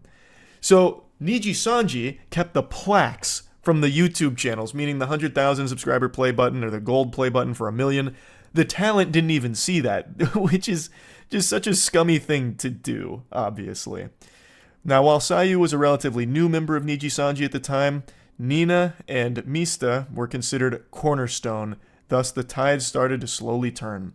And then they jump a bit forward in the timeline, and that's when they fast forward to the Selin Christmas catastrophe with the music video that got taken down by management. And then in January, with the departure of Pomu Rainpuff, more people started to wonder how bad things were at Niji-sanji. Pomu Rainpuff was one of their biggest VTubers and shocked everyone when they announced their graduation in January.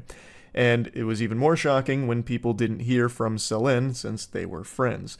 So that's when people started to worry about her safety. And then in February, another liver named Kyo Kaneko announced the graduation, which again brought the community into an uproar, wondering, why is there so many people departing all at once here? Is there like a waiting list, like this fucking purgatory or something with people waiting to go to the other side? And then on February 5th, Niji-sanji released that termination notice. And that's when Doki Bird talked about what actually happened with her hospitalization following her unalive attempt that was built up from the stress that Niji-sanji put upon her, and a lot of information started to come out, both from artists and other people who had previously worked with them, claiming that working with Niji-sanji was never very good, there was delay in payments, NDAs being sent multiple times with the wrong name, just so many different things. But Selin had always paid the artists out of her own pocket during this period of turmoil while trying to work with Niji-sanji. And following all of this new information coming to light, the public was understandably outraged, because this is just some deplorable garbage. The dam broke and they were flooded with tons and tons of angry fans.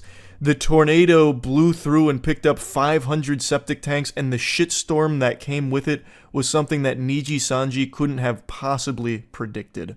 So Niji Sanji's stakeholders started to suffer. They lost several sponsorships because of all of this. Apparently their stock price, like their valuation or whatever, started to plummet as well. It was a huge hit to their company, and it only continues to get worse by the day.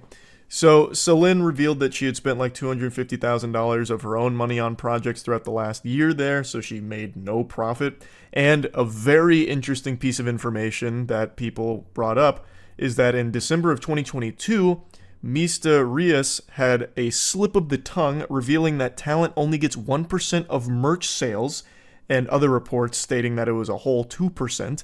And this serves to showcase that Niji Sanji doesn't just harass and bully their talent directly, they also financially fuck them. That is downright criminal. Only giving 1 or 2%, if they're feeling gracious enough, of merch sales to the talent is mind-boggling. And I saw a couple people defending this. And let me just go ahead and take you in real quick, because it looks like you blew in from Stupidville. That is unacceptable. Yes, the VTubers here don't actually own their avatar or anything. That does belong to Niji Sanji, and they signed the contract and agreed to that. But without them, that merch doesn't move. They are still the sole force for why that merch sells in the first place, thus should be compensated fairly. If they don't make that tweet about the merch being available, if they don't talk about it on stream, 0 people buy it. And to only give them a 1 or at most 2% cut of that is just laughably pathetic and it's just depraved, really. And this also led to a meme that you've probably seen if you've been keeping up with it, about how Niji Sanji's CEO was too busy on his yacht that he built on the back of his talent through exploiting them financially. It comes from this information, where apparently the CEO had flexed that he had a yacht that he had recently purchased or something. I didn't look into that too deeply, but I keep seeing that pop up everywhere with people citing different sources for it. I believe that that's probably something that happened because they are legitimately just exploiting their talent here. This is a completely unacceptable split. Under no circumstances should this be allowed. That is crazy. And what's even crazier is I know they're not the only ones that do that to their talent. In the VTuber space, I have seen some very unfair deals. Now, not this bad. I will say this is exceptionally horrible. But I wasn't surprised to learn that when I first saw that they take 98% of merch sales, because these VTuber agencies look for every possible way, at least the contracts I've seen from some of them, to squeeze every dime possible out of that talent while not letting them get the lion's share most of the time. I'm having to tiptoe around this a little bit because I don't want to get in any hot water with it. But yeah, it fucking sucks. That is awful. Now back to the Weeb Shitter archives here. Weeb Shitter then talks about what happened last night, which is what I want to talk about as well. So, the clip that he is referring to is Doki Bird was streaming. She has now come back to streaming, trying to, just have a good time with her community again, and things are going extremely well. She went from 10,000 subs to now over 500,000 subscribers. Her first stream back had over 100k concurrent. Absolutely fucking crushing it. And last night during her stream, which was her first gaming stream since being back, she had to end it early because fellow livers Alira Pandora, who'd been quiet since the announcement of Selin's termination, started a stream at the same time called A Message from Niji Sanji. And during the stream, she was joined by other Niji Sanji VTubers, Ike Eveland and Vox Akuma. Both of them were thought to be friends of Selin, or Doki Bird. And they read a totally not scripted message expressing how sad and betrayed they felt that Selin had given out personal information like real names and other required information about livers in her legal document that she sent over to Niji Sanji, and some of them stating that they had thoroughly read through it, as well as presenting Discord snippets between Selin and management, when it was presented by them thinking that it would absolve them. Now, I truly believe that Niji Sanji forced them to make this video. I think that they were 100% pressured into making this statement. I don't think the VTubers chose this, nor do I think they really believe what they were saying, because you'd have to be on some goddamn idiot juice to think that that was a good idea. Obviously, this is just inviting everyone in the community to throw tomatoes at you and scream, "Boo, boo, you stink." Like, it is a terrible statement from them, and it the obvious big problem here, one that Doki Bird also had to call attention to, is that it seems Niji Sanji seemingly shared confidential information with these parties that are unrelated to the issues, which could potentially include her medical information. Which is fucking illegal. You can't do that. You can't just share this personal information. You can't break NDAs, and you certainly can't share sensitive medical information. There's protections in place for that. That's a highly illegal thing to do. Meanwhile, goofballs at fucking Niji Sanji here were real loosey-goosey with Doki Bird's information. Confidential information, it seems. So I'll go ahead and play the clip from Doki Bird when she learned about all of this. Despite everything that has happened, I was very sad to find out a personal document that was only shown between 3 different parties had to be leaked out, because it was a document I made for my lawyer, and it was a document that was not supposed to be shown anywhere else but to me and my lawyer, and to the lawyers on the other side, and we were promised it was not to be shown anywhere else.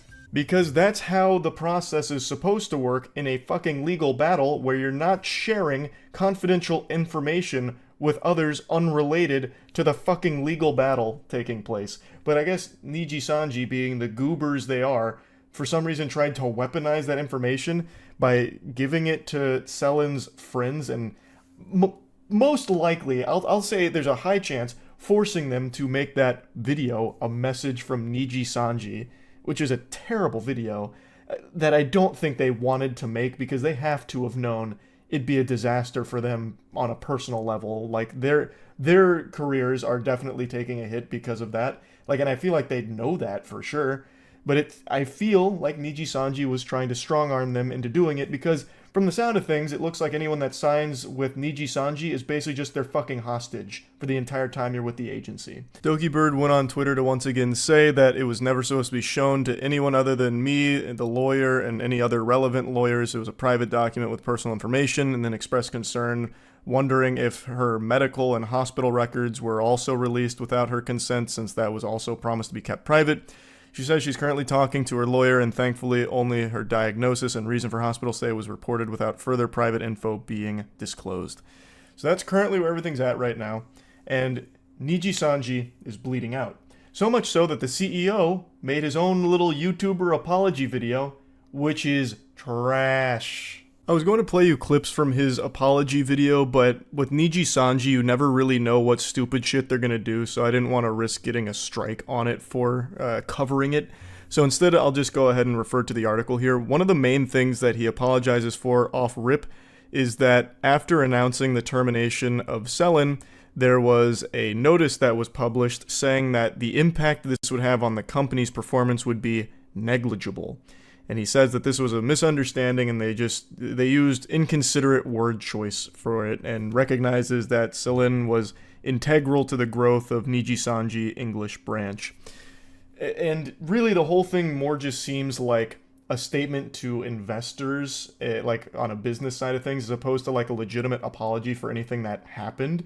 To me, it comes across as super corpo soulless suit speak, like, yeah, we terminated Selin, whatever, that's well, who cares? What really matters is the investors not losing faith. So we'll make this video to try and regain that investor faith so we can keep raking in those big bucks. He promises like very vague things about change is coming, we need better systems in place that we're working towards this and that, but none of it really comes across as sincere, especially considering that if you really wanted to make a good faith, like strong stance, like we need to change, start with monetarily.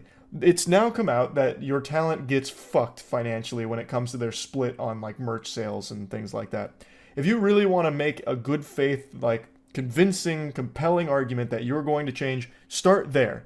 I would like to see that because you can easily showcase that one. It's going to be hard to convey to the public that you're changing things behind the scenes because, again, that's behind the scenes. It's always going to be something that the public's never going to be fully privy to. But your merch split with your talent, that is public. If you allow your VTubers to talk about it, they can say, hey, look, we just got raised up a ton of percentage when it comes to our merch split, and we really appreciate that. It's a sign of goodwill, you know, and maybe things will get better in the future elsewhere too. But personally, I don't see them making any meaningful changes to company culture or the way things happen behind the doors or anything monetarily. I just don't see them really doing a whole lot to improve.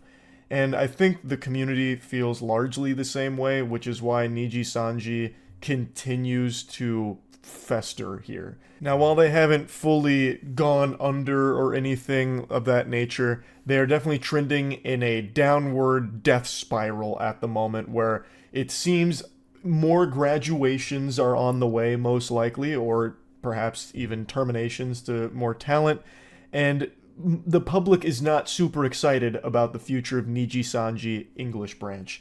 Now, the English branch of Niji Sanji is just one component of it. Its biggest is still the Japanese sector. But I have to imagine if the English branch flounders and fails, it's going to be bad for Niji Sanji as a whole because it still was a sizable chunk of their company, and that's going to affect that side of things too. So it's definitely something that they wouldn't like to see go away, I would imagine. But it's looking like it's going towards that direction. So anyway, I just wanted to cover this a bit because it is a huge deal and one of those situations where a company that was really at a point where it was probably too big to fail is starting to fail. Truly by their own mismanagement, own problems, and own toxicity. And I'm wishing the absolute best for Doki Bird going forward. Hopefully the legal process she's engaged in is smooth and an easy W, and hopefully her streams continue to pop off. So, best of luck to her, and yeah, that's really about it. See ya. It's been a little while since I've gone over some text messages, and I still giggle at them to myself from time to time, but there hasn't been anything truly interesting that's come across my desk until today. This one gave me a big old hoot and a holler here as it aims to tackle the age-old question, how long should you wait after connecting with a human being to graduate from text messages to phone calls? For this one brave soul, that was about an hour. And the results were not optimal, to say the least. This fairy tale starts the way that all the good ones do. They matched on a dating app about an hour ago, and then he reaches out saying hello, and then tries to call them. She responds by saying, hey, smiley face, I'm watching a movie with my parents right now. I'll be able to call in a bit. I'm sorry. She seems super sweet, giving an explanation and even offering an apology for not being able to hop on the hotline right away. And it's not like she owed him an explanation or an apology, it was just a nice gesture. It's a very awful idea to try and call someone that you just met an hour ago. You only became aware of each other's existence like less than 60 minutes ago. He tries to grit his teeth and bear it, but the pain is too much. He says, oh, okay. And it comes across pretty sad. I don't know if he actually was sad here, but it seems to me like I can feel him looking down at the ground while he types that and like kicking some dirt. And I think she picked up on that because she issues another apology, but then says, how's your night going? So she's trying to at least make a conversation out of this, so she seems interested. He goes, no, it's okay. I'm excited to hear your voice though. Maybe send me pics of you? Mine is okay. I'm just chillin'. To me, it sounds like he's fishing for some sacred nudies here. I believe that he's probably in Coomer mode right now. His dick is in DEFCON 5, and now he's requesting some pics. I imagine if she did answer that phone call, it would have just been heavy breathing into it. Like something out of a horror movie. The phone calls coming from inside the house. But maybe I'm wrong. Maybe this is just a guy who really enjoys talking over the phone and getting some pictures of the person he's talking to over the other end. Totally innocent pictures. Holy shit, what are you playing? It's a little game called AFK Journey. Do you want to know more? Yeah. Big thanks to AFK Journey for sponsoring this video. AFK Journey is a wonderful free-to-play game that's available now on iOS, Google Store for mobile, and the AFK Journey official website for PC. Again, it's totally free to play and I highly recommend checking it out. AFK Journey is an ethereal RPG with distinctive visuals that you can just get lost in the breathtaking 3D canvas art of its world.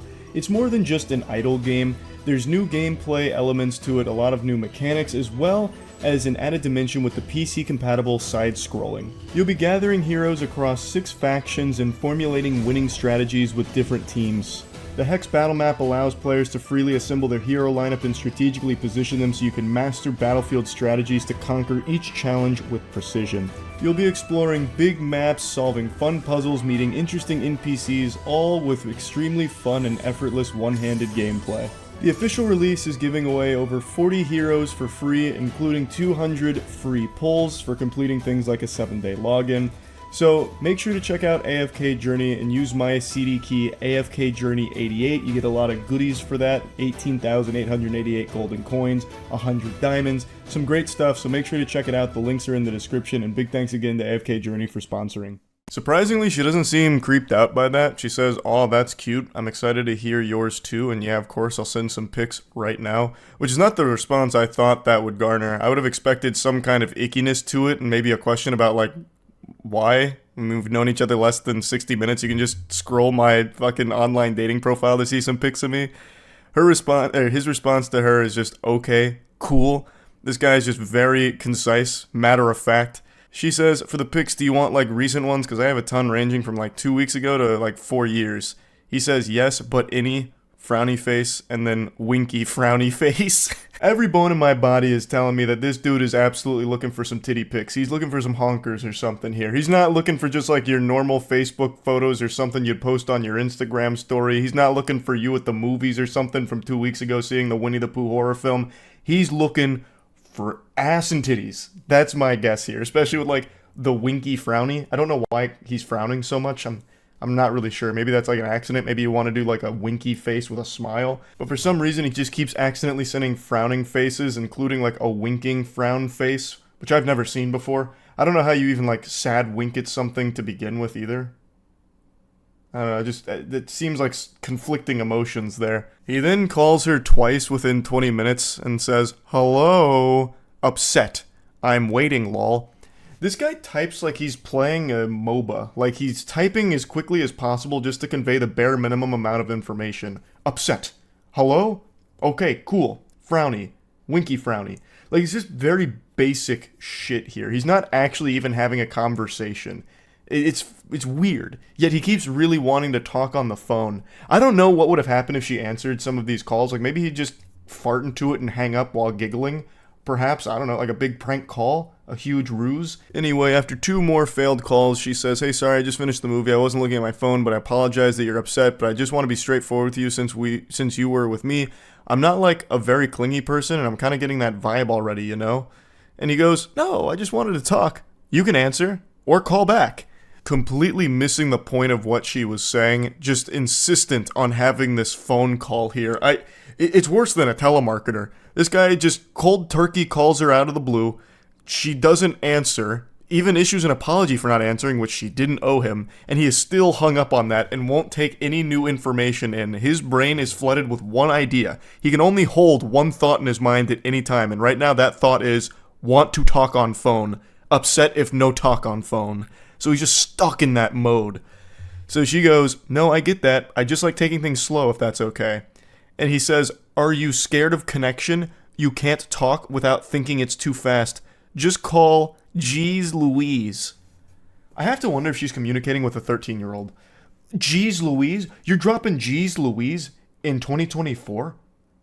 This is not what the Lord died for. Are you kidding me with this? Is this some kind of joke? Get out of town. A Jeez Louise in this day and age? He then goes, I could literally call right now. It's so easy. I don't like being ignored. no shit, it's easy to call, but why do you want to do that? And why won't you take no for an answer? You've known each other less than an hour. You don't even know each other. You just both had like a Metal Gear Solid ping that made you alerted that this other person existed, and now you're talking through Snapchat. This actually might be a toddler. Maybe the person that she matched with through Tinder or whatever the online dating app was, maybe they went to an Easter celebration with family and then their little nephew got a hold of the iPad and then just started talking to some of his contacts, and this lady was one of those victims here. So she's actually just communicating with a legitimate diaper-shitting, milk-snorting little kid. Because no adult, I feel like, communicates this way. I'm starting to really believe in that conspiracy theory here. But anyway, she responds, "Of course not, but I like to take things slow. I'm sorry. Please respect that I'm trying to be as cordial as possible. I haven't had the best experiences in the past." That's in response to the "Are you scared of connection" line that he drops here. Like he's out of some kind of bad Hallmark movie, or The Young and the Restless. Because she won't accept his random fucking phone calls here. And then in response, he tries to call her again. She says, "I would like to just text maybe until I'm more comfortable." And his response is, "I'm S." And then an audio message.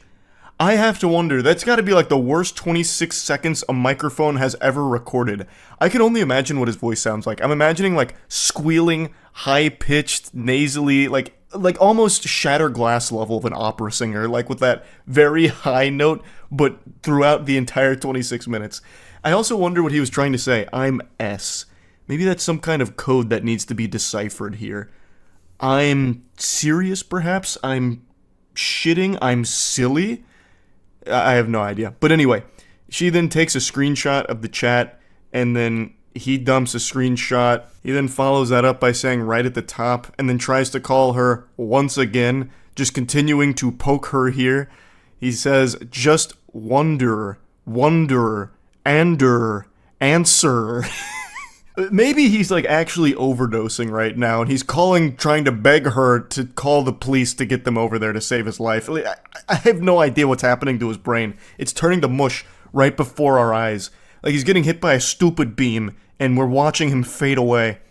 She says, "I don't really know what to say. I feel like I'm being backed into a corner right now." He says, "Stop typing," and then calls her again, which of course she doesn't respond to, and then says, "OMG," drops another 26-second audio message, which is interesting that it's the exact same amount of time. I wonder if it's just the same message he dropped again. I'm not really sure. I also wonder what he said during that, to be honest. But anyway, he then says, "Bye, little baby." Oh, the heebie-jeebies. I'm getting them. Jinkies. Oh, good. Bye, little baby. Oh, yuck. And then she just says, "Can you please respect my boundaries? I apologize that I said I'd call earlier. I got nervous and I would feel more comfortable texting. If calling is more your thing when you first meet someone, then maybe we just aren't the best match. I wish you luck. Maybe we can try again tomorrow. I'm going to take a shower and head to bed. Good night." I don't know why she would even try and say, like, maybe we can try again tomorrow. She should have just not responded at all, because this guy is unhinged. This is just an absolute weirdo, and there's no salvaging this. Maybe she was a little fearful of, like, what this guy might do, perhaps, which is a very legitimate fear, so it's best to, like, cushion the blow. But even still, this guy is fucking weird. He then just says, "No," like a defeated Power Rangers villain. Because that boundary is silly. I don't care. I'm of interested anymore. Bye. Not. So he's saying, I'm not interested anymore. So because she wouldn't talk on the phone, he's no longer interested, and he thinks that boundary is silly, thus he has no respect for it. What a man. And then she says, "Okay, I apologize again. Hope you have a great night." And then he just says, "Just say bye." What a quirky little lunatic here. Impressive self-sabotage. Like, this lady seemed more than willing to communicate, like, interested in learning more about him, just didn't really want to hop on a phone call, which is super understandable since they'd only known of each other for less than an hour. She gave so many chances to just stop doing the creepy phone call routine and just text like normal people that are starting to get to know each other through like an online dating app. Like, you're not friends and you don't know each other at all. So why the fuck would you want to hop on a phone call first thing right away? That's overwhelming. That's a lot. That's just weird. And he just kept getting creepier and creepier. He fell apart. But anyway, yeah, I just wanted to go over this one because it had me giggling quite a bit because, geez Louise, he was off the rails. That's really about it. See ya. My dad abandoned my family when I was 5 years old. That is a wife and 4 kids. He abandoned us and then pursued amateur breakdancing. But why though? The beauty of breakdancing is you can do it from home. Where did he go? How do you even abandon a family to train breakdancing? It's not like Bruce Wayne going to train with Ra's al Ghul. Like, you can just do it from home. I know he has a reply video. I'm sure I'll have my question answered. But that is already so fascinating to me. It seems like maybe he was looking for an excuse to leave, and he's like, listen, honey. Look, the breakdancing beckons to me. I have to leave. It's my purpose. Maybe to join a breakdancing group. Yeah, but again, that's another thing you can still do from home. You go practice with the group, you know, fucking 9 to 5 basically if you want. You could treat it like a job and then come home to your fucking family. Like, I don't think you need to like fully get rid of all your corporeal belongings and go pursue breakdancing for the rest of your life. And he got really good. Oh, well, He, then it was worth blew it. up. Like, he became like a D-list, and he went super viral, and he did all these interviews, and he danced with Paula Abdul. Paula Abdul. Take a look at this 60-year-old break. Whoa! Yeah! Wait, it was worth. He's fucking serving. Stand back. He's not exactly known for his blistering speed, but the technique is great. Damn, he is actually fucking cooking him out here, though. The worst part, damn it. He's like, hold my cane. Medical bills growing up, but he did give me this breakdancing. He's on his head. Wait, that shirt is actually fire. You know, I'll get texts like this, "Happy birthday?" ? And then like links to his breakdancing.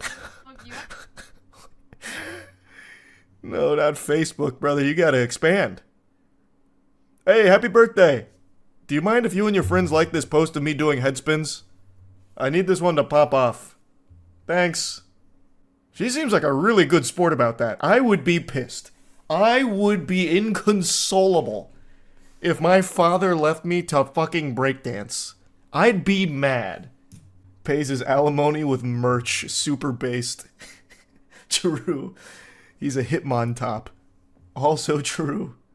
Yeah, my dad just left with another woman. Cringe. Alright, so this is his response then.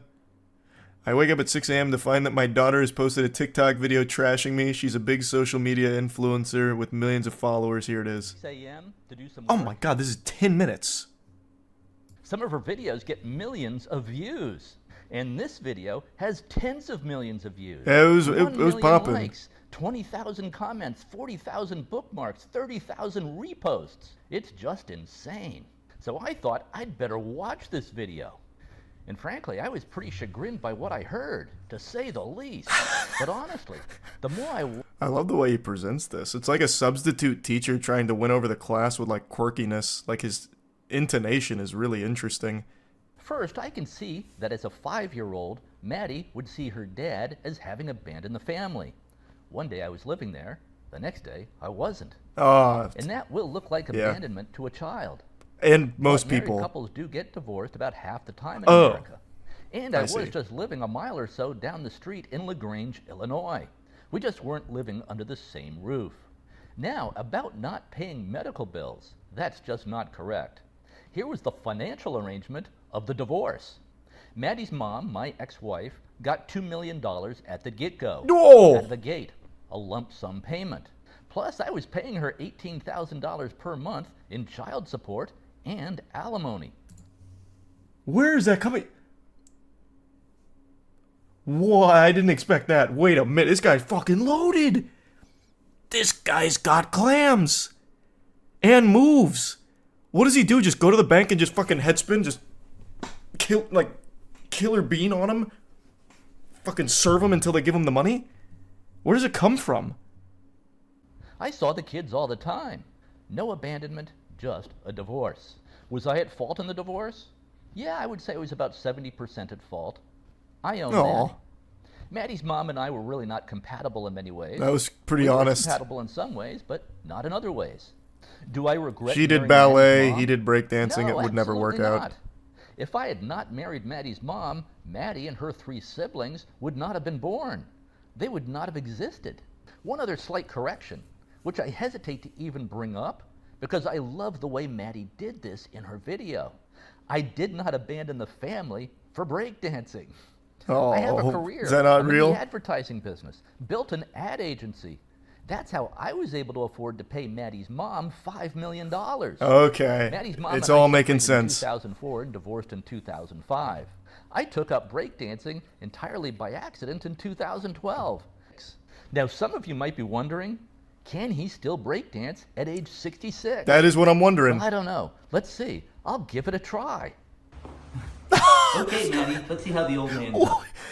What kind of Mojo Dojo Casa House is this? Fucking Bitcoin merch, Bitcoin flag, weird plants from like the Spore universe, and an American flag. Where does he live? It's like a Sims house. Hey, oh, hey, wait a minute though. Hold on to your britches, sports fans. There's a 100% chance of serving.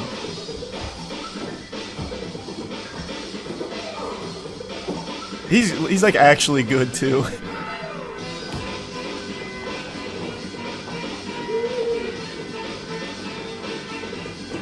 Oh! Jesus Christ! His coccyx. It wasn't ready for that. He's pretty good though. Now, it's been some time since I learned the art of breakdancing. I'm gonna tell you right here though, this looks like a bit of a flubbed move. I don't think this is how you want to... Oops, where was it? I don't think this is where you want to land it. Because he just kind of like... pelvis to the floor blasts it. Where was it? I think it's right here. Like that just... I don't know. That just doesn't seem smooth. Like I know every part of his body was squealing out in pain from this. Because usually you want to like kind of do what, like roll into this, kind of like parkour, but on your tummy. Kind of like doing the worm, from what I understand, what I remember rather. Especially at 66, those bones, they're not built the same way anymore. There's a lot of wear and tear on those joints as well. And he just, bang, like dropping a pile of meat on the floor. Pretty good though. Like he's actually good though. I am genuinely impressed. Few details are off. No doubt because of what she heard from her mom. And I do think it's a great storyline that a 54-year-old dude left his family to pursue breakdancing. Even if not quite true. Yeah, what a great story. A bigger truth. A truth that is really truer. Who wouldn't want to pump their fist to that one? This could be a very funny movie plot. I love you, Maddie. You are very creative and talented. Keep doing exactly what you're doing.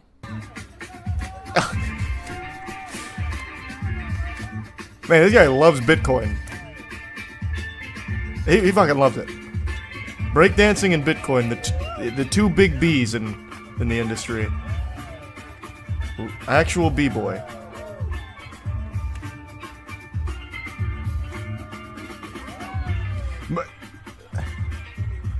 Maybe that is how the move is supposed to go. Maybe at 66 it just goes a little differently, because there's no way that feels good.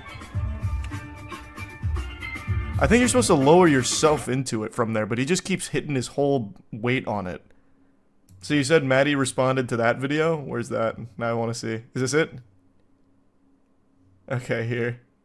Obviously, in real life, it was a lot more like complicated and traumatic, and it was really hard. He left us, immediately married another woman. We didn't hear from him for years, and then he would visit every few months, and we'd go out to dinner, but like, he truly had no hand in raising us at all. We don't speak with any sort of regularity. He doesn't know when my birthday is. Like, as you guys saw in the video I posted, he got it wrong. He gave us some money growing up. Yeah, but he gave you some cool I merch. don't know the nitty-gritty of the financial situation. I really, really don't.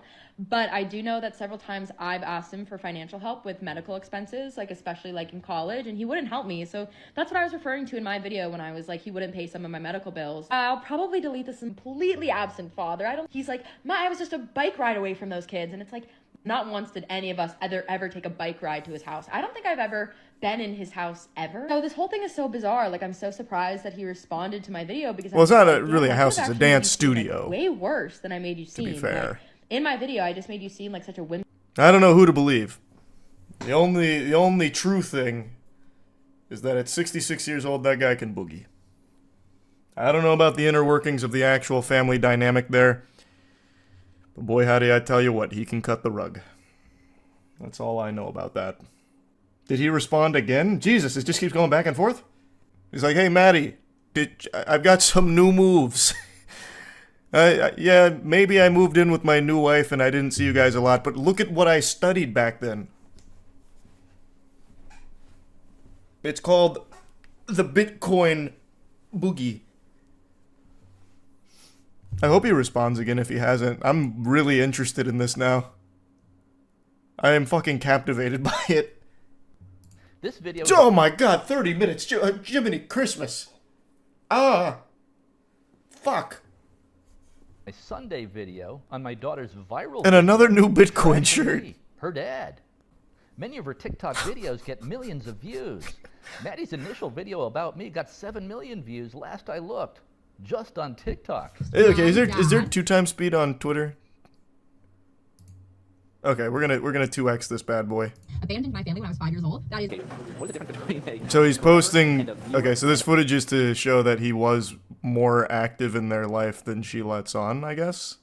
I don't know. Now I skipped around too much. Fuck. But I think that's what he's trying to show. Like, he filmed these videos with Maddie, and it looks like one of the other siblings. So he was at least present sometimes.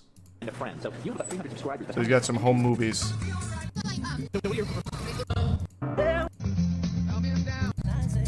Man, this whole thing is just... Was that a Bitcoin shirt even in the family photo, brother? There's no way I saw that correctly. Was he wearing a giant Bitcoin shirt even in that family photo? It's hidden from me now. It was. It's literally like a paintball shirt, but with Bitcoin on it. My god. His Bitcoin merch is like my white t-shirt. He's like always in it. Let me be clear. Maddie is not lying in her videos. She is saying in these videos what she perceives to be true from her perspective. She's expressing her truth.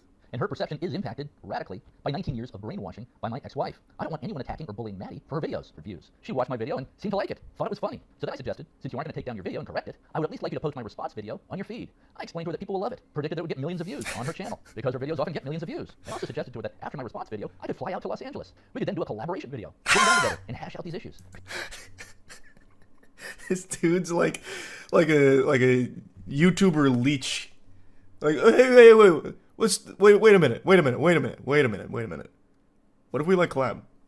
Look, I'll teach you a headspin, right? We'll plug Bitcoin, right? Obviously. And it'll be like fire content. Like, what do you think? Well, then my response video will start to blow up. Hey, Maddie, who are you rating these days? Yeah, can you get me on your auto host, Maddie? Like, I just posted the fucking incredible Bitcoin HODL explanation. Like, I think it'd go really hard. Your audience would vibe, if you don't mind putting me on there. Mentally. They try to take things in stride and don't get wrapped up in drama. Anyways, no, we did not move to Florida. Wanda and I bought a second house in Florida in 2015. But we still maintained the Illinois house. And remember, the kids were older by this point. 2 were in college, 2 were in high school. The kids were doing their own thing by this point. We would typically stay in Florida in the winter, and then stay in Illinois when the weather was nice, in the spring, the summer, and the fall. We would shuttle back and forth between houses. Wanda and I still travel back and forth between Illinois and Florida, even though the kids have grown up and dispersed around the country and the world. Except for my son, who is still in Chicago. I'm learning so much about this family. University in 2021. Upon graduation, she went to Los Angeles, co-signed her apartment lease, and paid $2,500 toward her used Ford Fiesta. But also, she had broken up with her boyfriend around this time. She said she needed to go to grief counseling and therapy. She and her mom wanted me to pay for that too. That's where I drew the line. I consider medical care to be like when you're sick or have a broken leg or need stitches, got into a car accident, stuff like that. Not grief counseling over a breakup with a boyfriend. Also, counseling and psychology today are completely dominated by far-left female wokesters. Although there's no males in that profession, so no doubt her therapist would be telling her the problem was her dad. The last thing I wanted to pay for was more brainwashing against her dad and against men in general. So I gave her the medical bills and always refused to recover. Now she did land a job in LA with NBC Peacock streaming, and that was going very well for her. She loved it. She was an assistant writer for a show. But then the writer's strike hit, which lasted about 6 months, and she temporarily lost her job or was laid off at NBC Peacock streaming.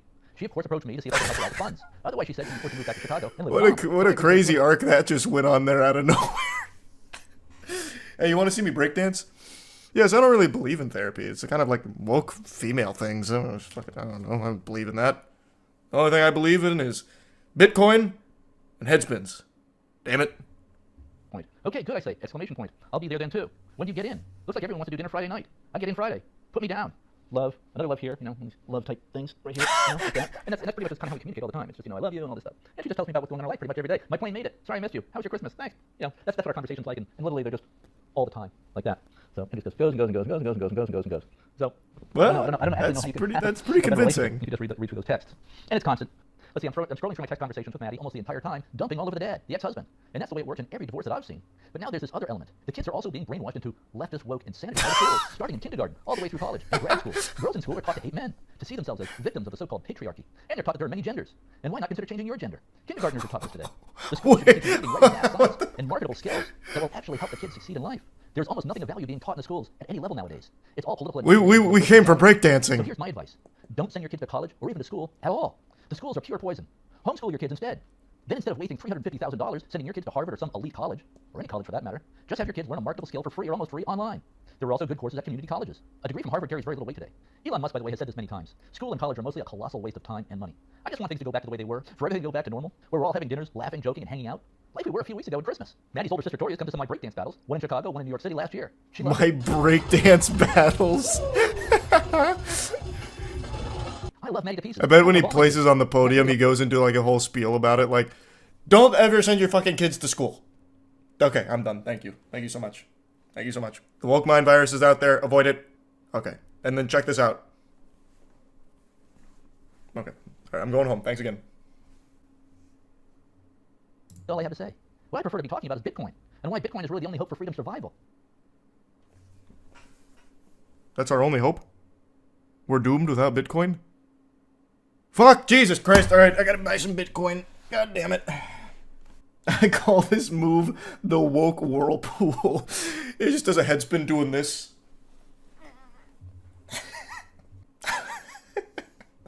This was such an incredible saga.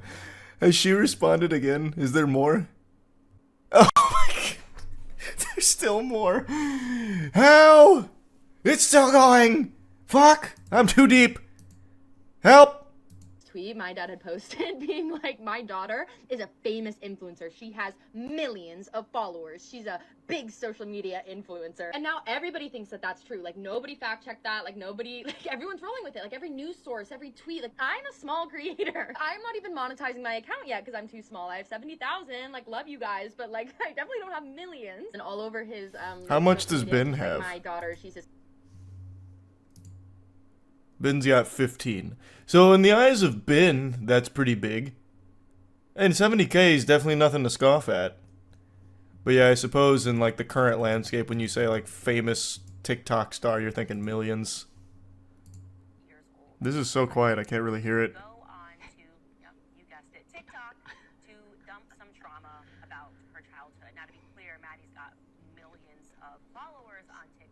Did nobody fact check? Did nobody do research into this? It's like I mean, it's hard to click a profile. Like manifesting great.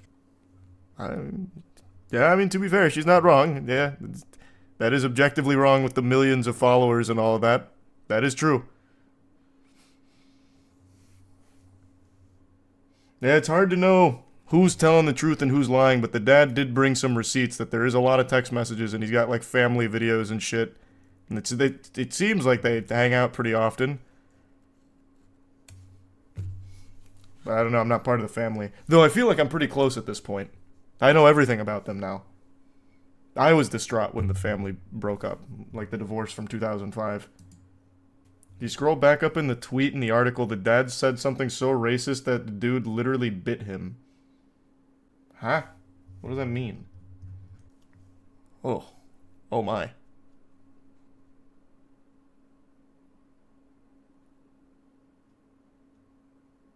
Well then. Is it really the same guy? I have no fucking clue. It's in the article, I'm guessing. This definitely isn't the same Ben Hart. He's 66 right now. And in exclamation... what do you mean? In blank, it was 24. He would have been in his 30s. This is not the same guy. What year was it? 1984? And how old is he? He said 66 right now? Okay, yeah. 66 minus 40, 26. Yeah, it sounds about right. So, I mean, that would be the same age. That would be correct. I'm sure we'll get a response from Ben at some point. Yeah, you remember that 1984 thing? Well, We don't need to talk about that. Let's talk about Bitcoin and check out this new maneuver I've been working on.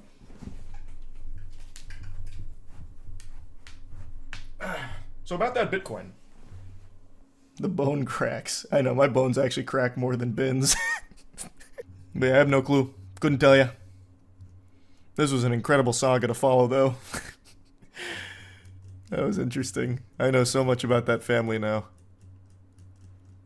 I feel like I should be able to go over for Thanksgiving. It really takes a lot to surprise me with stupidity in this day and age, because we have easy, unlimited access to the loony bin called Twitter 24 hours a day.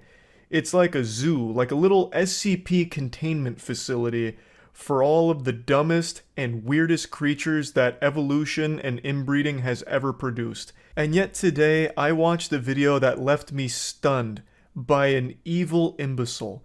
I'm sure a lot of you have already seen this because it went viral earlier this week, so I'm definitely tardy to the party, but I'm just seeing it now. It's a drunk driver from Illinois. She killed 2 people and couldn't stop giggling about it and couldn't register that she wasn't going to be able to go to school the following day or get her car back. So there's body cam footage that has now just come out, even though this incident took place last year. She received 14 years for this, which I think is just not enough. I've been very vocal about my disdain for drunk drivers. I hate drunk drivers more than Garfield hates Mondays. It is a purely unforgivable act. It is selfish, dangerous, and there's no excuse for it ever. Especially in today's society where there's Uber, Lyft, a taxi, calling a friend. You can easily find transportation to get home that doesn't involve putting everyone's life at risk on the road. And this lady killed 2 people while drunk driving. Just normal, innocent people that did nothing wrong, and not only did she kill them, she couldn't stop laughing about it, just having a giggle fit like she was in a tickle fight. The body cam footage released, and it is disgusting. Keep your head straight. Okay. Head straight. Yeah, I told you it's fine. I'd rather do the walking. Okay, go up. Keep your head straight. Just look up with your eyes. She's reacting to a fatal accident like a child reacts to a clown at a birthday party. And she was informed that 2 people involved here died. And she truly just couldn't give less of a fuck about any of that. Oh, hey, you never answered me about my car. And I have school tomorrow, so how do I get my car here tomorrow? Well, your car is totaled. It's what? Your car is totaled. Totaled? Totaled, wrecked. So they conducted field sobriety tests, all of which she failed because obviously she is completely hammered. They then get to this point in the video where the officer and her are in the room and she doesn't like the silence, so she says that she's going to start singing. So she starts flexing the golden pipes with some of the worst fucking singing you'll ever hear. It's not really singing, it's more like some kind of Gregorian chant if it was being farted out of a walkie-talkie, and she starts dancing like she's in some kind of trance. But regardless, she starts boogieing down and singing. She's treating this whole situation like she's at fucking Mardi Gras. Like it's like she's celebrating that she had just killed 2 people as if it was some kind of fucking sacrifice, and she's happy about the whole situation. It's not even that she's not registering it. She actively doesn't care, which is completely different. Yes, she is beyond drunk, clearly, but she is aware of what has happened. He has told her multiple times she understands why she's there and just actually doesn't give a fuck. Okay, so how do I get it to your school? You don't. So, I don't go to school tomorrow, is what you're telling me? You brain dead fucking worm. Obviously you're not going to school tomorrow. You just killed 2 people in a drunk driving accident. This isn't GTA where you can just reset and undo what happened here. You took 2 people's lives away because you're a fucking ridiculously stupid idiot. Like, holy shit. And the only thing that she can even process is that this might be an inconvenience to her because she has school tomorrow and she doesn't want to miss class. No, ma'am. You want me to be honest with you? You're going to jail. You don't have a bond. You killed 2 people tonight. I don't think you understand that. You do not have a bond. You are not getting out of jail. Your car is property of East Peoria Police Department because it's a crime scene. It killed 2 people tonight. You are clueless with that, clearly. I've already explained this to you. You're going to jail for reckless homicide tonight. You're going to jail for aggravated DUI for killing 2 people. That's what's going on. So no, you're not going to school tomorrow. You're not getting your car out of impound. Tuesday for my night class. How this officer didn't just stand up and flip a chair over out of frustration is beyond me. Just watching this had me want to flip a table like I had just lost a game of chess and got upset about it. He just laid down all of the brass tacks here, explained the situation for the fucking 50th time already, and once again, she still only cares about her standing, about being able to go to class. So then she says, well, what about Tuesday? You know, like, as if she thought she'd only spend like 24 hours in jail or something after killing 2 people. Like, okay, you know, I'll do the time for the crime. Oh, okay, I get it. Punishment is necessary. So 24 hours, right? Tuesday I can get my car? We can just go ahead and magically put my car back together even after it's been totaled after my drunk driving accident that took away 2 people's lives? Do we have a Magneto on board who can fix my car up so that I can get to class on Tuesday? Did you just hear what I just told you? You said I'm not going tomorrow. I'm talking about Tuesday. Did you hear when I said that I'm going to jail tomorrow. You're going to jail when we're done here? Yes. Did you understand what I told that you killed 2 people tonight? Yes. I'm just wondering when I can go to school. Okay, we're done. Once again, she is hearing him loud and clear. She is acknowledging that she is hearing that she is responsible for the death of 2 people. She just doesn't care. They could have brought the corpses in, and she probably would have let out a hearty belly laugh like Santa Claus. She doesn't fucking care. She didn't know them personally, thus their life is meaningless to her. The only thing that matters is now it might be somewhat of an inconvenience because she thinks she might not be able to go to school tomorrow or even on Tuesday now. So now she's starting to get a little panicked because, oh, she's going to miss her fucking Tuesday night class. Not because she just killed 2 people, it's just she's going to miss her Tuesday night class.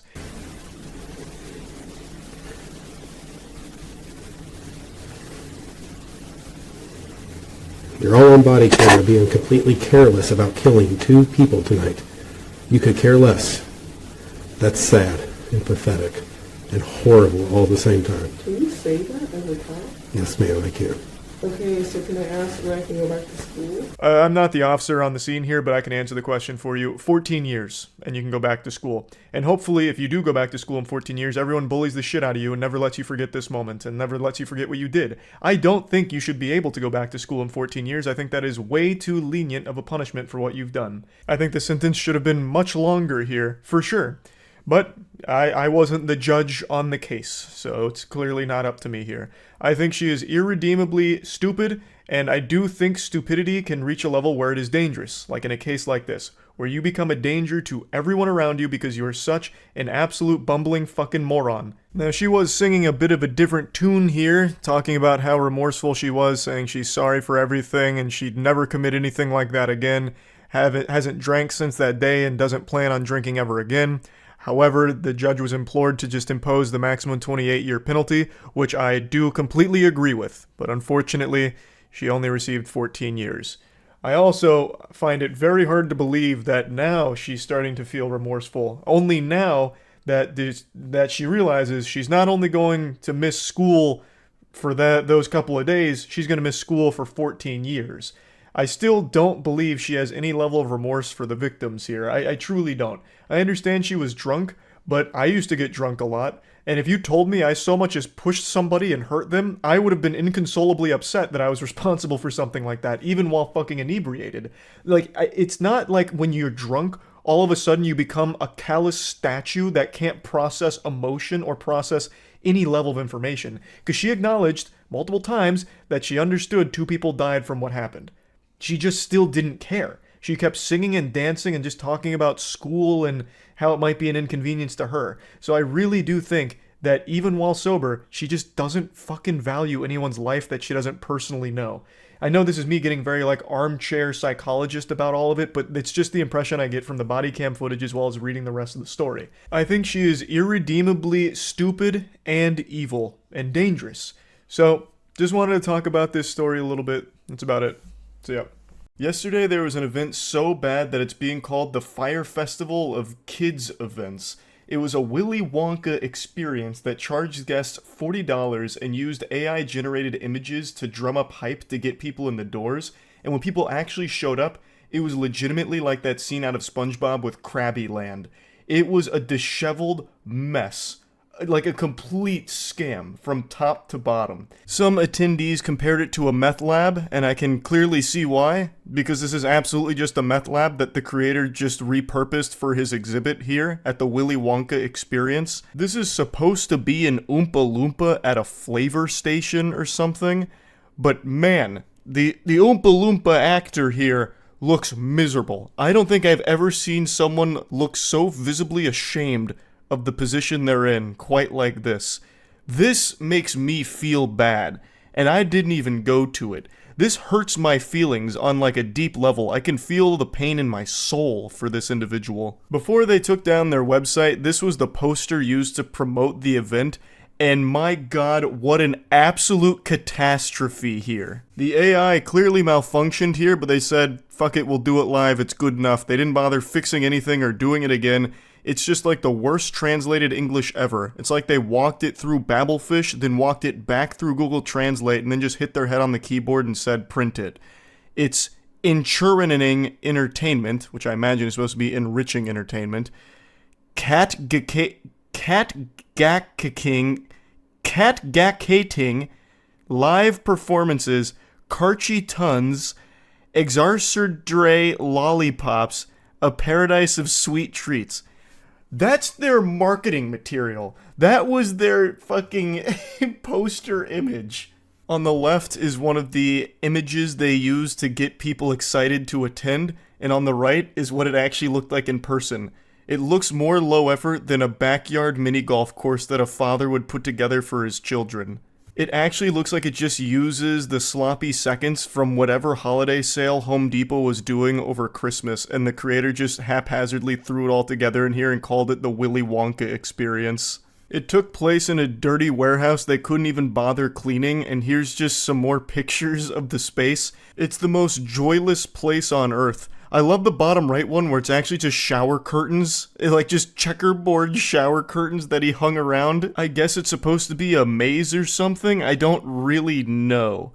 This doesn't really scream chocolate factory, it screams Nike factory sweatshop, really. But I will say I do appreciate that they created their own original villain. This is the Unknown. What is that? It's the Unknown! Very creative name. So the Unknown is an evil chocolate maker who lives in the walls. And that's him. And basically, he was there just to scare the children. So you can hear some of the kids start to panic and cry. So not only did you pay $40 to go to just a warehouse with basically fucking nothing in it, you go to a warehouse to give your kids trauma. You'd be better off spending that $40 to get your kids on an episode of Scared Straight. At least then they'd know what they're getting into to a certain extent. Here, you take them to the Willy Wonka experience and you think you're just going to get some candy and have a fun day, but instead you got the goddamn Phantom of the Opera here fucking floating through the walls and giving everyone a jump scare. It's a beautiful disaster. I am beyond impressed. I don't think you could purposely make something as dog shit as this. This is like the moonfall of events, where everything is wrong in the most impressive way. It's a masterpiece. And speaking of masterpiece, Godslap issue 5 is here, baby. This is the standard cover, and these are the two limited edition covers for Godslap. Issue 5 is out now. You can get it at badegg.co. I'll put a link to it in the description of this video. Issue 5 is the conclusion to our introduction arc for the Godslap world, so there's never been a better time to get into it than right now. The Godslap universe is the best in the comic book business, baby. I'll tell you that right now. We also have a bundle, so you can get issues 1 through 5 and get caught up in everything Godslap related right now. So badegg.co, get yourself a copy. Now, as you noticed, there were a few actors present for the Willy Wonka experience. May God have mercy on them for that, because good heavens, I couldn't imagine a more miserable role to land. And one of them came forward to talk about their experience, the actor who portrayed Willy Wonka himself. Hello everyone, my name is Paul Connell, and I was one of the actors employed to play Willy Wonka at the Wonka's Chocolate Experience fiasco that happened in Glasgow this weekend. So the first red flag for me was when I was cast as Willy Wonka. Anyone who looks at me and thinks Willy Wonka and not Oompa Loompa is out of their mind. The script was 15 pages, monologue, pretty much, of AI-generated gibberish. It sounds like this whole scam was run by ChatGPT itself. I think we're reaching the point in the Skynet progression where it's becoming sentient, and ChatGPT wanted to see if it could host its own event, so it created the Willy Wonka experience. AI-generated images to get people excited to go. AI-generated script for the actors to read, which is nonsensical fucking gobbledygook.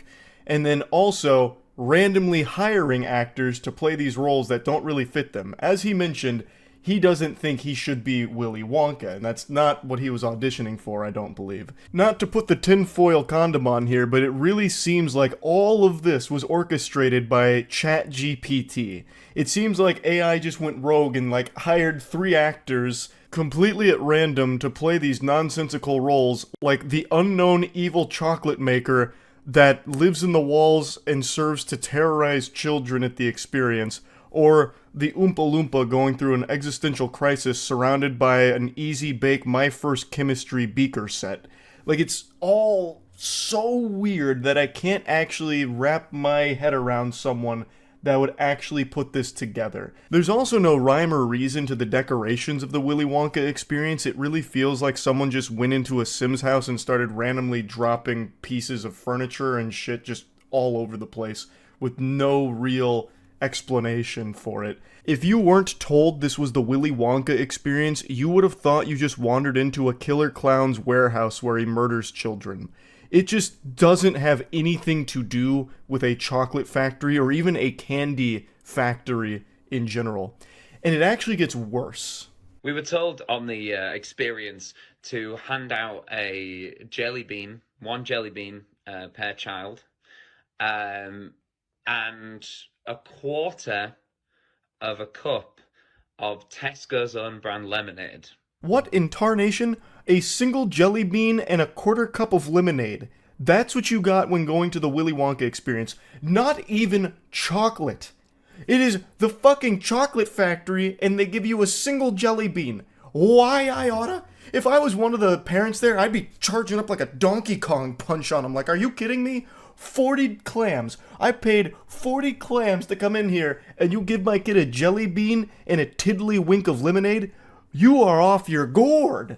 That is absolutely insane. I've paid to come to this warehouse. The least you could do is give me a Hershey's bar or something. A single jelly bean. Who came up with that? That doesn't make any sense at all. Now, since the story's blown up, the creator of the event even came forward with an apology saying, "I'm really shocked the event had fallen short of the expectations of people on paper. My vision of the artistic rendition of a well-known book didn't come to fruition. For that, I am absolutely, truly, and utterly sorry." There's no doubt in my mind he's getting high on his own supply here, huffing the fumes from the Oompa Loompas' dirty meth lab. What do you mean you are shocked? How could you possibly be shocked, you AI-generated fantasy images of a fucking chocolate factory experience that doesn't exist and would never exist? You put together basically the world's laziest lawn decorations for a Christmas party and called it the Willy Wonka experience. Every single human being would be disappointed going to that, even if it was free. But you had the gall to charge $40 for it. You actually get more value and a better experience out of trick-or-treating on Halloween and going through a cool house sidewalk and getting candy from their bucket than you would paying $40 going to this experience. Because at least in Halloween trick-or-treating, you get a full candy bar. Here you get a jelly bean and a shot of lemonade. This is baffling. I would love to hear more from the creator here, just to pick their brain. Police were summoned to the scene as outraged ticket buyers lobbied for refunds. I imagine all of the guests felt scammed by the misleading marketing material and then going to this downright diabolical, creepy location. Organizer Billy Cole, the director of House of Illuminati, that's the name of his group, that's what he's calling this, the House of Illuminati. It couldn't get more nefarious sounding than that. So, the House of Illuminati is the one that put together the Willy Wonka experience. Billy Cole told STV News, "I'm really shocked that the event had fallen short of expectations of the people on paper." He closed down the display on Saturday after offering refunds to the 850 ticket buyers. 850 people bought tickets to this. That's not, small potatoes. That's quite a lot of attendees. My goodness. So I just had to talk about this a little bit because what an entertainingly awful, pathetic event that turned out to be. So yeah, I thought that was pretty fun and just wanted to share that. And since I mentioned this earlier in the video, I'd also like to share a goofy little trailer we made for Godslap to celebrate issue 5's release. So please enjoy this.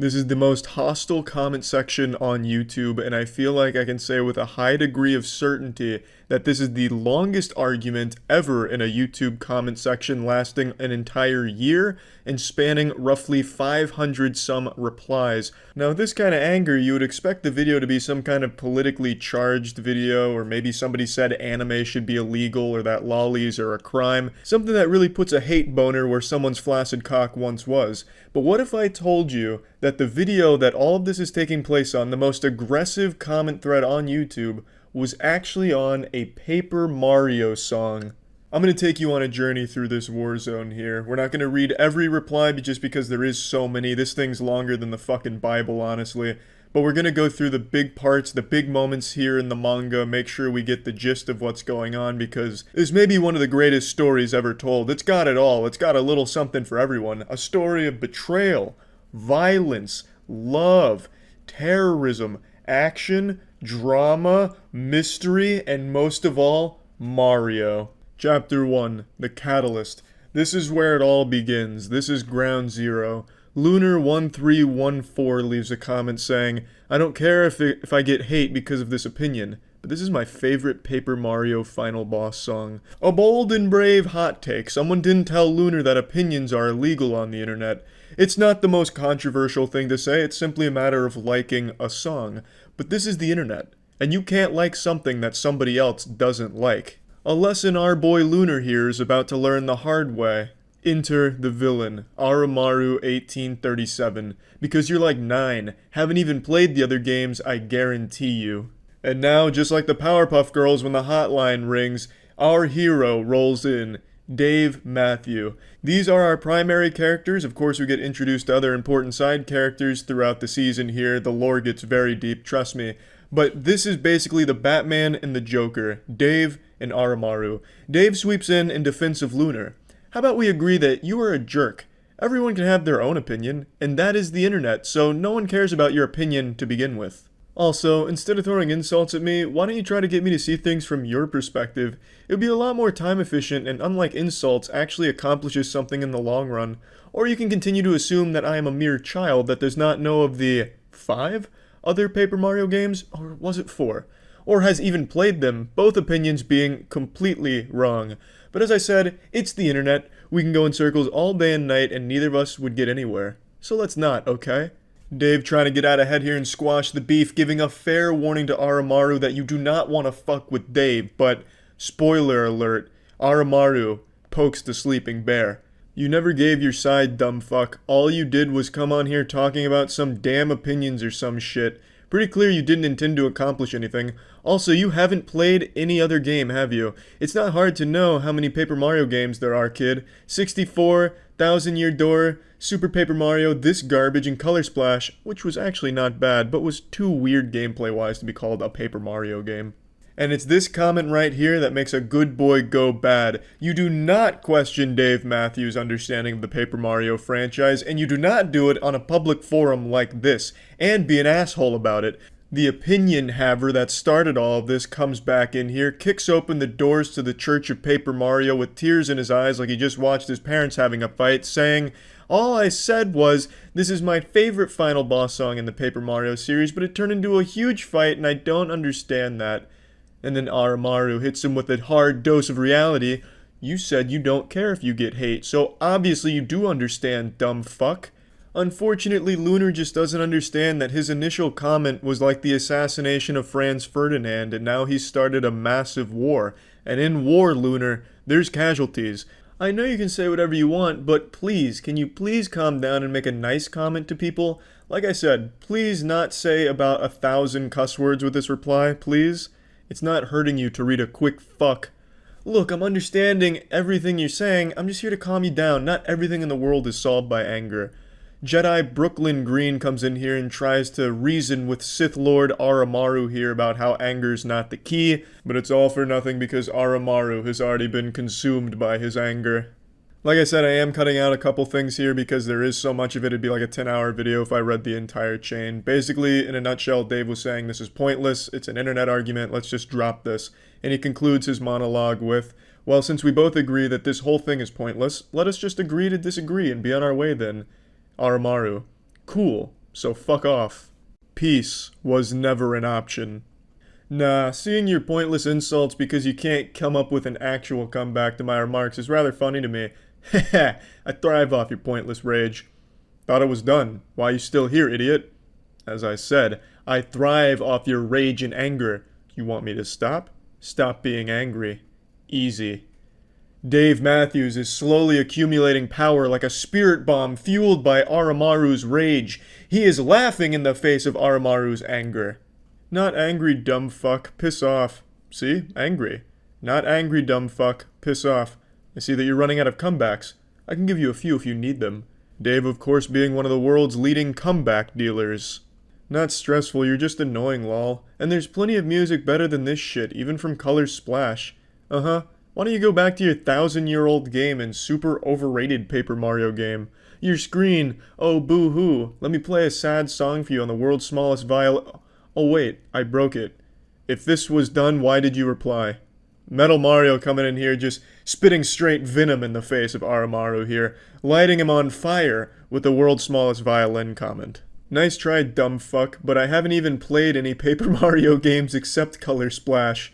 Now fuck off with your shitty excuses for jokes. People have better shit to read. When I initially made it to this chapter the first time and got blindsided by this plot twist, I fucking recoiled into my chair, threw my arms in the air. I was just so absolutely shocked. I felt like I was witnessing history, like I Am Your Father level twists here. This is subverting expectations done extremely well. Not Game of Thrones Season 8 bullshit. This is how you surprise a reader with a narrative plot twist.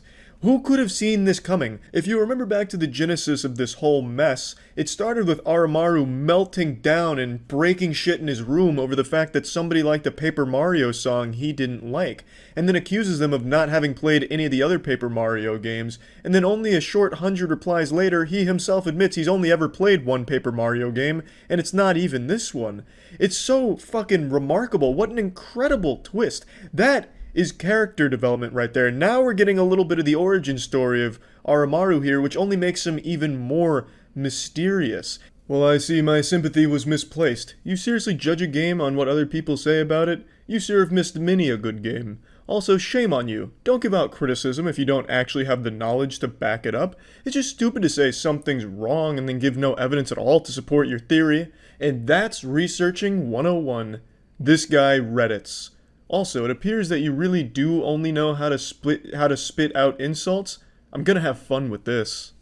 Hello again, my old friend. I see you're here to argue once again. Too bad this will end with you weeping, because your argument is less than the dust I'm sweeping. But you will not give up yet, because you don't realize that it's the internet. The internet. So you might as well be voiceless, as all arguments here are practically worthless. Dave Matthews goes full Robert Frost here with this personalized slam poem to Aramaru. I get that it's supposed to be a Sound of Silence parody, and it's executed wonderfully. A special song poem about the argument you still persist on despite the flaws in your argument. P.S. You still haven't told me what your favorite song in the series is. Did I ask? No, bitch, I didn't. Fuck off. Shut the fuck up. I didn't even read what you said because I just know it's dumb as shit, lol. Come on, man. He took the time to write an entire parody song for you. The least you could do is read the lyrics. For about 4 days, there was peace in the comment section where people were going over things they liked and didn't like about the game, and then Aramaru comes in full fury here, pitchfork in hand, ready to slap shit around. He reignites the argument by saying, "Obviously do if yo pussy ass won't just leave the conversation." Dave says, "Ha ha ha, now I remember why I stick around.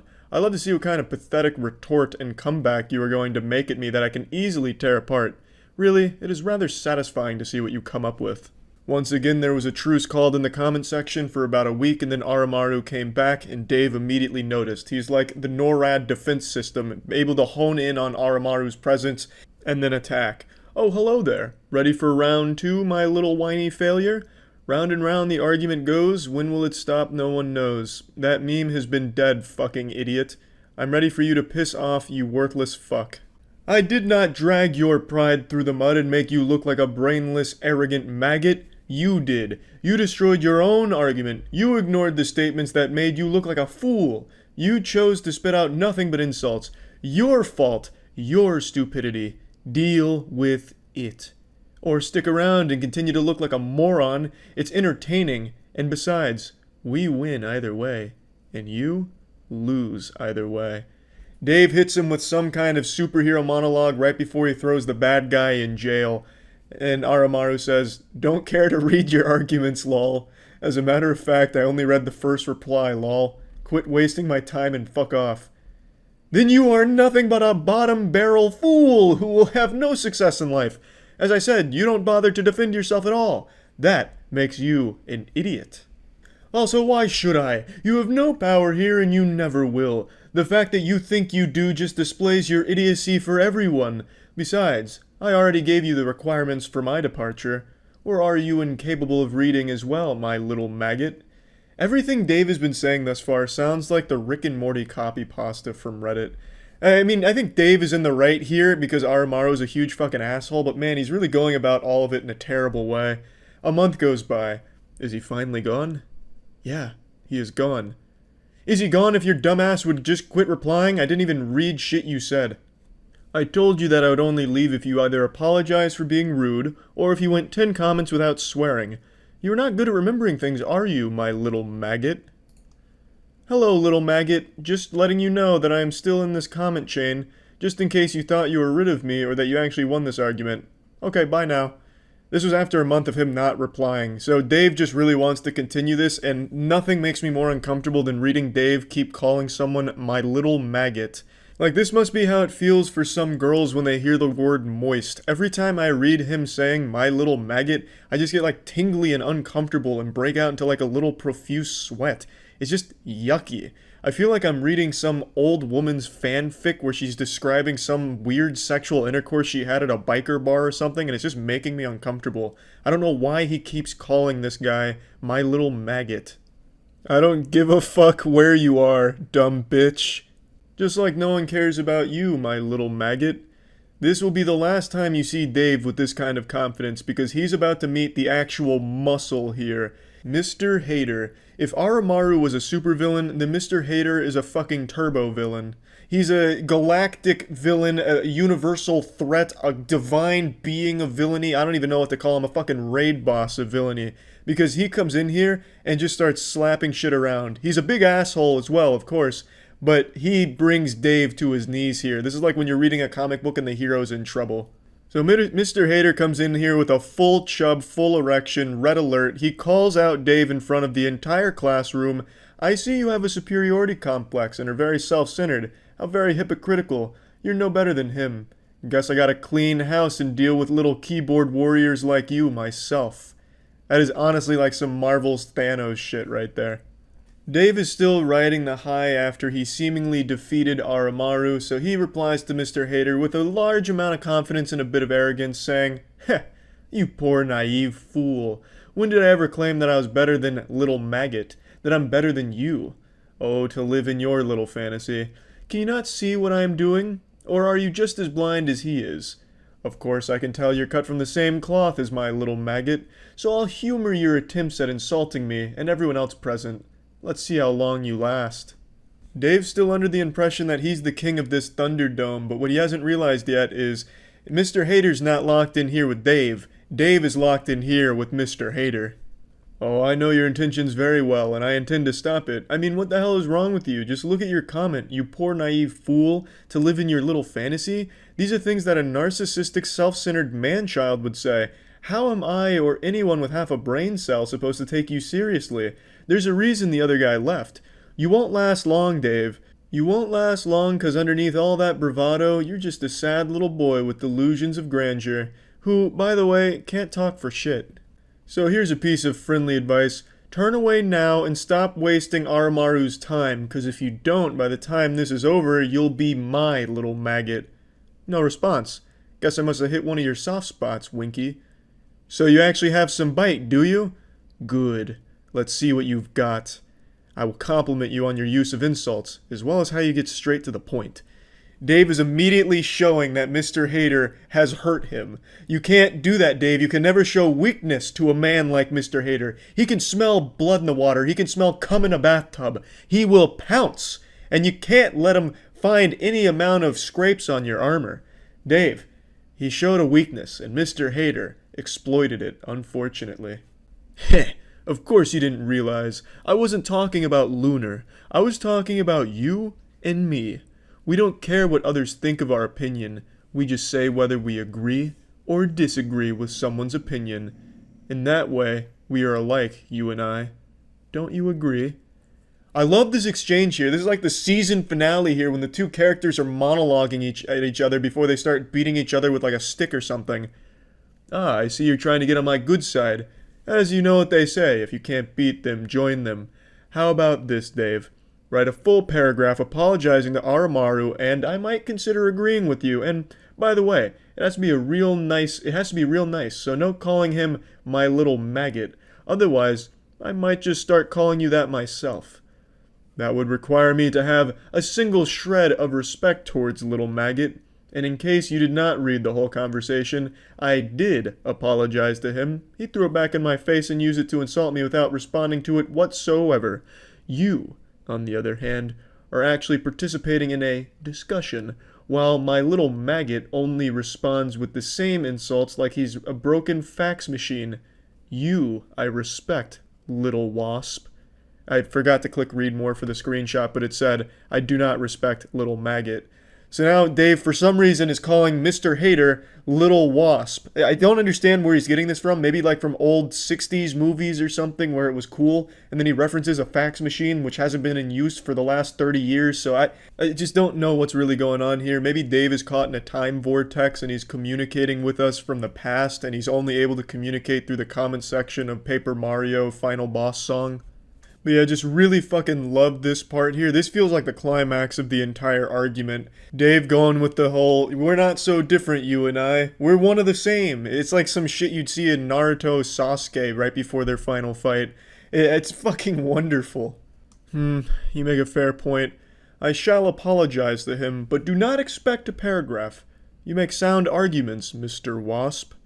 I'm not one to call someone by childish names, but you are very hypocritical after all, so I expect nothing less. Anyway, do go ahead.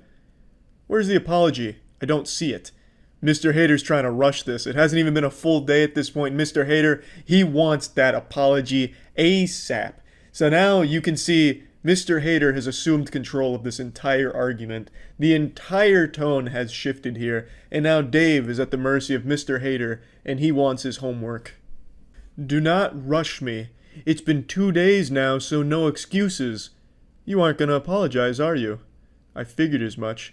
If you wish to continue arguing, then be my guest, kid.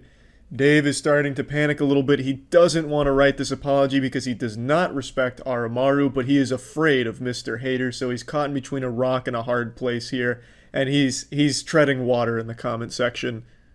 1, I have a life at the moment. 2, you need a little bit of patience. 1 word. College. You don't go to college, David. And you clearly set your expectations of me far too low. A shame, really. I thought you would be smart enough to not do what little maggot did. Stop lying to yourself, David. How about you tell me what's actually going on? College, as I said before. Do you not listen, or are you refusing to believe that I have a life outside of this? Now, if you excuse me, I have a music class to attend. I really don't understand why Dave even feels compelled to keep answering at this point. He doesn't want to write the apology. He shouldn't write an apology, honestly. He just doesn't have to reply to Mr. Hater. He can just wash his hands of this whole thing and still come out as the victor. But for some reason, he keeps engaging with Mr. Hater in here, and Mr. Hater's pressure is somehow like leaking into Dave's real world, it seems, because it feels like he's stressing about this apology, which he shouldn't write in the first place. Mr. Hater goes in on Dave, starts poking holes into his claims about college because 4 months ago it was still coronavirus shutdown, so classes weren't going on, so Dave feels the need to defend himself again. And then he kind of just explains he just doesn't want to fucking apologize, which he shouldn't. I'm glad he doesn't.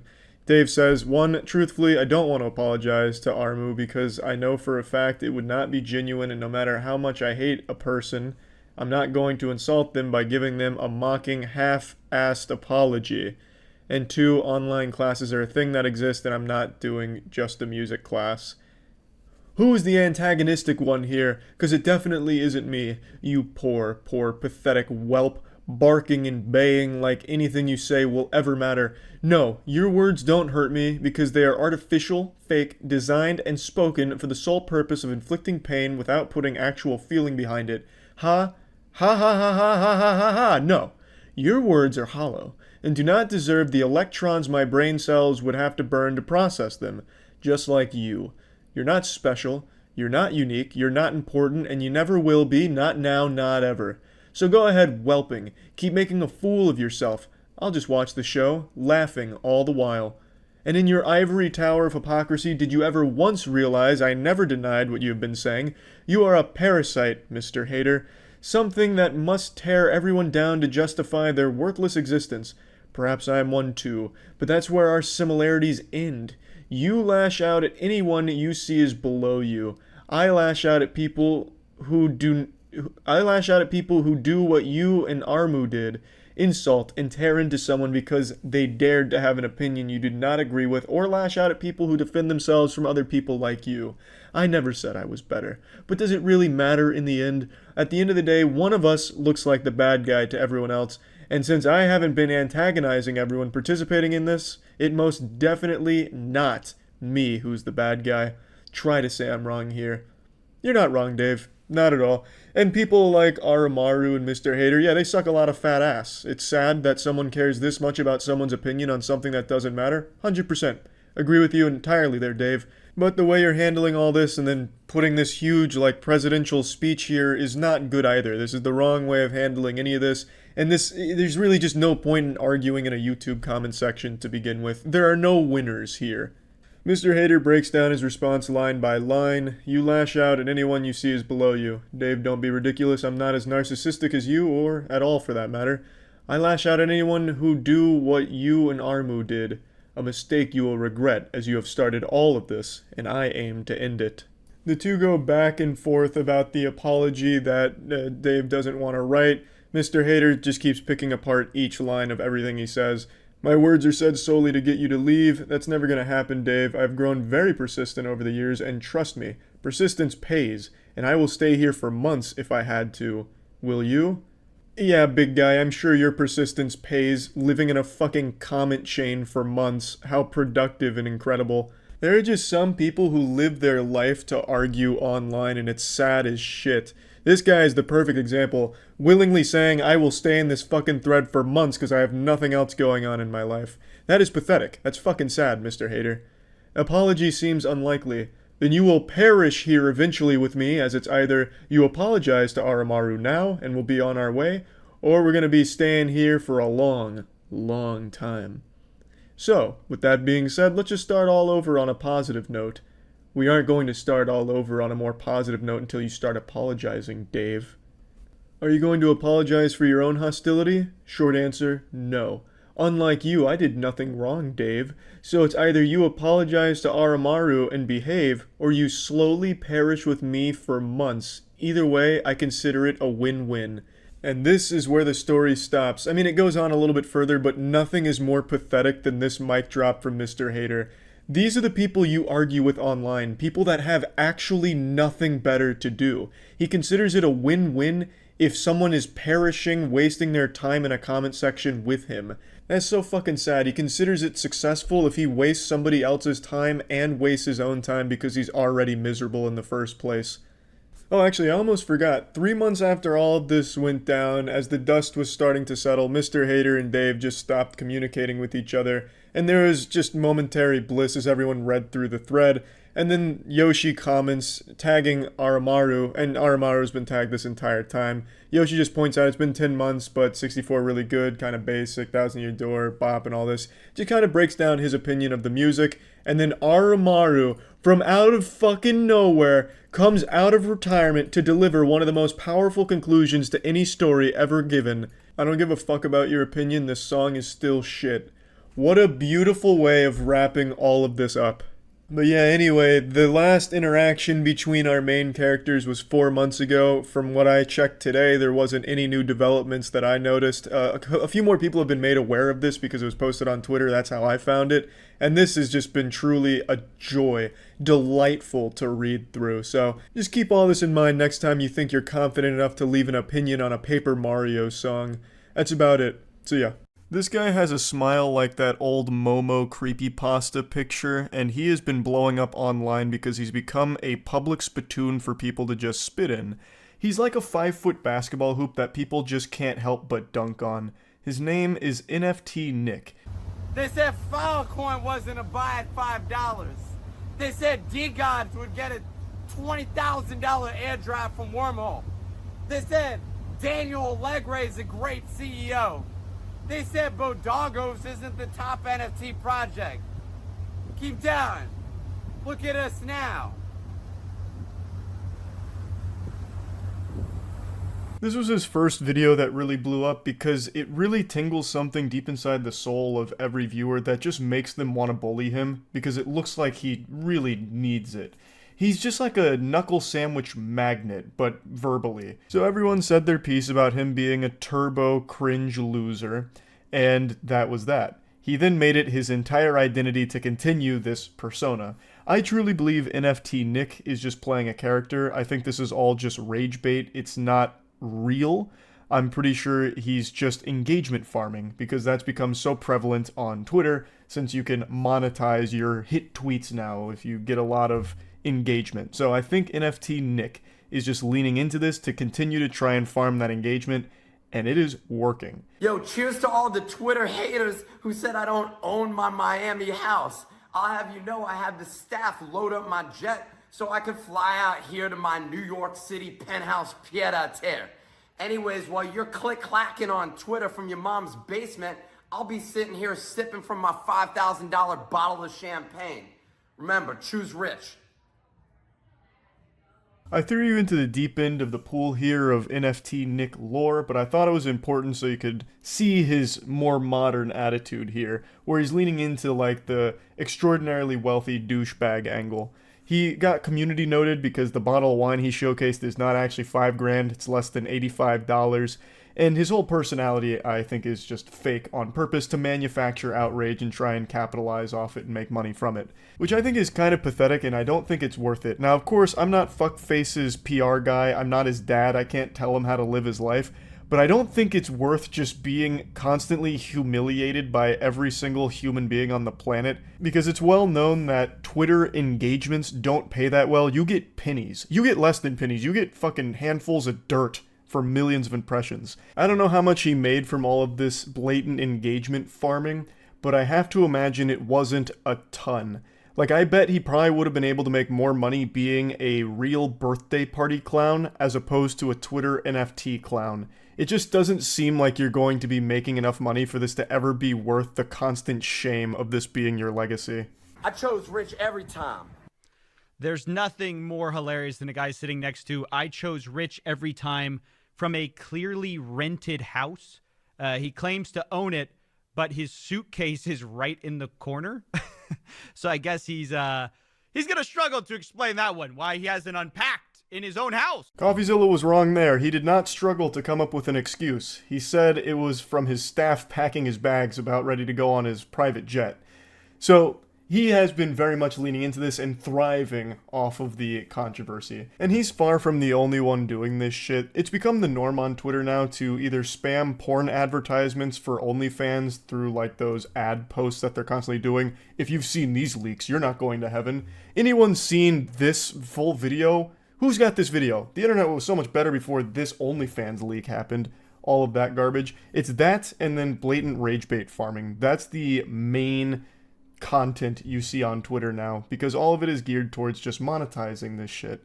And engagements right now are the easiest one, because you just post some incendiary remarks or just like really over the top statements and get people to dunk on you for it, to shit on you for it, and you make a little bit of money from that. And you just keep rinse and repeating that process. And I think that's the whole shtick behind NFT Nick. Make these posts, hope people keep insulting you so that way you can keep farming it. And I bet the happiest part of his day is when he gets notified that his post has been community noted, because then he gets follow-up content that has guaranteed eyes on it, because everyone wants to see how you defend yourself when you get community noted. And then he just doubles down on it again and gets community noted further and lets that cycle just continue, so he gets more and more impressions, which translates to more and more Twitter ad rev. That's my theory behind it. Though I guess it is entirely possible that he is genuinely just an insufferable asshole. Yo, shout out to the Twitter people praying for my downfall while saying my champagne ain't real. Keep questioning my life while you cry into your TV dinner, and my chauffeur brings me to $3,000 high tea service at Baccarat. Choose rich. This was his follow-up video to the previous one where he got community noted about the champagne. Community notes really came for his scalp there, triple fisting him, debunking like 3 of the things he said here. But again, all of it, I'm pretty sure he does on purpose.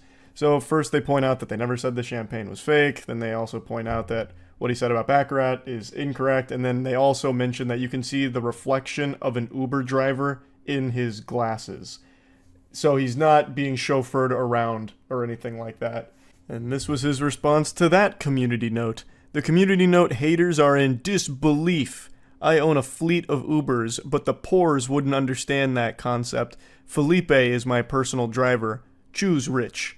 So he adopted the choose rich as his slogan now, which is a pretty cool slogan, up there with the Lucky Charms one. They're magically delicious. But I think this post makes it painfully obvious that this is all satirical. It's so over the top, so outrageous, it can be nothing other than on purpose. Like, this isn't someone that's genuinely trying to convince people of their wealth or anything like that. This isn't their real attitude. It's all just a character they're playing.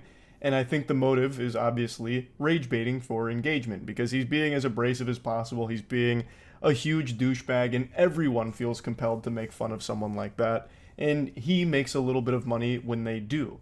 So I think that's his whole hustle here. But again, I can openly admit that I could be totally wrong. He could actually just be an insufferable, delusional asshole. I don't know. But one thing I know for certain is he doesn't own a fleet of Ubers, because that would be fucking nonsensical. And also, he does not have a driver named Felipe. Now, it's entirely possible that Nick has a friend named Felipe who comes over for sleepovers occasionally, and they both giggle and touch each other's G-spot whenever they see the word blockchain mentioned in headlines.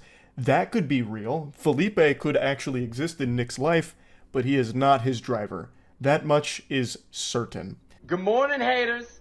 Yo, so y'all trying to say that my chauffeur is an Uber driver? Y'all keep hating while I kick off my week screening Scarface from my private movie theater in my New York City pied-à-terre. Remember, choose rich. Nick's face makes him look like he's constantly on the verge of sneezing. It looks like he's just perpetually stuck looking at the sun and like scrunching his whole face in agony. But anyway, I figured I'd at least share his response to the Uber driver allegations. And for some reason, this video in particular, I can't get to load beyond this quality, so it looks like absolute dog shit. It looks like a YouTube video out of 2008. It's highly pixelated, and there's nothing I can do to change that, so I'm sorry about that, but I wanted to at least give you the complete Nick rundown here with that video response. Again, I'm almost 100% certain this is all just engagement farming, and, well, yeah, that's really about it. So yeah.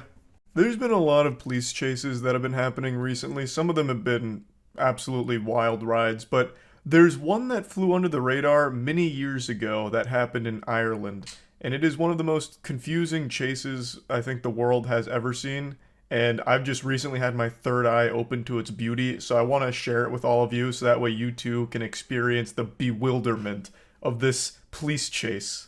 Your usual police chase in Ireland. Oh, holy shit. Oh god, the boys are back in town. Fuck. Oh god.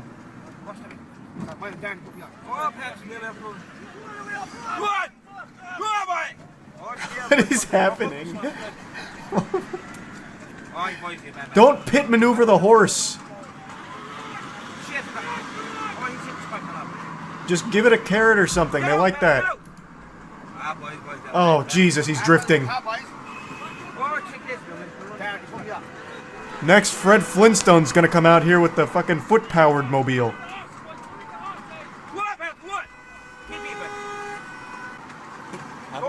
Pull your vehicle over.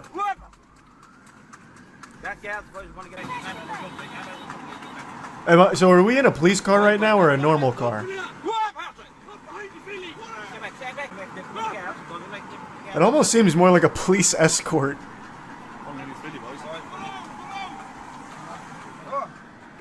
Like, this is some shit out of Ben-Hur.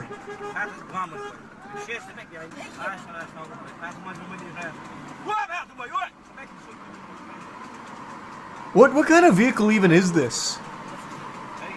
What kind of contraption am I looking at?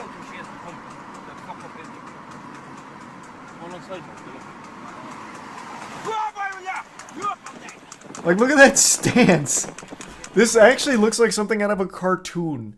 When a cartoon character's carriage gets blown up with dynamite and all they're left with is, like, the inside, so they're, like, riding, like, the skeleton of it.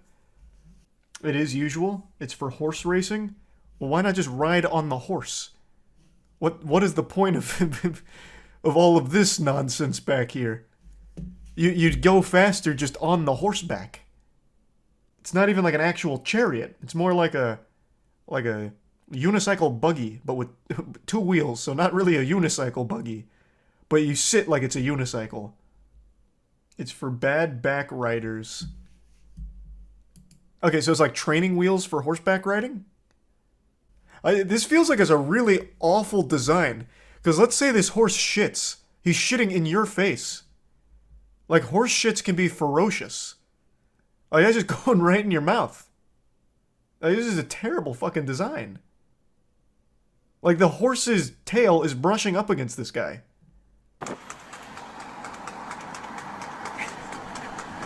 I love the trotting sound. It actually sounds like stock sound effects.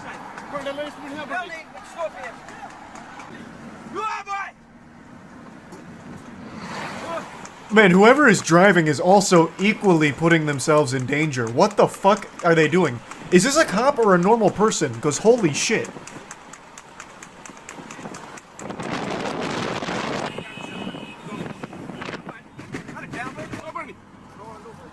This is absolutely just a normal civilian. 100%. Also, I've never been to Ireland. This road design is fucking weird. You have one lane going this way, while every other lane is going this way? What fucking design is that? No, they're driving on the wrong side? What? There's been like 5 cars driving this way. They almost got hit by a truck that's driving this way. They drive on the left. No. That I get. But it's only one lane. Oh, everyone was driving the wrong way. Oh, what the fuck? Wait, literally everyone is going the wrong way. I thought it was just our protagonist. Oh, fuck me. I thought they only had one lane going this way, and it was this one. But actually, everybody was going the wrong way. Oh, Jesus. Oh my god, he's fucking booking it. The horse owns the road now. What is the conclusion to this?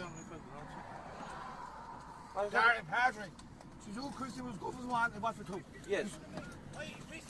Who's the girls, Daddy? Daddy, want to get on to come back in the car? What is fucking happening?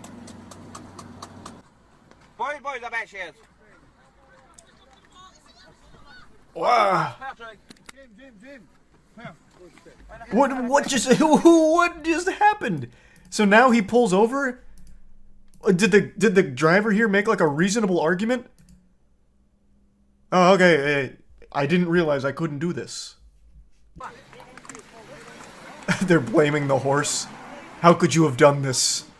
The rider was held hostage. It actually is all the horse's fault. Now they stop to lecture him on the middle of the fucking freeway.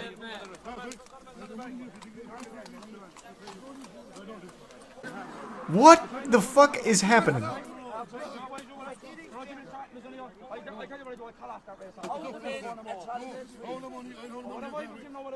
How did a crowd gather so fast? That's what I'm wondering. Everyone just stopped their commute to go ridicule this guy? Alright, everyone back to your cars. Everyone back to your cars. He wants to ride a horse around? Let him ride a horse around. Wow. This only has 9,000 views. How the fuck did this fly under the radar? This is the most baffling chase I've ever seen in my fucking life. And there was 2 of them. I don't even know what happened to the other assailant. That man's still out there riding. They stole his ride. Yeah, maybe someone stole the other guy's horse. That really did feel like an AI-generated video. Like, it felt like AI was experimenting with like a movie plot. So they came up with a premise. 2 guys on horses, high-speed chase. Crowd gathers. They're unhappy. And then they all leave. That was just such a weird circumstance. You missed the horse get stolen? No, I didn't. You're talking about this, right? Because the horse gets away. Wait, is that a different driver?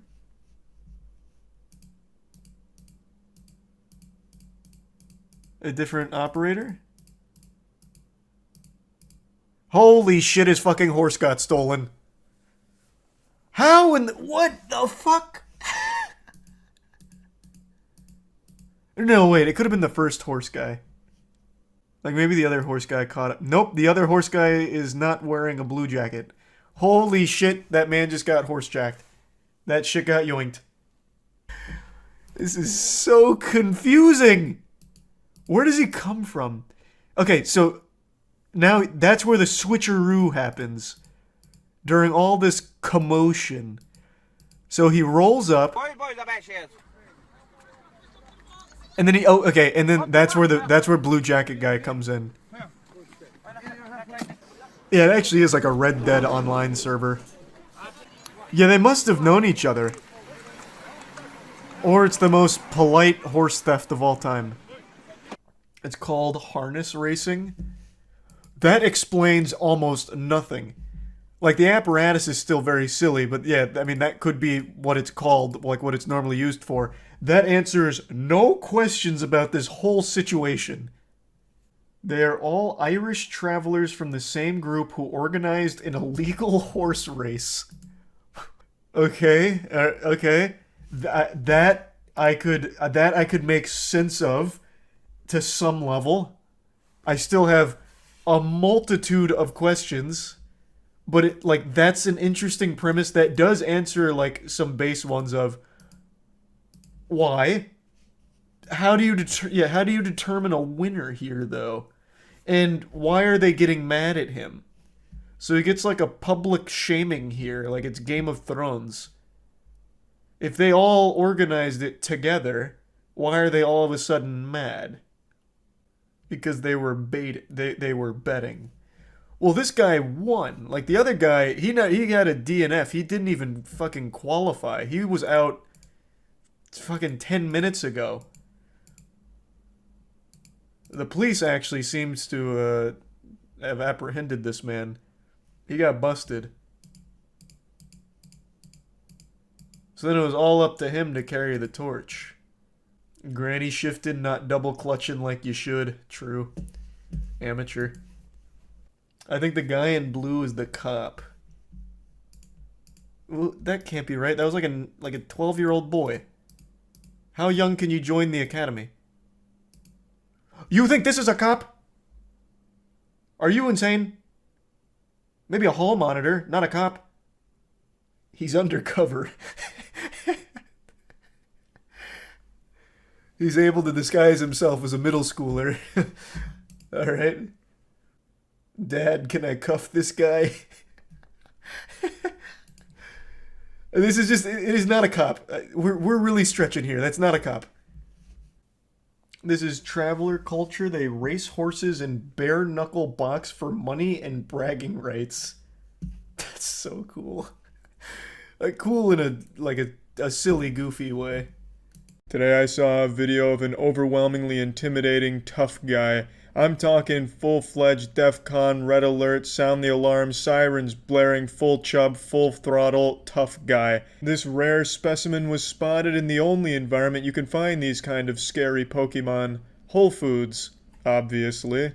Now when you look at me, you probably see a pretty intimidating, scary guy at a 5'6" imposing frame with a big set of fucking pythons on him. Yeah. I can understand why people would think that I'm probably as tough as they get, but what if I told you there's a man that dwarfs even my profuse masculinity? And he's not just a man, he's a father. People won't learn. These people won't learn. You're a bunch of idiots wearing masks, you know it's not real. Look at you fools, you got a fucking doily on your face, you retard. You look like you fucking got it off your mom's countertop. You feel better now? Looks like you got a Sharpie off your mom's countertop and scribbled in some weak-ass facial hair. This whole freak out here reminds me of the old Bagel Boss guy. You remember that guy that was extremely short and melted down about women not wanting him at a Bagel Boss restaurant? I get the same vibes from this guy. He just came in here looking for a fight with a chip on his shoulder, mad at the world for fucking nothing. Of course it's about masks. You can look at this guy and immediately tell he doesn't believe in masks and probably believes the world is flat. But I mean anyway, this guy's dressed like he's trying to go fishing but accidentally wandered into a Whole Foods and now is upset about the whole ordeal. Unfortunately, he's brought his family here with him to embarrass them, and make no mistake, they seem extremely embarrassed by their father as this video continues. You look like an idiot, you're a child. Trying to make me wear a mask. Shut up. Shut up. Yelling at people.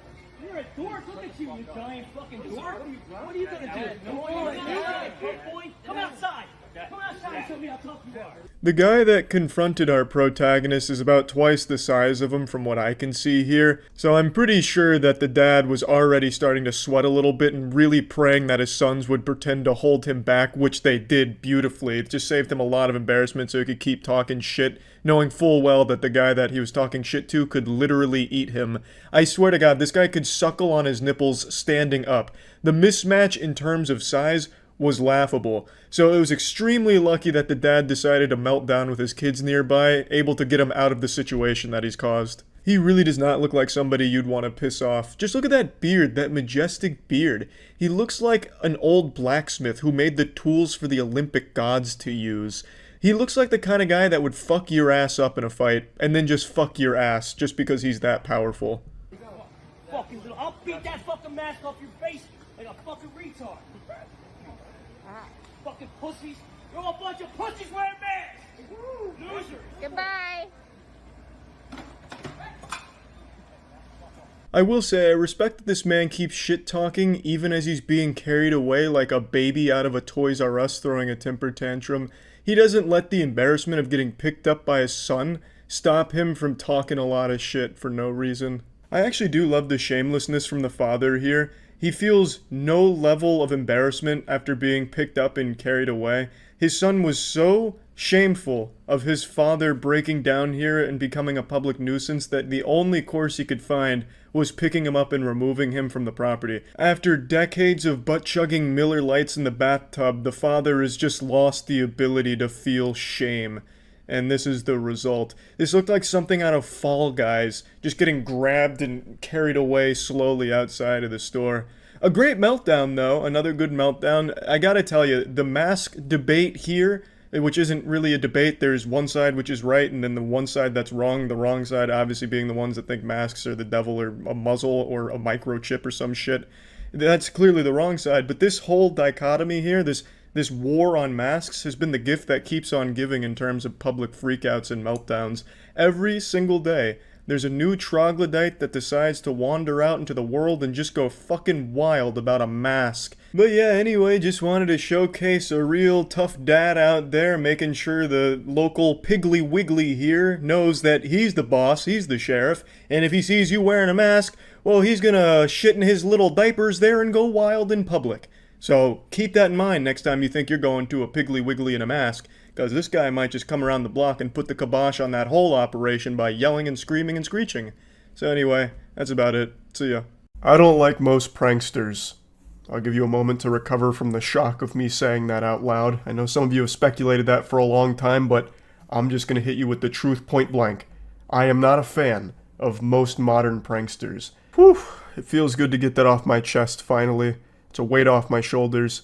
Today I want to make fun of some douchebags that pull pranks in Walmart, because Walmart has become a hotspot for the worst pranks ever by the biggest douchebags on the internet. TikTok has contaminated the minds of many young people into thinking that Walmart is only inhabited by NPCs that are there to be used for your awful TikTok videos, so this has only been growing in popularity and only getting more and more insufferable to watch. Shopping like us. What do you mean, what are we trying to do? We're shopping. We just do it differently. So the quirky prank starts out here as shopping carts stacked on top of each other and throwing them into the top one. I don't know what's supposed to be entertaining about that. Maybe for like a 6-year-old to clap it like, whoa, look how high that is. Whoa, that's not usually how you shop at Walmart. Whoa. It's not even like a prank or a joke.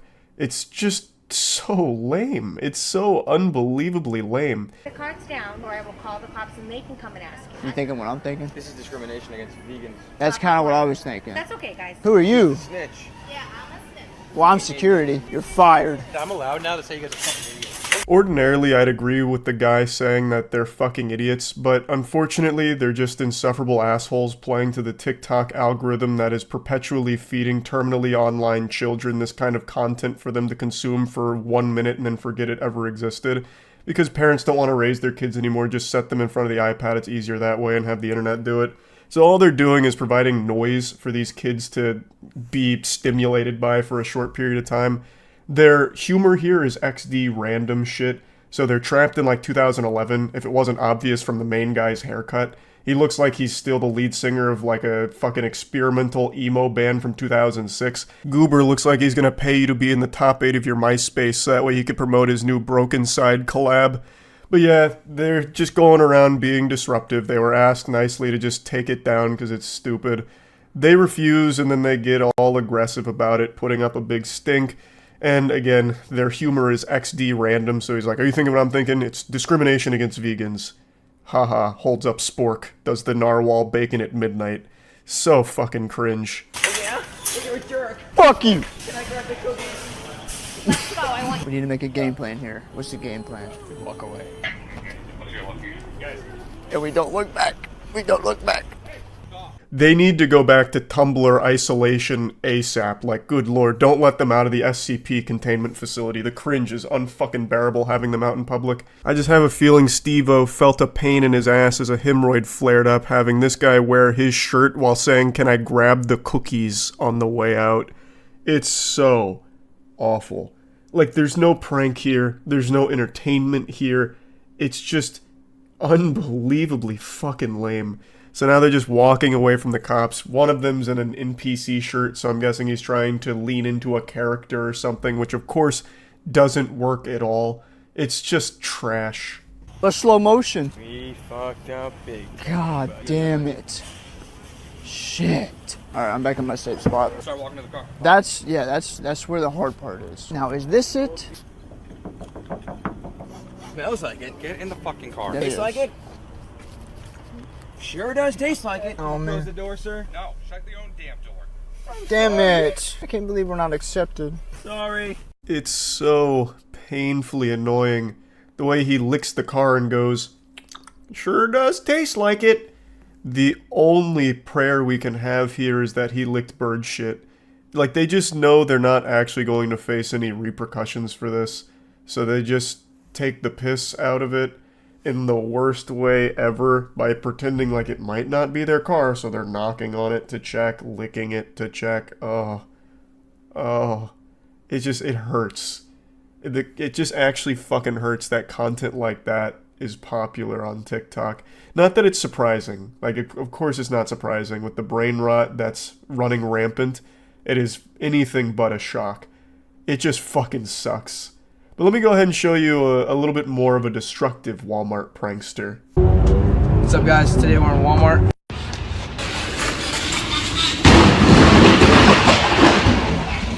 Ah, yes, the timeless classic. Knock shit over and leave, forcing the employees to clean up your mess and pick everything up. Good one. That's the entire joke right there. Just rides a bike into it, knocks all that shit over like he was bowling with it, and that's it. And it was so good, he said, I'd like to try it a second time.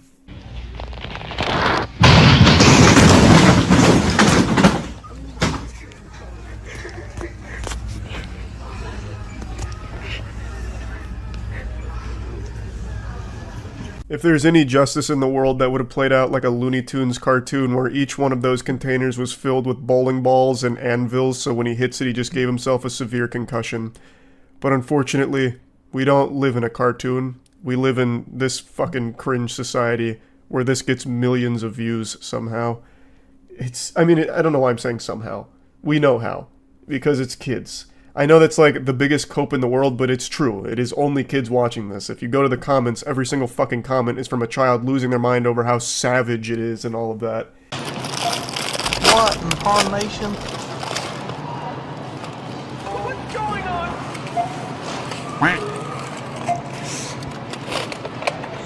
Just those 2 cookies.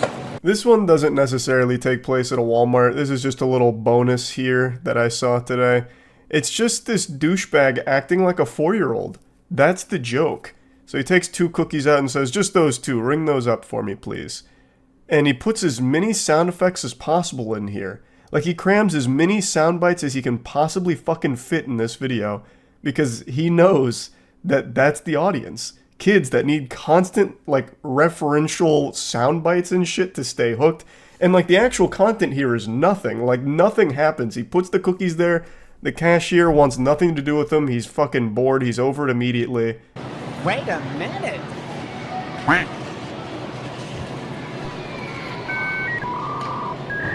How much? You paid enough for this. Wait, what are you doing?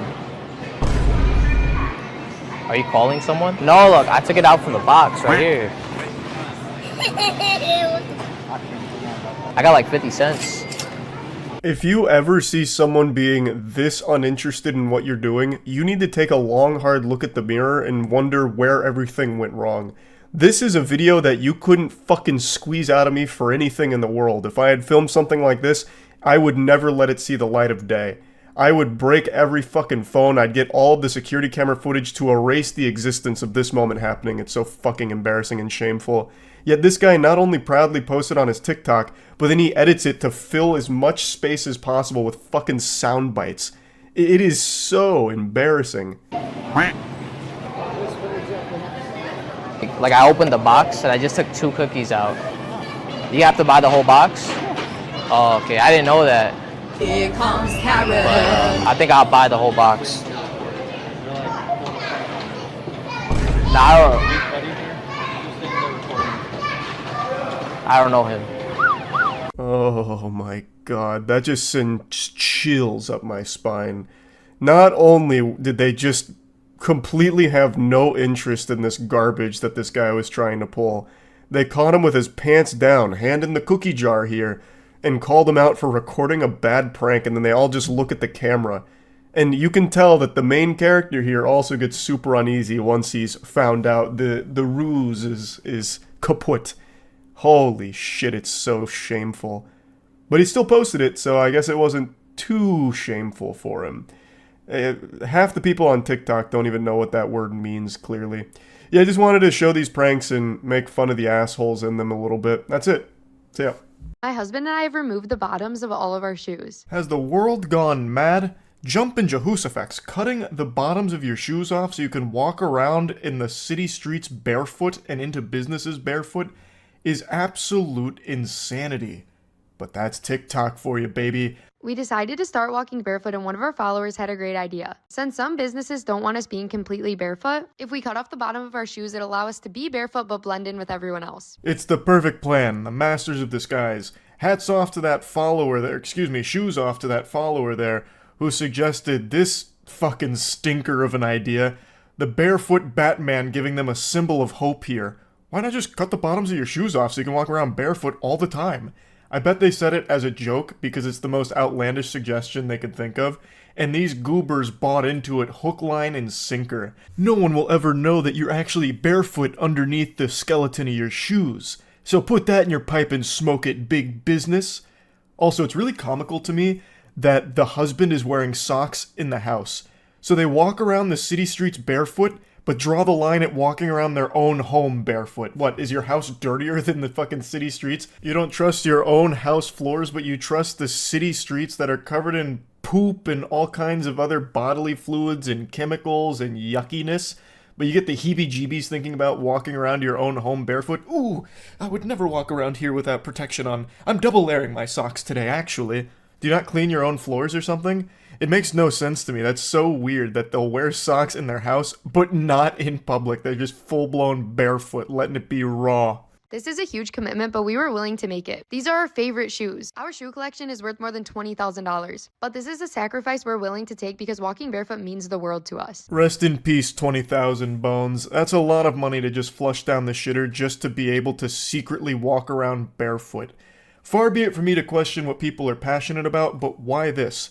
You know, I'm a bit of a daredevil myself, a bit of a rebel. I like to walk around barefoot in the comfort of my own fucking home, where it makes sense to get my little hobbit stompers out and just roam around here. Why sacrifice 20 grand just to do it in secrecy? Like, you can't just wear shoes for a little bit. You have to be barefoot all the time. It's almost like a fetish at that point, it feels like. They can't help themselves. It's so weird to me because it's a dangerous thing to do. I remember back in college when my campus would do like shoe drives where we donate shoes. My roommates and I did it once, and we walked back barefoot, and my buddy cut his foot on a piece of broken glass and just gashed that shit open. Now, amplify that danger times 20x because you're just walking around the city streets barefoot. It just doesn't make sense. Plus, you're risking, of course, like disease, infection, and shit. Like, probably get like fucking hookworm and COVID, and those two mash together and form like COVID turbo strain or some shit. I don't know. It just doesn't. It doesn't compute. You can't just wear shoes for a little while. You have to just ruin 20 grand worth of shoes to be barefoot secretly because businesses don't want you barefoot inside there, which is a totally reasonable thing to not want because it's gross. The benefits of walking barefoot are priceless, so now our shoes are worth more than money could ever be. So today we got to work and started removing the bottoms. The benefits of walking around barefoot, huh? That had me scratching at my chinny chin chin, so I did a little research. There are some stated benefits of walking around barefoot. On grass, in nature, where again, that makes sense. Not dirty ass city streets that are covered in poop and in fucking grime and grease and filth.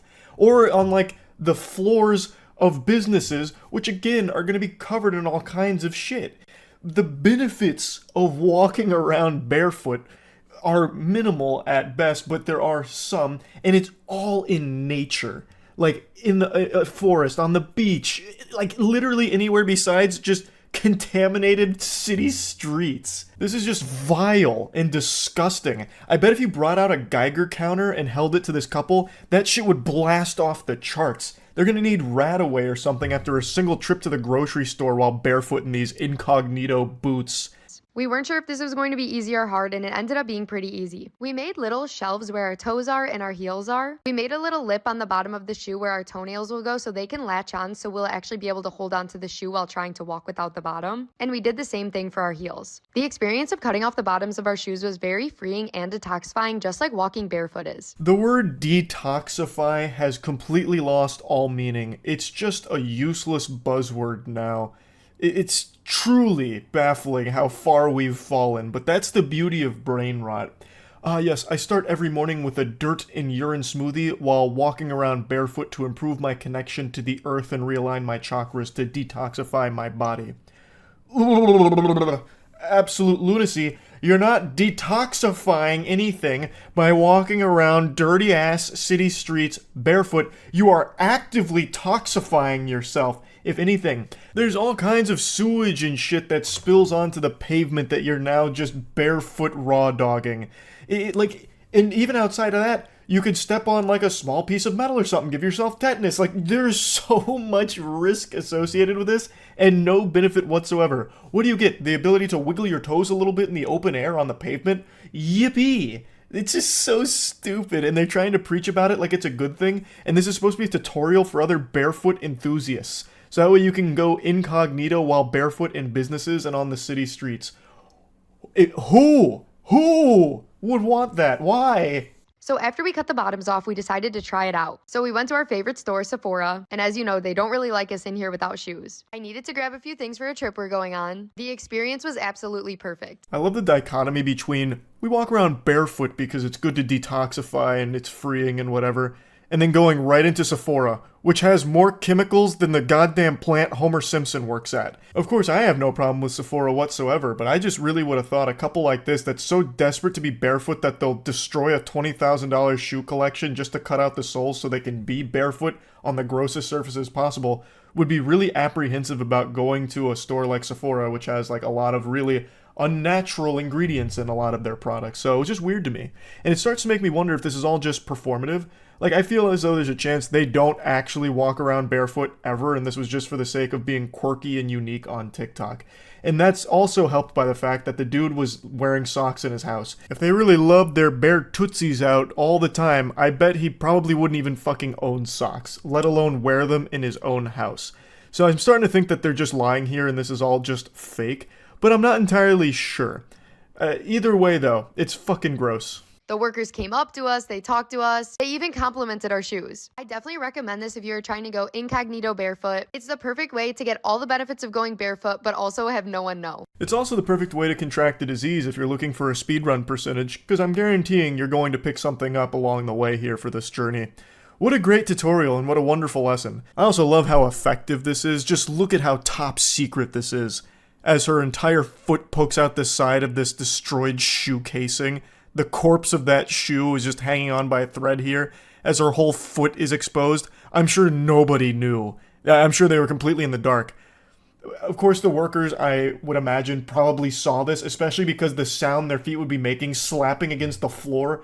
Like, that's not the sound shoes make. I have no doubt they knew, but they probably just didn't want to deal with the headache of confronting people like this about it. Like, hey, excuse me, why are your dogs out underneath these shoes? We really would prefer if you came back later with shoes on. Can you please leave the store?